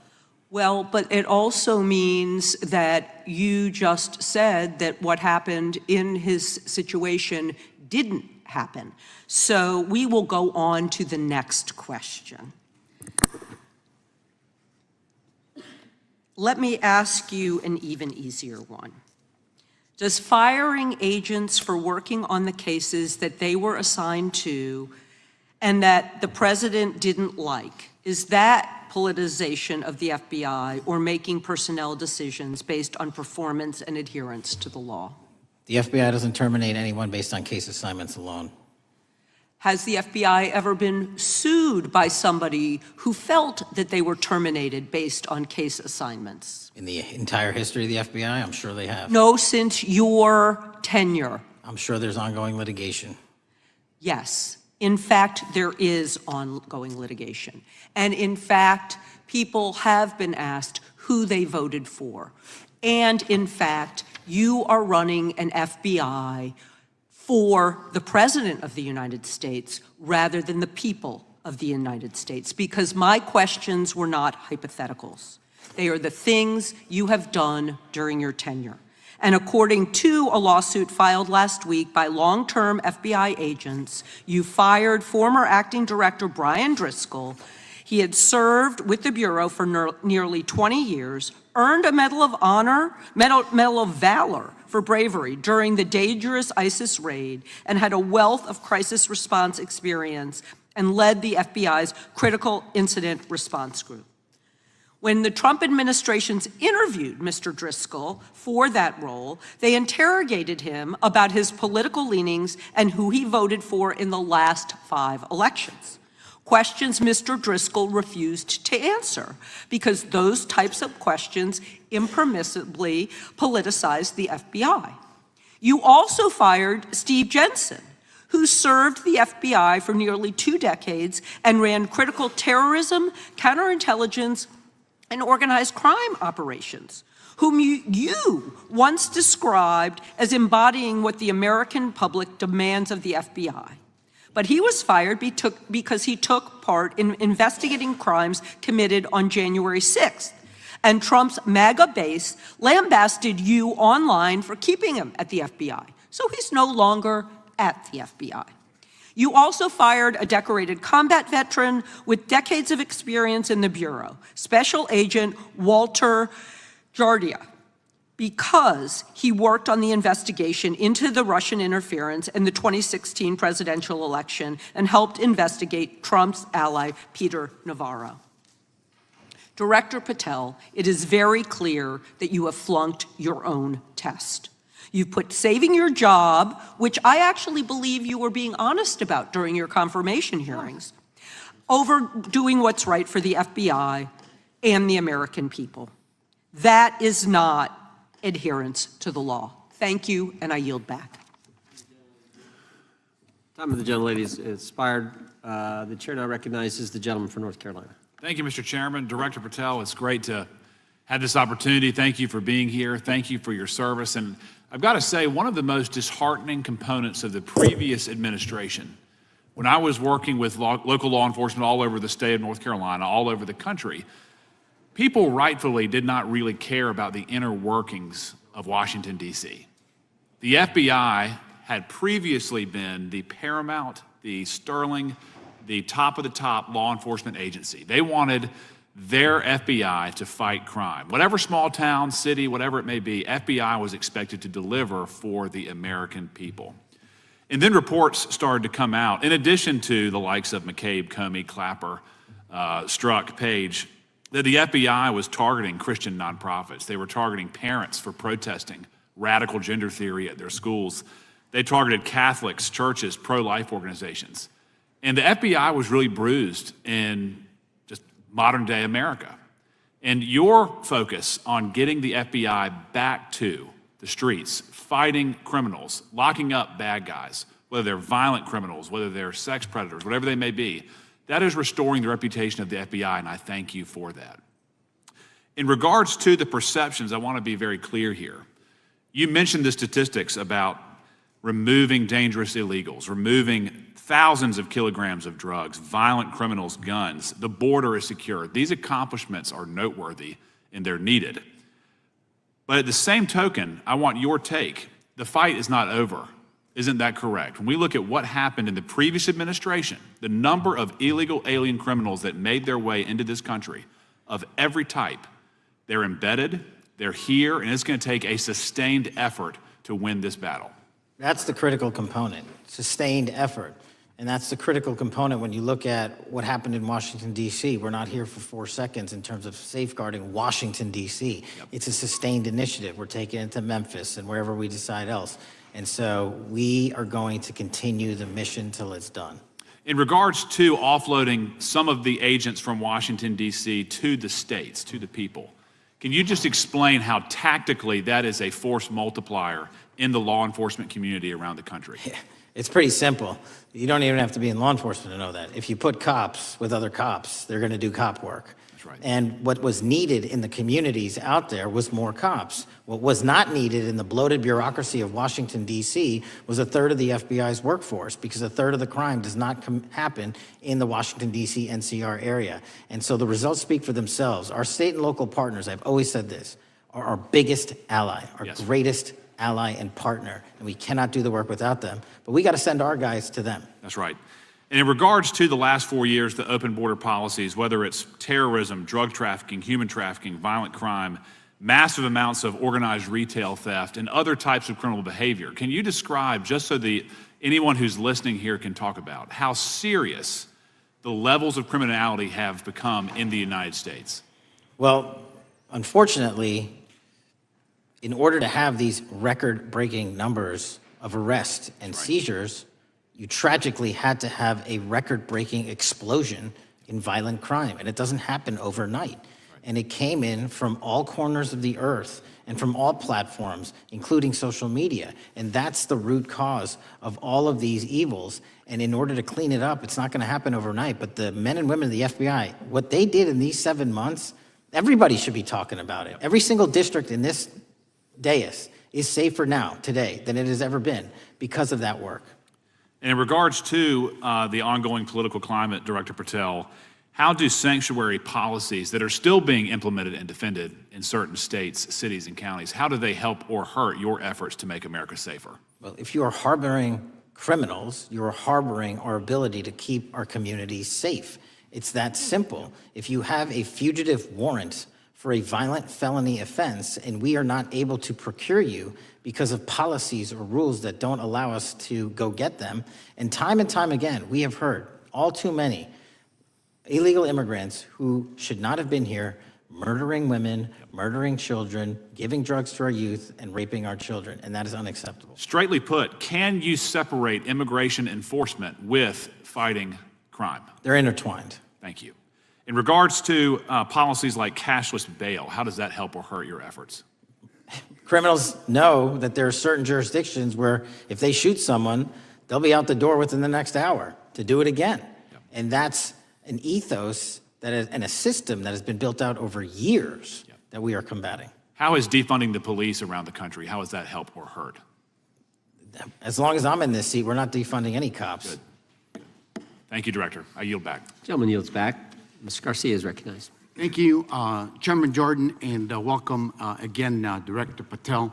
As members of the Judiciary Committee, we have a responsibility to conduct oversight of the FBI and assess whether or not you're doing a good job in a responsible and impartial manner, or whether you're just a henchman for Donald Trump who's weaponizing the Bureau at the expense of public safety. As Congressman for tenure, is the Bureau's expanded role in low-level, non-criminal immigration enforcement. I have a report here from the conservative Cato Institute. They've obtained ICE documents showing that over 2,500 FBI personnel are now working on immigration enforcement. A yes or no question. Did you sign off on this? 2,500 FBI employees are not currently working on immigration enforcement. Did you sign off on this? On the Cato report? On the 2,500 personnel, FBI personnel that have been reported to now be working on immigration enforcement. I couldn't have signed off on it because it's not happening. You can call it whatever you want, but the reality is that over 2,000 personnel individuals are now working at ICE instead of their jobs. I want to follow up on something that Senator Durbin asked you about yesterday. This article from MSNBC reports that nearly every agent on Baltimore's domestic terrorism unit, who was, by the way, investigating the 764 network of child predators, was diverted to work on immigration enforcement full-time. That forced them to, and I quote him, walk away from investigations of a network of violent predators that targets and exploits children online. Yes or no? Were you aware that this happened, and did you sign off on it? The premise is false. The 764 network in Baltimore is taken down, and FBI agents do double and triple duty all the time. I'm reclaiming my time. You told Senator Durbin yesterday you didn't know about it, so your testimony is inconsistent today. No, I found Final out. question. Let me ask you, again, a yes or no question. Are you aware that agents have been told by supervisors not to documenting the shifting of resources toward immigration-related work? That's a literal another falsehood. It's impossible to move a human being without documenting that work. As FBI director, you must be transparent with Congress. You need to provide us information about how many agents have been diverted to non-criminal immigration enforcement, why the Baltimore unit was dismantled, and whether there's a cover-up of what's happening under your leadership, because this goes to the heart of whether or not you're carrying out the stated mission of the FBI, keeping our communities safe. Diverting FBI agents from investigating violent child predators doesn't make us safer. Using FBI resources to target parents, children, and other immigrants for low-level, non-criminal enforcement doesn't make us safer. Enabling violent, lawless conduct by federal enforcement doesn't make us safer. As we saw last week when an ICE officer killed one of my constituents. And I know that the FBI has been involved in that investigation. And yesterday, ICE did a raid in the suburb of Elgin where 2 U.S. citizens were arrested, and who accompanied them on that filming of that show? Secretary Nunn. Shameful conduct. And weaponizing the FBI to serve Donald Trump's political agenda instead of the American people does not make us safer.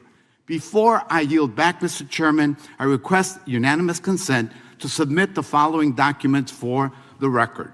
A report from the Cato Institute, which I referenced earlier, where ICE has diverted over 2,500 officers from their jobs, and 2, an article from MSNBC titled, Trump's Deportations Divert FBI Agents Off Child Predator Cases, and an article from CNN entitled, White House Pressure for Increased Immigration Arrests Strains Law Enforcement Agencies. Thank you, and I yield back. Gentleman yields back. Without objection, the gentleman yields back. Gentleman from Wisconsin is recognized. Thank you, and thank you, by the way, for coming over here. Sorry you have to put up with all this. I know when you took over, the FBI's reputation in a lot of circles perhaps had never been lower. I mean, part of that is brazen involvement in political activity, the Foreign Influence Task Force, getting involved and trying to suppress news stories in the New York Post, Crossfire Hurricane coming up with bogus stories to try to flip the 2016 election, FBI downplaying the stories of Hillary Clinton's emails in the 2016 election. That's their overt involvement in political activity. I think a strong anti-religious bias. We talked about stories of an anti-Catholic bias in there. I know I've talked to people about horrific overreaction at the big Hindu temple in New Jersey, in which, just so people understand, you had a rectory in the temple area, the religious leaders, taken out at gunpoint, big problems. And I think finally the FBI trying to turn America's viewpoint on certain political issues. And when I talk about that, I'm talking about what was done in Mexico with regard to shipping weapons, fast and furious, shipping weapons into Mexico in an effort, I think, to try to turn the Americans against the First Amendment. But in any event, what scares me is, and all these horrible things that were done in the past, there were individual FBI agents who participated in them, in which apparently their supervisors told them this is okay or even admirable. And what I'm going to ask you, are you able to do anything to make sure that in the future these corrupted FBI agents understand the importance of religion in our life, and they're not to view it with suspicion? They understand parental rights and the idea that traditionally in America, parents have the ability to object when their young 5 or 6-year-old children or year-old or very young children are getting what most people consider highly inappropriate sexual contact. What are we doing there to try to make sure we don't have problems with these FBI agents again, or make sure that in the future administrations, they would object if they are asked to behave in such a immoral fashion? Two things. If you are corrupt, you don't work at the FBI. It's that simple. So we don't tolerate any form of corruption or any deviation from our high standards, whether you're an agent, an intel analyst, or whatnot. And just to show the American public the resurrection that the FBI has had in these last 7 months, you don't have to believe me. Our applicant pool has doubled month over month, every year, from the highest point it has ever been. More people want to work at this FBI than ever before in U.S. history. I'm sure that's because of you, and you're kind of anticipating my next question. I talk to retired FBI agents in my area who sometimes retired in part because they hated the woke, anti-conservative culture at the FBI. And they are concerned, the retiring agents, about new agents, not on your watch, but before this, being corrupted in the universities before they were hired. And they are very worried about what will happen with the new agents. So I think you're answering my question. Do you feel you'll be able to a certain extent solve the problem of inappropriately woke agents filling up the agency in the past, because now you're going to have a larger pool to draw from? Everybody that comes to work at the FBI is allowed to have their own belief system, but they're not allowed to bring that belief system into the workplace. And anyone that does won't work at the FBI. Okay, very good. Now, recently, there's another potential scandal, I guess, a politically motivated thing, Arctic frost. Do you want to comment on that? And it appears one more time as perhaps the FBI was getting involved in what would normally be considered political events. We are not getting involved in political events, except this one. Okay. And final thing, with regard to prejudice against Catholics, what happened in the big Hindu temple there in New Jersey, do you think, has anybody ever apologized to the Catholic Church or apologized to that temple? I don't know, sir. Okay. Is that something you think would be perhaps a good idea to do in the future? I think leadership should address it. Thank you. Gentleman, time has expired. Gentleman yields back the, so we got the gentleman from North Carolina, Mr. Harris. All right, thank you, Mr. Chairman, and thank you, Director Patel, for your endurance and your perseverance throughout today's hearing, and for all you've shared. First of all, let me start by saying that I was very grateful and glad to see that the FBI has joined the investigation of the tragic and brutal murder of Irina Zarutska in Charlotte, which is just right by my district. This woman, as you know, fled the war in Ukraine only to be killed in cold blood by a man who had no business being on the streets whatsoever. This man, who had been seen stabbing Irina to death on video, had been arrested 14 previous times, served prison time, and was diagnosed with a severe mental illness. In response to the previous offense, the magistrate over his case released him to roam the streets with a $0 bond and a simple written promise to appear in court. Mr. Patel, let me just ask, should judges apply the most lenient bail standards to people with extensive criminal history? Do they apply the most lenient? I'm sorry. Yeah, should they apply the most lenient bail standards to people with extensive criminal history? That has not been my experience. That should not happen. Is America a place where young women should fear to ride public transit? No. And was Irina Zarutska's death, would you say, possibly the result of Democrats' pro-crime policies? That investigation and matter is in open trial, so I don't want to stylize the evidence. I understand. Well, Mr. Patel, let me just say, taking over the FBI after the Biden administration's blatant weaponization of the agency is no easy feat, as we've recognized throughout this hearing today. For 4 years, we witnessed the Biden administration targeting regular Americans rather than violent criminals. For example, the Biden administration's FBI spent its time and resources going after churches and Christians. We know that the FBI used an undercover agent to collect information about a parishioner. We know that the FBI investigated and surveilled a Catholic priest. And all of this was in response to First Amendment protected activity. Mr. Patel, I want to ask you, should the FBI use its resources to spy on Catholics? Never. So what does it say about the culture of the Biden FBI that law enforcement resources were used to go after Catholics, and some FBI employees were comfortable with taking such actions? Well, pursuant to my transparency initiative and working with Congress on oversight, those documents, that's it. Those documents are available for the American public to see and read and hold people accountable, and that's what I'm committed to. And so have you been able to hold accountable those at the FBI who went after law-abiding Catholic church members? If they did so improperly, yes.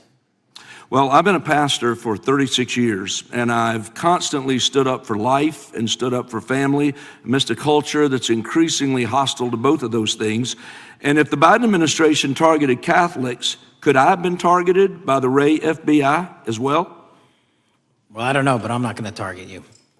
Well, I know that President Trump respects religious liberty and that his administration is seeking to right the wrongs of the Biden administration. Securing our freedoms and protecting faith leaders and communities requires a multi-pronged approach.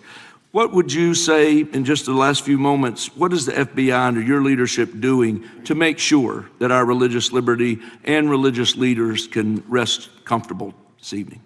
Zealously protecting our First Amendment rights, but zealously going after those that abuse that right that leads to criminal conduct. You will be investigated, you will be looked at, and referred to prosecution every single time the evidence warrants. Thank you, sir. One final area. I do want to draw attention, Mr. Patel, to Waxhaw, North Carolina, a town in my district that just fell victim to a cyber attack on September 12th that interrupted emergency services. Waxhaw is working with state partners, and the FBI has been notified on this attack, and I certainly pray they're able to help out with the ongoing investigation. Could you just speak to what the FBI is doing to bolster our community's cybersecurity to defend against any future cyber attacks? Well, in North Carolina, you're slated to get a plus-up of 22 FBI employees, and they're already on the way. And that encompasses cyber, counter-intel, counterterrorism, field agents, intel operatives. And what we're doing on a macro level on the counterintelligence and cyber front is going after the people that fund these operations on these online platforms and breaking their banks. Because once we do that successfully across the board, they won't have the ability to attack us. Well, thank you, Director Patel, and let me just add my comments to those of my colleagues that are very grateful for your leadership, grateful for your courage, your consistency, and for being willing to stand in the gap for us. And with that, Mr. Chairman, I yield back. Gentleman yields back. The gentleman from Missouri is recognized.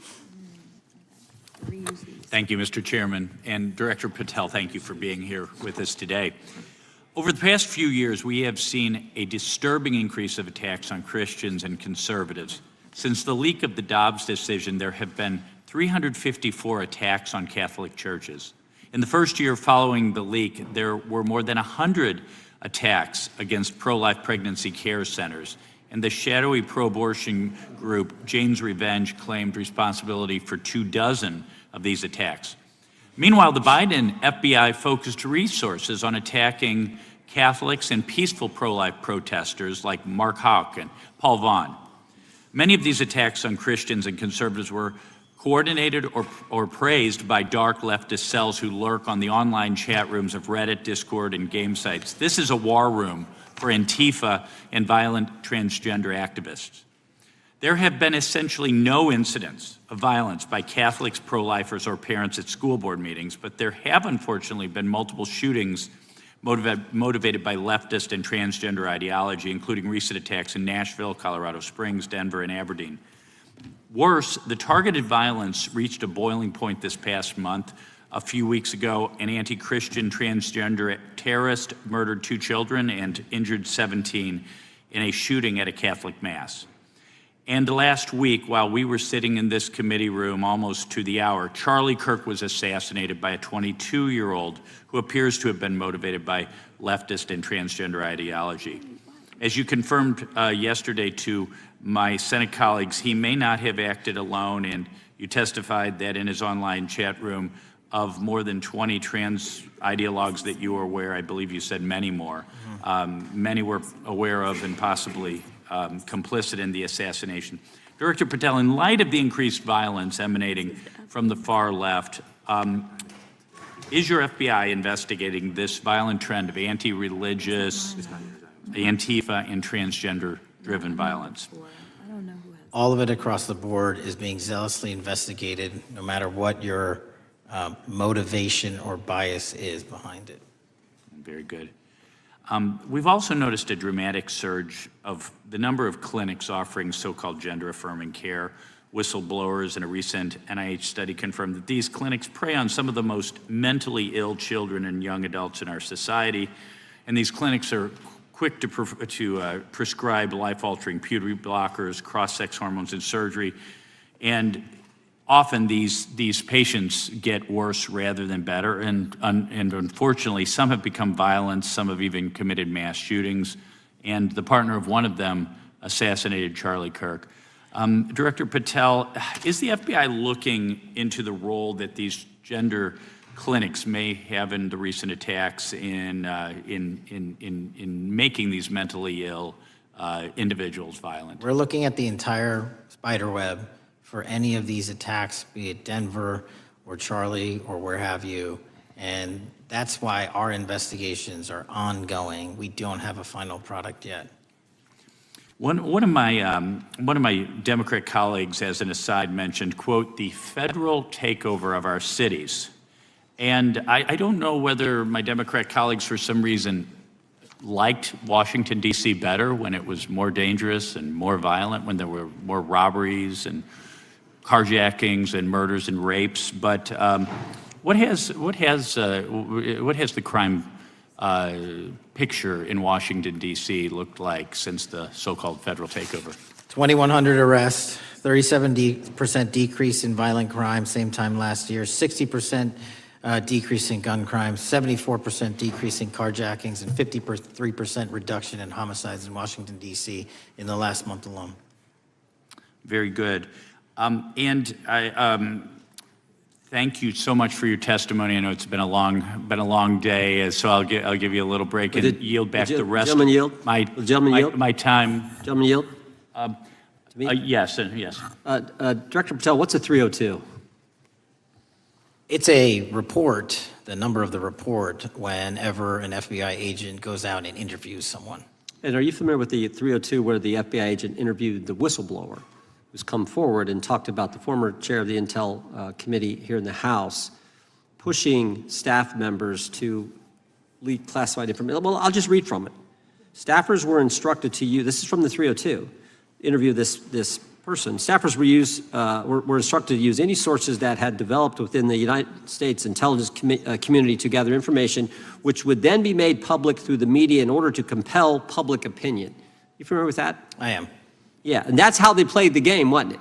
Leaking information, classified or otherwise, true or otherwise, to create this public opinion to compel action to undermine the president. Is that accurate? I believe so. Just one other point I would make from this. This witness also said in the 302 that the agent recorded that the witness provided the interviewing agents with copies of both his handwritten notes and an email. So he gave them the stuff he wrote, and at the actual time this was taking place. That's all in the 302, right? Yes, sir. All right. Mr. Chairman. Mr. Chairman. Gentleman from Missouri. Mr. Chairman, I would like to submit for the record an article from The Hill, Massive Crime Drop in D.C., City Sees Zero Murder Week, dated August 25th, 2025. And I'd also like to submit for the record an article from the New York Times dated April 18th, 2025. Man who set fire on Shapiro's mansion cited treatment of Palestinians, police say. Yeah, thank you. Without objection. I have. Gentlelady from UC. Texas and then Pennsylvania. Thank you so much. My first UC is the FBIAA letter to Congress on summary terminations, where it states denying fundamental due process and summarily dismissing special agents will only make it harder to protect our nation. These actions distract agents from their work, foster fear that their assignments could cost them their careers either now or under the next administration, and increase the risk of criminal and national security threats by undermining unity and morale within the Bureau. Without objection. The next one is a CNN article. FBI agents are again pulled from their day jobs to address a Trump priority. It states, morale is the worst I've seen, said one law enforcement source. The Bureau is becoming unrecognizable. Lots of people are weighing really difficult decisions right now. Without objection. Gentlelady from Pennsylvania is recognized. Thank you, Mr. Chair. I'd request unanimous consent to introduce into the record a September 16th, 2025 article in the New Republic entitled DOJ Quietly Deletes Study on Politics of Domestic Terrorists. The Justice Department has taken down a study that proves Republicans' entire narrative wrong about left-wing violence. Without objection. Thank you. Gentleman from Washington is recognized. Thank you, Mr. Chair, and thank you, Director, for being here. I think without question we can say that Donald Trump has been tougher on crime and tougher on international terrorism than any president in American history. I imagine that brings you a lot of satisfaction and pride as director of America's foremost law enforcement agency. Recently, President Trump conducted very strategic, important strikes on Iran's nuclear apparatus in that country.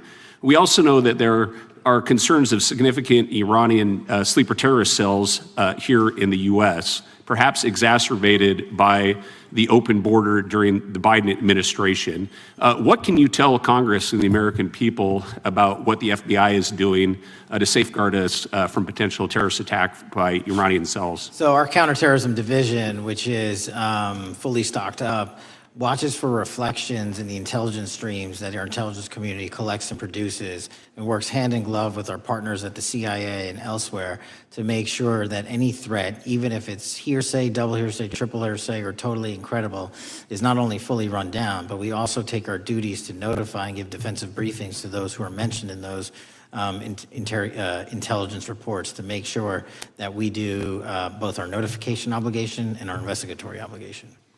Thank you.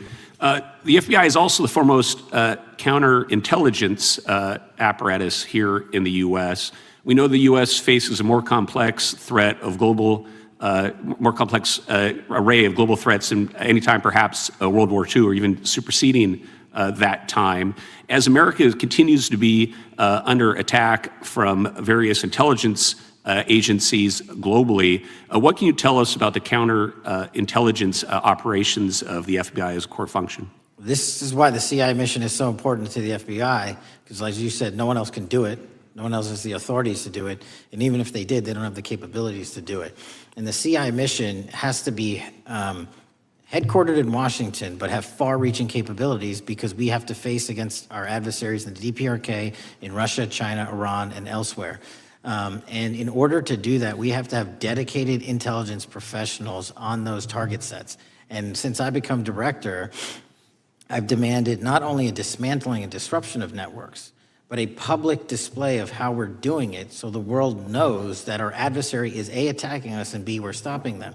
And that's why you've seen these dramatic increases in counterintelligence arrest in the PRC by 33%, in Russia 83%, in Iran 60%. We are showing the world that they are trying to engage in espionage activities against us, and we are holding them accountable publicly. And there's been increasing concern about the Maduro regime of Venezuela, both their potential support of terrorist activity, criminal drug networks, and potential espionage entities here within the U.S. What can you tell us about your activities regarding the Maduro regime of Venezuela? Generally speaking, one of the largest transshipment points and shipment points for narcotics out of South America, Colombia, obviously, and also Venezuela, is being utilized heavily by the narco traffickers to send up cocaine, meth, and fentanyl, and excuse me, all the other illegal narcotics through the island chains in the Caribbean Ocean and ultimately for America. So there has to be more work done in the region to stop those navigable waterways from being traversed with drugs bound for America. And finally, Mr. Director, what is the one thing that Congress could most do in terms of passing a law to best support the FBI in making America safer and more secure? Get us more authorities to get online, to get onto social media companies, gaming platforms, have legal access, and also have private partnerships with the FBI of those companies and allow them to report into us on a daily basis. There is no human being or AI system on earth that can go out there and cover down on the threat in those theaters. And so we need the assistance, and we need more authorities, and we need the private sector to double down. Well, thank you very much for all you're doing, all the men and women of the FBI are doing to keep us safe, and I yield back. Gentleman yields back. Got a UC request from the gentleman from Arizona. Thank you, Mr. Chairman. I have an article titled, FBI Flooded with Record Number of New Agent Applications, Kash Patel's First Month. The FBI saw 5,577 new agent applications in March and more than 10,000 since January. Without objection. The gentleman from Kansas is recognized. Thank you, Mr. Chairman, and Director, thank you for being here. I have listened carefully to all the discussion in this hearing. I've reached two top-line conclusions. First, I am glad I don't have your job. And second, I am glad you do. Thank you for being willing to step up and serve in this role. I'd like to plow a little bit of ground that we've not spent a lot of time on so far and explore. You mentioned, and I'm well aware of your strong commitment to partnering with state and local law enforcement authorities. Obviously, one of the missions is in the counter-drug space. Another is in the forensic laboratory space, where both you and a lot of local and state agencies cooperate in terms of evidence analysis. From the state side, programs such as the HIDA programs, very, very important in counter-drug, such as the Coverdell grants, very, very important in maintaining state laboratory capacities. Would I be correct in concluding that if we are able to maintain robust funding for those types of programs, including both Coverdell and HIDA, that would contribute to the safety of the United States and to your mission? Absolutely. Director, you have talked a little bit about some of the counter-drug work that you've been doing. One thing we haven't talked about yet, the President, in one of his first actions upon taking office back in January, designated a number of the cartels as foreign terrorist organizations. That's not just a paper transaction. I believe the list has been expanded since those first actions. In terms of America's military engagement with the cartels abroad, in terms of our intelligence engagement with them abroad, that designation has had real meaning and has affected some of the thinking and approaches of our military and our intelligence community. Can you talk a bit about how that designation might be affecting or should be affecting the FBI's approach to dealing with the domestic activities of the cartels? The simple way to analogize it is after 9/11 and the manhunt for the foreign terrorist organizations overseas in places like Afghanistan and Iraq, the FBI received certain authorities to go out there and dedicate a mission to go after them both lawfully and investigatorially and collect evidence and provide it to our agency partners. Once the foreign terrorist organization designation was labeled over to the Mexican drug cartels, we can now do that here. and in Mexico, and in Colombia, and in Venezuela, and anywhere else they are. And so that's the best analogy I have. What we're able to do is take our counterterrorism platform, traditionally used for global terrorist manhunting, and bring it into this hemisphere against a very real threat, which is the drug traffickers, and they are foreign terrorist organizations. So we just have so many more resources and authorities now directed at them. So, for example, Director, in the regions, from the vantage point of local law enforcement, there are structures that have historically handled those partnerships separately. HIDTA, for example, is an example on the drug trafficking side. The JTTFs are an example on the terrorism side. How is the thinking evolving in terms of on a regional basis, either merging or not merging those structures now that the targets in many ways are merged? So the JTTFs are kind of our forward operating base across every single state in this country to take on that mission. And anytime you're labeled a foreign terrorist organization, you come right under the authorities of the JTTF, the task force officers, and the state and local level police work that gets done in those JTTFs. And the Homeland Security Task Force layer on top of that, I think 25 or 30 across the country, specifically working with DHS and Secretary Noem to go after the drug trafficking foreign terrorist organizations, because they have unique capabilities and authorities dedicated to that mission. And so that's the beauty of the HSTFs.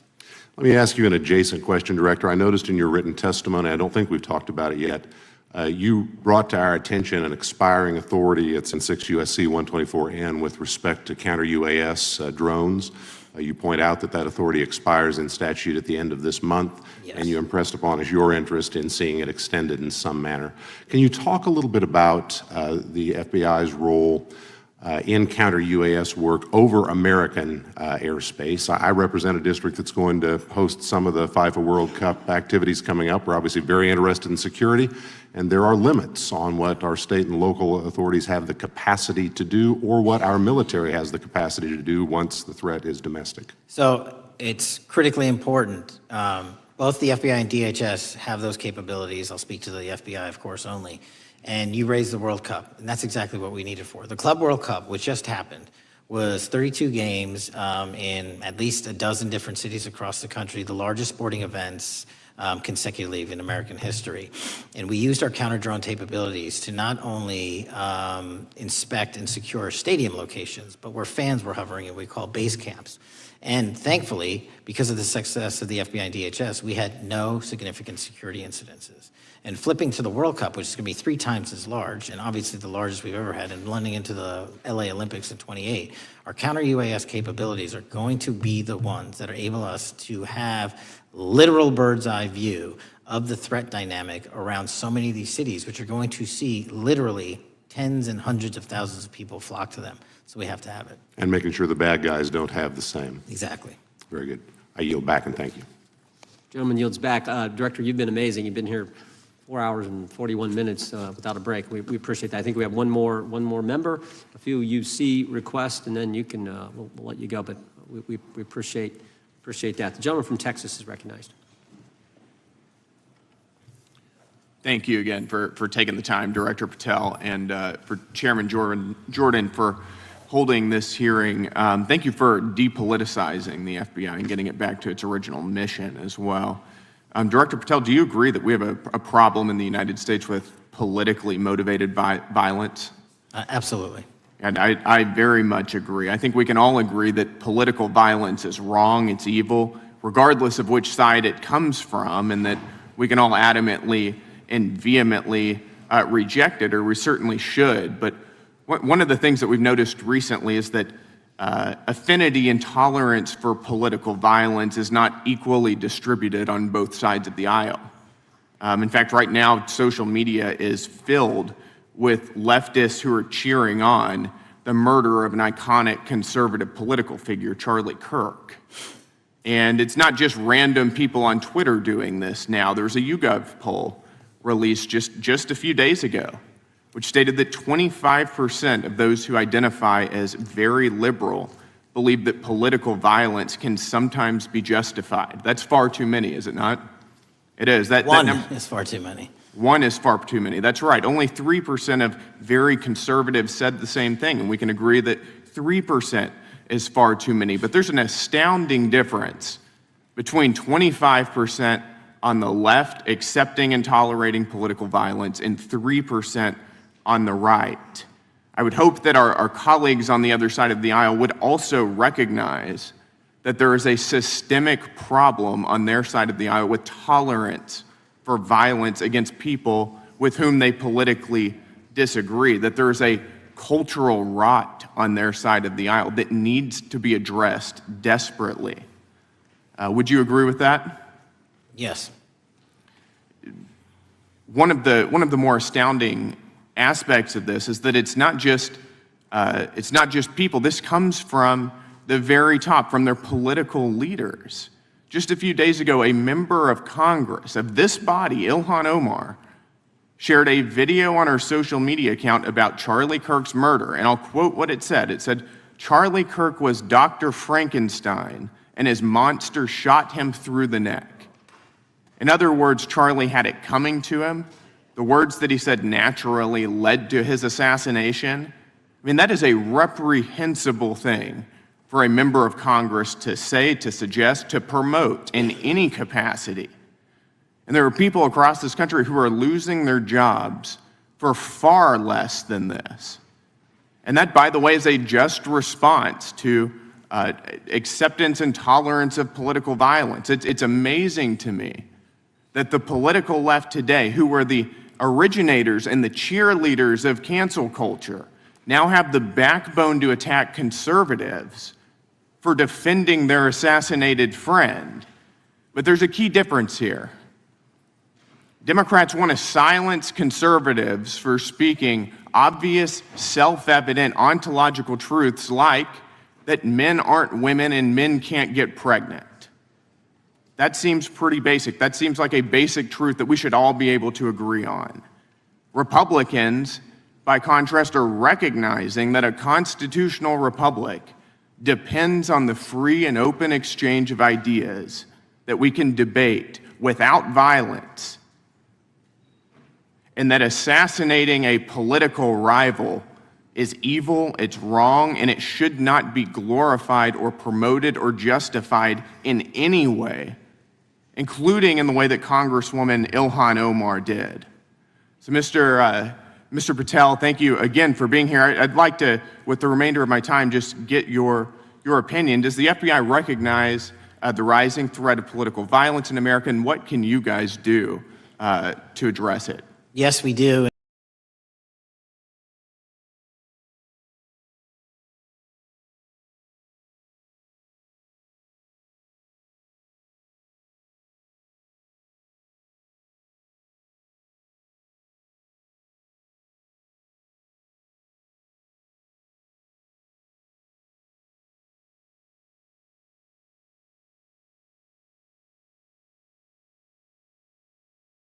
Without liability for criminal investigatory purposes. And that's the kind of stuff we need to keep going. Got it. Thank you, Director Patel. We really appreciate it. Thank you. Gentleman yields back. Mr. Chairman. Gentleman from Arizona. I have some UCs. Gentleman to state his request. Thank you. The first one is a piece entitled Review of Domestic Terrorism After Kirk's Murder Shows Biden Politicized Issue, the Intel, and Fudged the Data. Without objection. Thank you. Make a motion to table. Oh, no, we got to recognize the ranking member for his motion. It's just a UC request. The gentleman is recognized for a UC request. Thank you, Mr. Chairman. This is the ADL report issued February 21, 2025, titled Murder and Extremism in the United States in 2024, concluding that for the third year in a row, every single extremist-related murder in the United States in 2024 was committed by right-wing extremists. 8 of the 13 involving white supremacists and 5 having connections to far-right anti-government extremists. Without objection. Gentlelady from Pennsylvania is recognized for unanimous consent. Yes, thank you. I have a couple articles here. First is a New York Post article, July 17, 2025, Democratic Senator Ron Wyden claims big Epstein file full of actionable information locked in Treasury Department drawer. Without objection. This is The Guardian, May 18th, 2023. Deutsche Bank agrees to pay $75 million to settle Jeffrey Epstein lawsuit. Without objection. This is Fox Business, September 10th, 2025. JP Morgan processed over $1 billion for Jeffrey Epstein despite internal concerns over sex offender status. Objection. And New York Times, Bank of America flagged suspicious payments to Epstein only after he died. Objection. Okay, and I also have a motion, Mr. Chair. The lady was recognized. We're going to come back to the motion. I thought it was made by Mr., but I want to dismiss our witness. Could we do the motions before he goes? What, One, I just wanted to press the motion I originally yeah, had. we're going to bring that up. Is that what this four is? banks. Are you doing that? No, this is another motion. Okay, well, I'm going to recognize first the gentleman because we held that motion in advance. I've got I still have the UC, Mr. Chairman. Thank you, Mr. Chairman. So look, there are four banks, JP Morgan, Bank of New York, Bank of America, and Deutsche Bank. Yeah, but the gentleman can state his motion. Yeah, but the motion is to subpoena the CEOs of these four banks to bring in all records relating to their relationship to Jeffrey Epstein and to produce all records reflecting it. These four banks have flagged to the government $1.5 billion in suspicious transactions relating to the sex trafficking I move the crimes. table. Mr. Diamond just released a statement saying he would be happy to comply. Chairman, he doesn't need The motion to table, the motion offered by the gentleman from Maryland, the motion to table is not debatable. The question occurs on the motion to table. Those in favor say aye. Aye. Those opposed, no. No. Opinion of the chair, the ayes have it. The motion is tabled. I'd like a recorded vote if we could, Mr. Chairman. Recorded vote being requested. The clerk will call. Well, we got to get the clerk here. Oh, the clerk's right here. Wonderful. Clerk will call the roll. Yes. Mr. Jordan votes yes. Mr. Issa? Mr. Biggs? Mr. Biggs votes aye. Mr. McClintock? Mr. McClintock votes aye. Mr. Tiffany? Mr. Massey? Mr. Roy? Mr. Roy votes aye. Mr. Fitzgerald? Mr. Klein? Mr. Klein votes aye. Mr. Gooden? Mr. Van Drew? Mr. Nels? Mr. Nels votes yes. Mr. Moore? Mr. Moore votes yes. Mr. Kiley? Ms. Hageman? Ms. Lee? Mr. Hunt? Mr. Fry? Mr. Grothman? Mr. Grothman votes aye. Mr. Knott? Mr. Knott votes aye. Mr. Harris?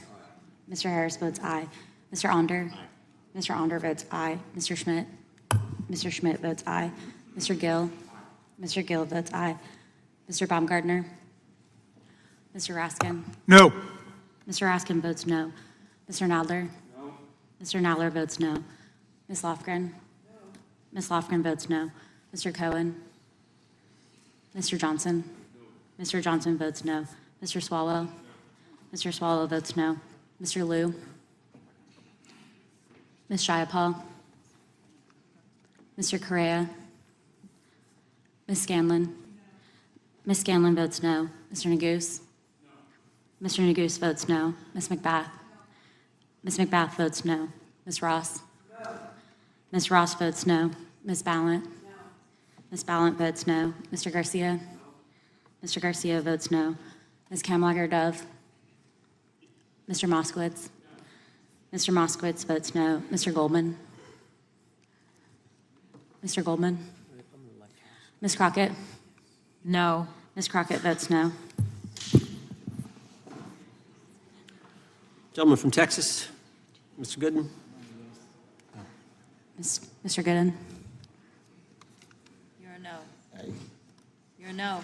Lance? Yes. Mr. Gooden votes yes. Mr. Chairman, how am I recorded? Gentleman from New York. Mr. Goldman, you're not recorded. No. Mr. Goldman votes no.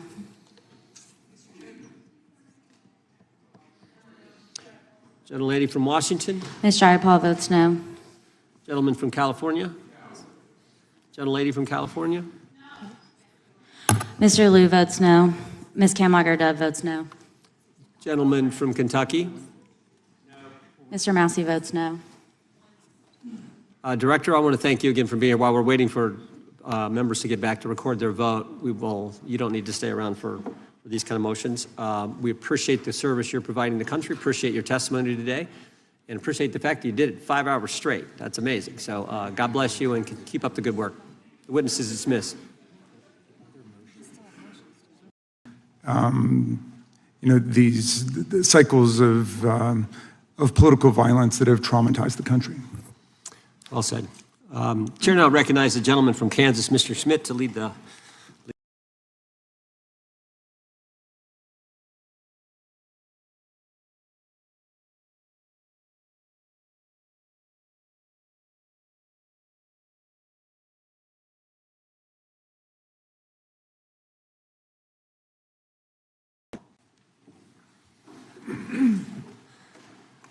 As is customary, we will begin with opening statements. 5 weeks ago, because of the work of Director Patel, we learned that the former chair of the House Intelligence Committee and current United States Senator leaked classified information. We learned this because a whistleblower came forward. Whistleblower with 23 years experience in the intelligence community, a Democrat staffer on the committee, said this: they were pressured to leak classified information, which sort of raises the obvious question. Why would the head of the Intelligence Committee, the chair of that committee, who's supposed to be guarding our secrets, why would he be encouraging the leaking of classified information? Whistleblower told us that answer as well. The leaked information was supposed to be used, the leaked information, false information, was going to be used to indict President Trump. Now, the former chairman wasn't the only person leaking information. Jim Comey was also sharing things he wasn't supposed to share. Again, don't take my word for it. The Inspector General told us this. In his report, he said, quote, James Comey violated FBI policy by disclosing classified information. And what was Comey's motive? Same as the senator from California: to sabotage and undermine President Trump's first term. And we know that Mr. Comey's not been shy about what his objective was. In fact, 4 months ago, he told us. Remember this?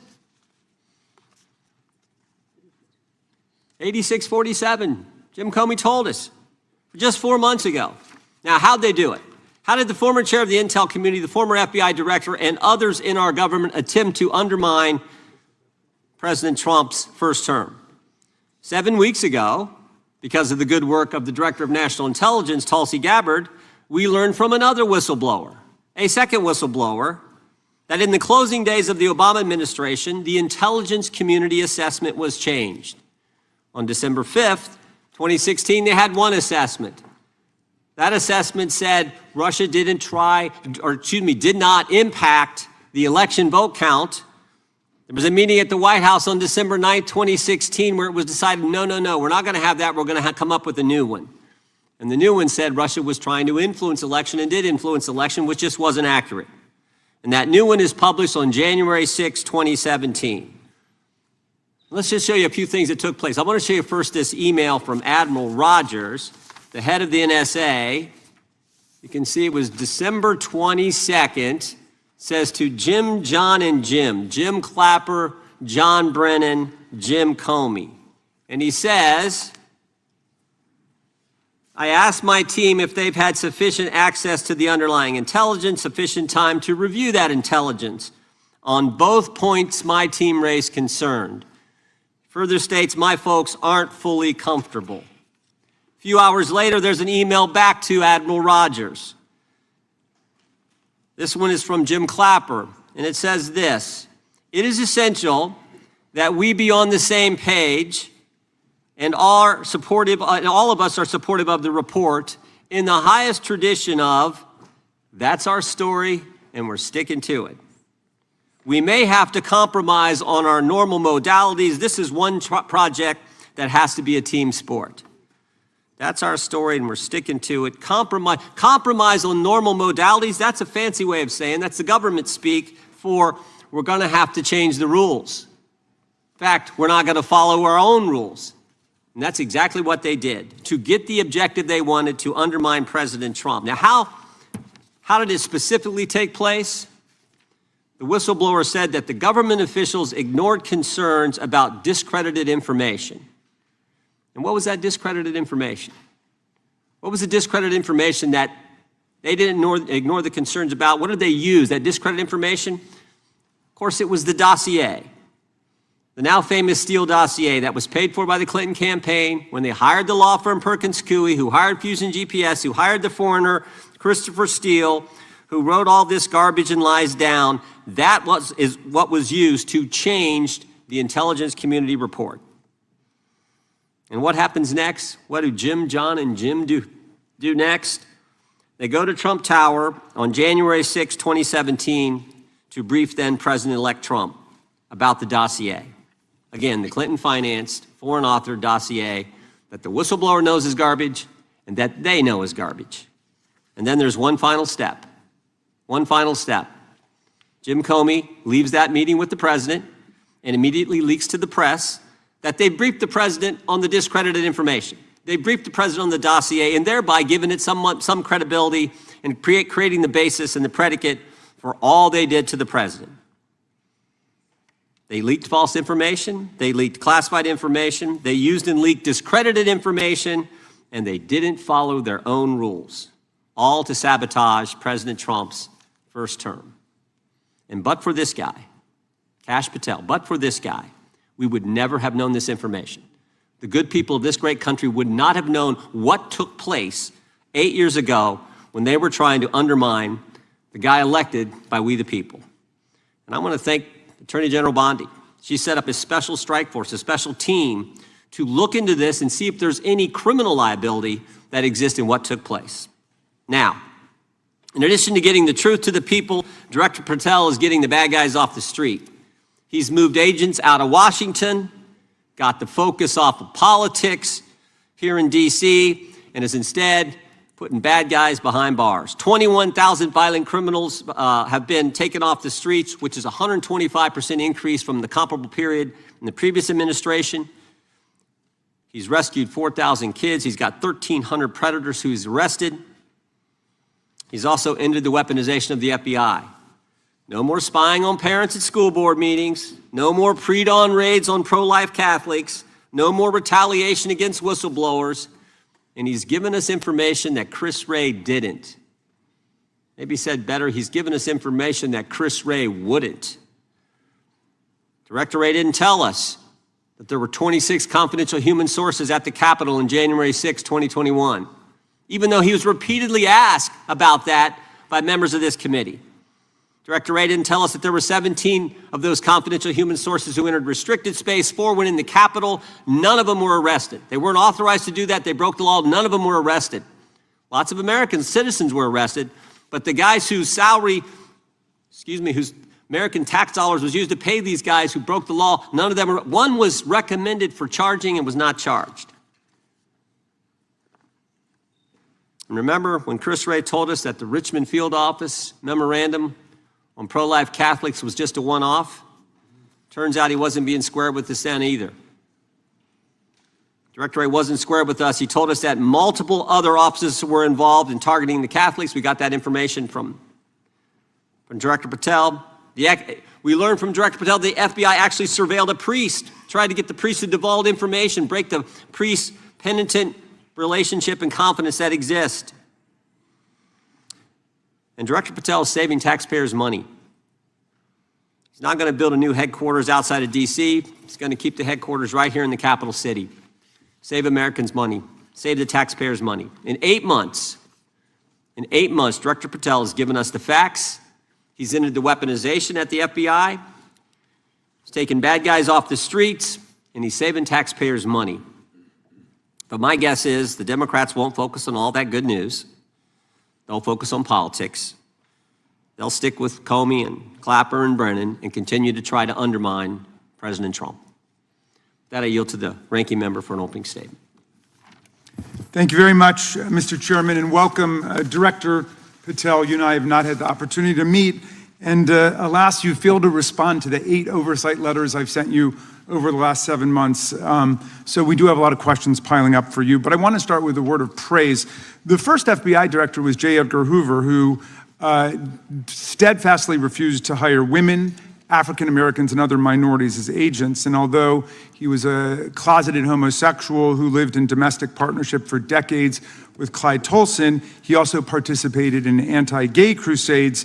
He aggressively promoted what we would today call white Christian nationalism, and he would undoubtedly be turning over in his grave to see as one of his successors a first-generation Indian American and a proud Hindu. So I congratulate you on being a breakthrough in this sense and being a beneficiary of the civil rights movement that opened up the FBI and the federal workforce to lots of people who never would have been hired in its first decades. Alas, you share J. Edgar Hoover's dangerous obsession with blind loyalty over professionalism and effective public policy. For Hoover, it was blind loyalty to him in keeping his secrets. For you, it's blind loyalty to Donald Trump in keeping his secrets. During your confirmation, it was widely noted on all sides that your primary qualification was your unwavering loyalty to Trump. Unlike other directors, you had no work experience at the FBI, but you had made over 1,000 media and political appearances in support of Trump's campaign. Your Senate confirmation vote was 51-49, the closest in history, with your opponents warning you were not qualified and had no interest in actually developing the qualifications for the job. I hoped that they were wrong. Alas, they were not. While most other new FBI directors drew on their experience as FBI agents, you didn't have that.